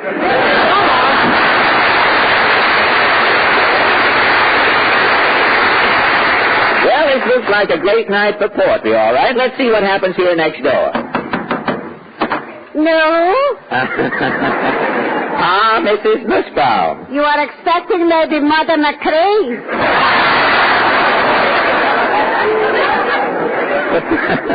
Tell me, Mrs. Nussbaum, are you doing anything about National Poetry Week?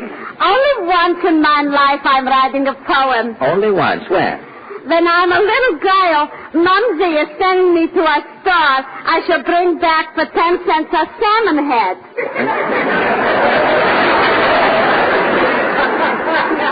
I'm getting an inspiration. Oh, you bought the salmon head and you got an inspiration. What was your poem called?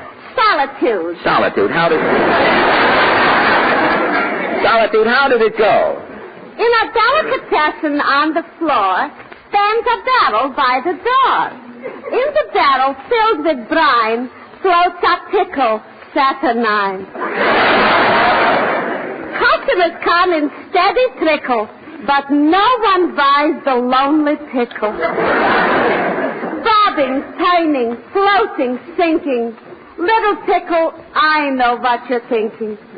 You're thinking, if life could be a barrel of brine, and man was a pickle green and fine, man couldn't fight, man would spread goodwill, and the world would be getting a better bill, I think.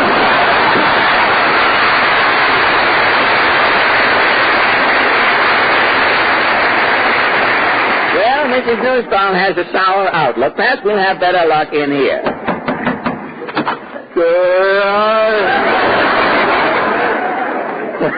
Well, Socrates, how are you reacting to National Poetry Week? I've been writing poetry for years. You have, really? Yeah. What sort of poems do you write? Mostly about water. Water poems? If I see a lake, I'll write a poem. Oh, fine. If I see a brook, I'll write a poem. Good. If I see a puddle, I'll we get the idea. What is your favorite water poem, Socrates? It's called The Sea. May we hear it tonight? Sure. Thank you. The sea. What do I see when I look out to sea? I see the sea. That's what I see. Frigates and brigs, rowboats and rigs, catboats and launches, sailors with paunches. That's what I see when I look out to sea. Well, thank you. Mackerel and pickerel, people see sickerel, Gypsum and flotsam, whalers who clutch them. That's what I see when I look at the sea. Well, thank you very much. That's another verse. Oh, another verse. No. What do I see when I look out to sea? What do I see? Well, what do you see? Nothing, the tide's out.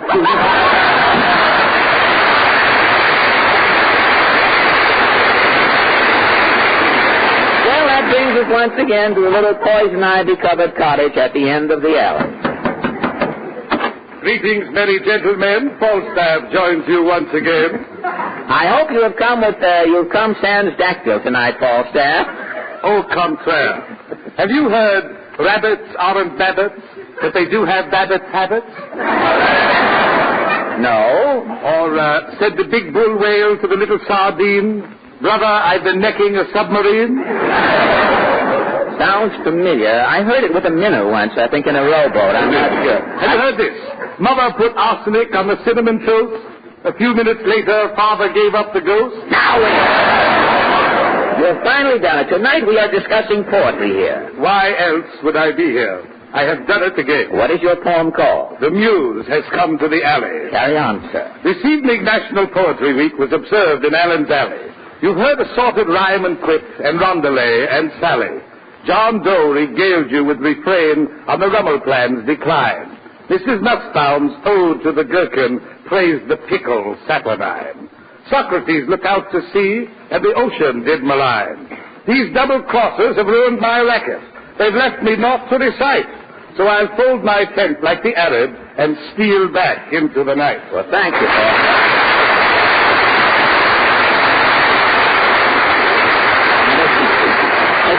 Yes, blinks out of our lives. We know it is High-Low Jack and the Dame time. It is also Al Goodman time. With talents pooled, they bring you Wait For Me, Mary.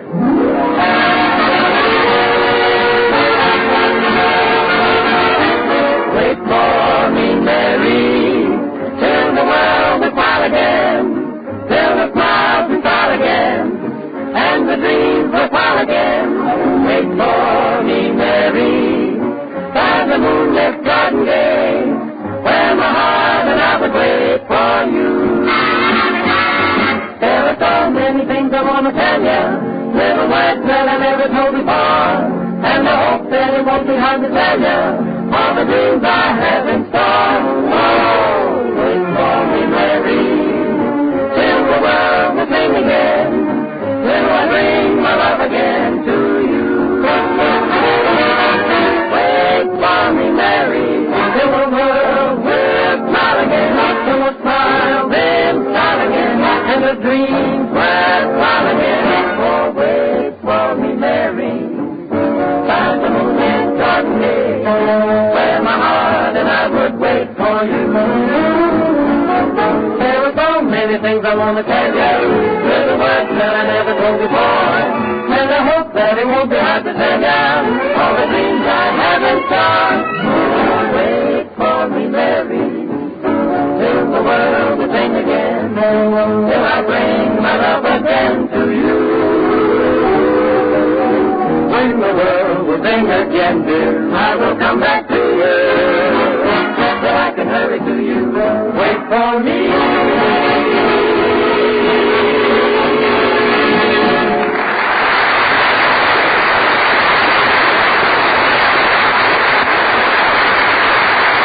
High-Low Jack and the Dame, that was swell. And now, Jimmy, is that a sheet of music you have there? Why, yes, it's a song I wrote, Fred. Serenade to an Aging Sedan. Oh, an aging sedan. Anyone we know? Oh, I think everybody knows this old sedan, Fred. It's just the average family car, getting along in years, but still willing to do its job.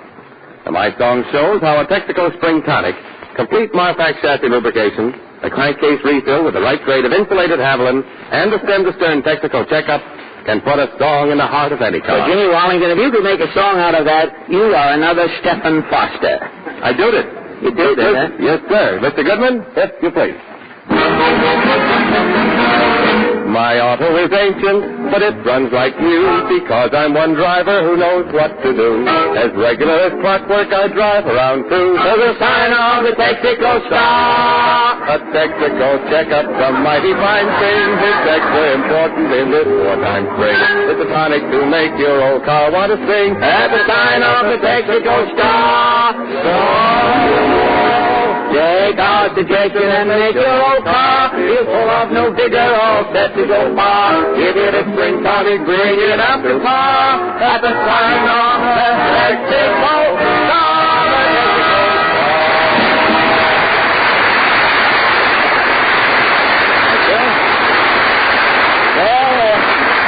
John and Charles are through. Thomas may hold out, but if that doesn't ground the man on the flying trapeze, nothing will.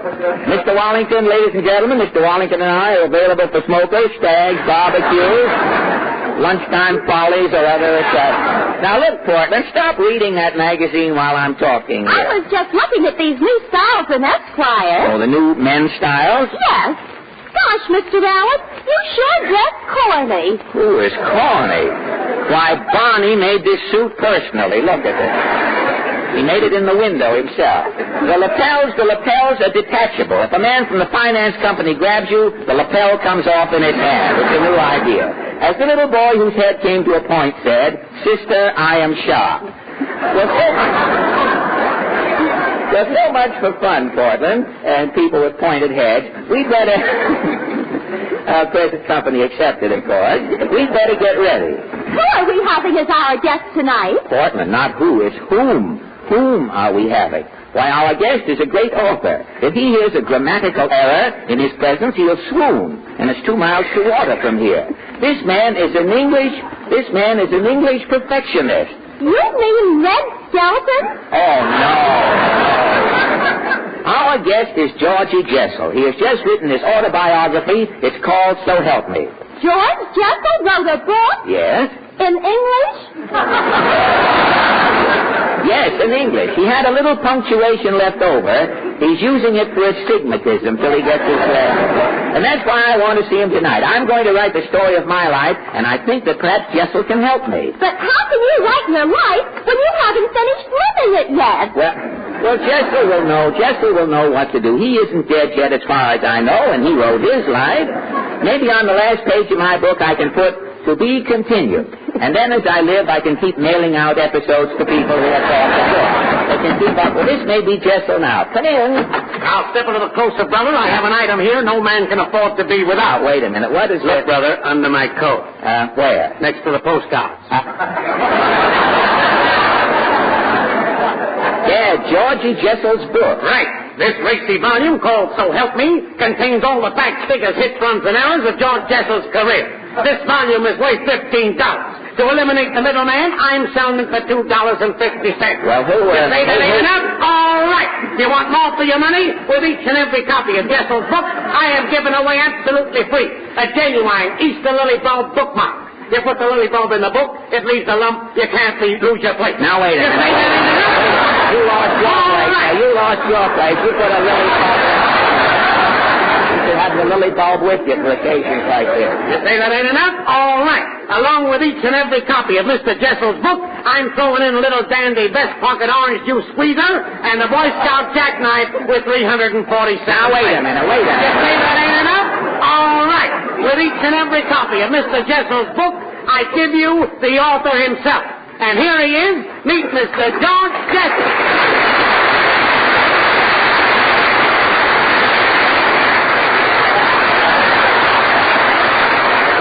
Thank you, ladies and gentlemen. Gosh, Georgie, make a personal appearance with every book. You'll be warm. Georgie, I can't believe it. Here you are, the great literary... Here you are, the great literary lion, and only last week you were just plain Jessel the actor. Yes, Fred, my pantaloon days are over. The grease paint on my collar has given away to ink stains on my fingertips. You know, with that monocle in your eye, you even look like an author there for a minute. Is that so? And I'm letting my hair grow long, too. And with me, this is not so easy. You've certainly changed, Georgie. I don't see you eating in Lindy's anymore. Oh, no, Fred. There's no chopped liver on my breath these days. Oh, no. Smell. What is that? Tea. Tea? Orange Pico. I go to a little tea shop downtown.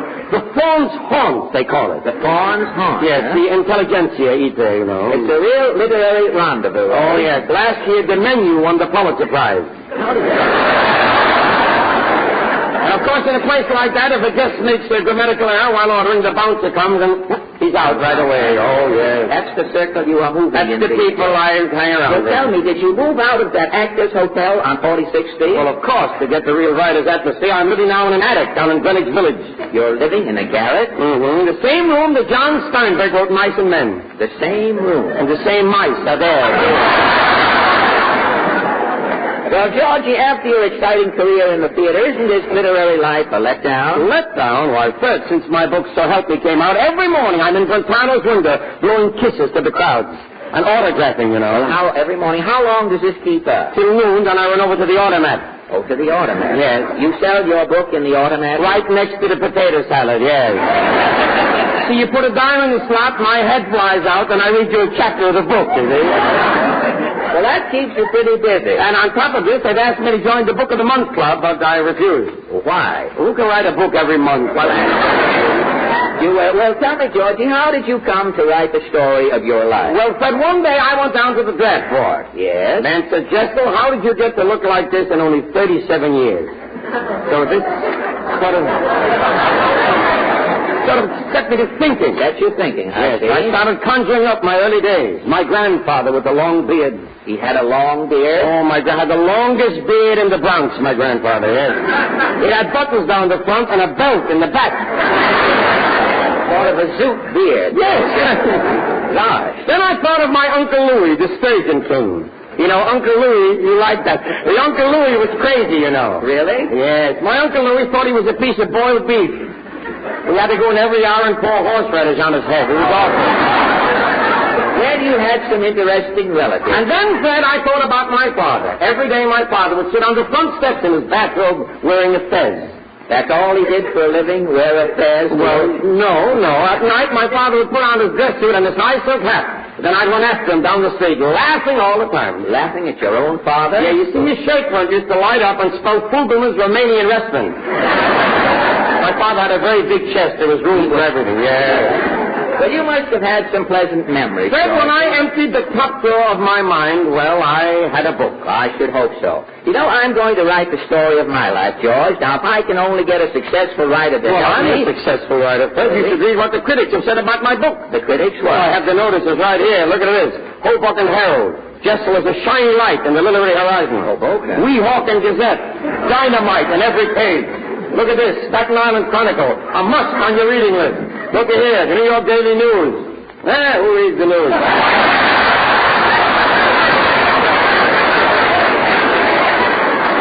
Well, the critics, they had to read your book, Georgie. That's their business. Who else is... Everybody is reading my book, Fred. Oh, now, don't overdo it. Oh, no. Well, all right. You've got 1,000 people in your audience right in the studio. Ask any one of these people. Oh, that's ridiculous. Is it? Well, I'll pick any one at random. Now, that lady over there, with the thing in the third row.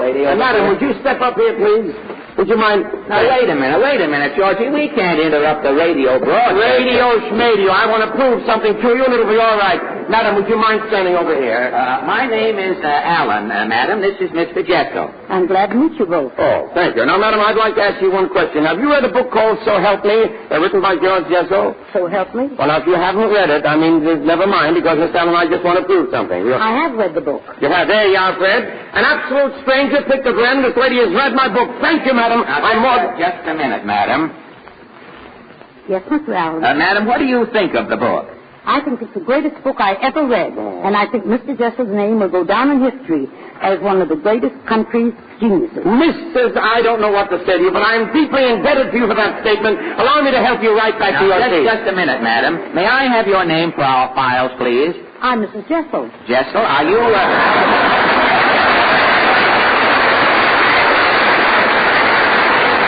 by any chance related to this gentleman here? I'm his mother. I thought so. His mother. What a coincidence, Fred. Isn't it? A thing like this couldn't happen in 1,000 years, such a thing. Did I say it right? You did it fine. You're fine. Mother, I'll see you home later. Go ahead. Stay home. Don't come home too late. Don't worry about me. I'll send the money. Take her out.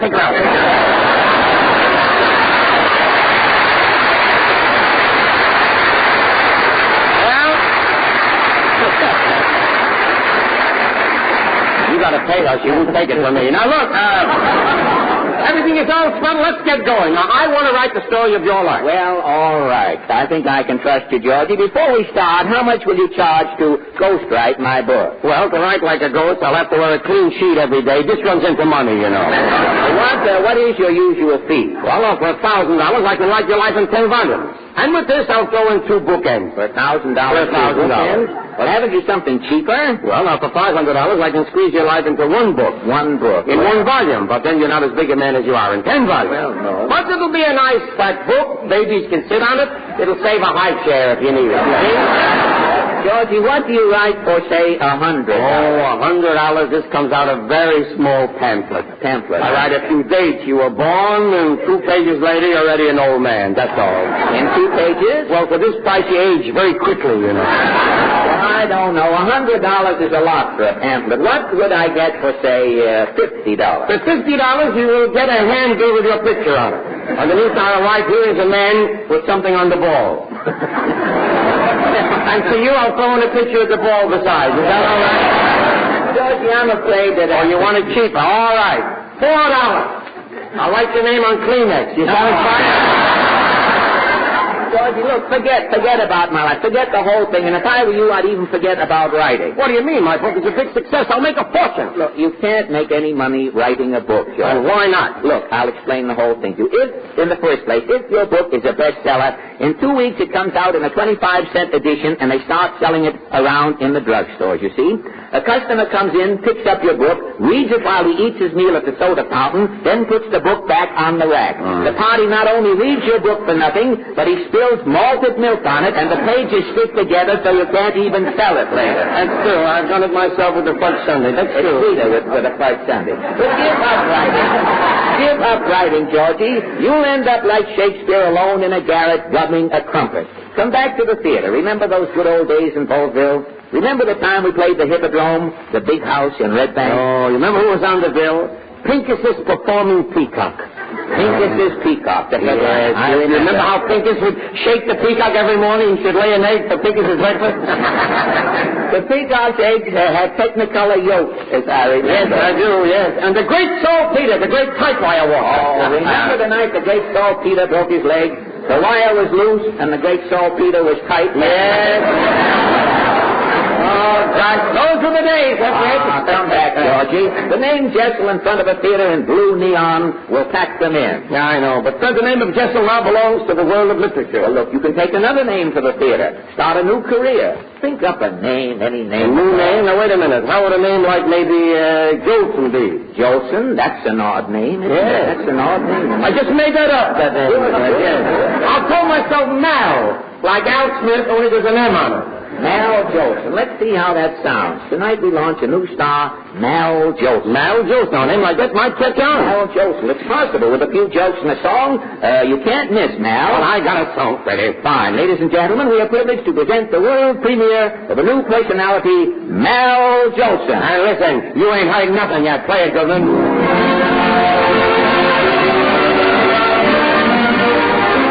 I lost my heart in Avalon beside the Bay. Willie, take that beat away. I lost my love in Avalon and sailed away.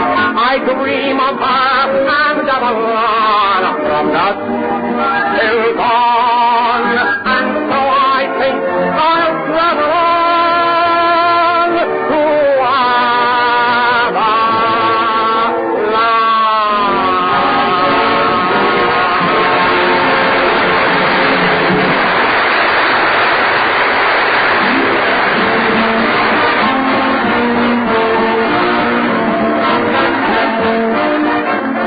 Before we close the Texaco Star Theater, I want to thank Mal Jolson and Georgie Jessel for dropping in tonight. Next week, we bring you Dr. Rockwell, Maine's ambassador of goodwill, in his only radio appearance this season. And here's Jimmy Wallington with a poppy in his lapel and a message from all Texaco dealers. Yes, Fred. Texaco dealers ask you to remember that buying a poppy is a way we can help needy veterans, their families, and the families of men now in service.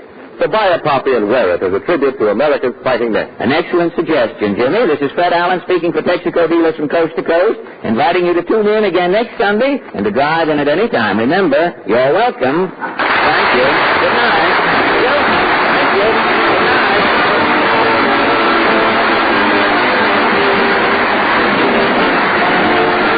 This is the Columbia Broadcasting System.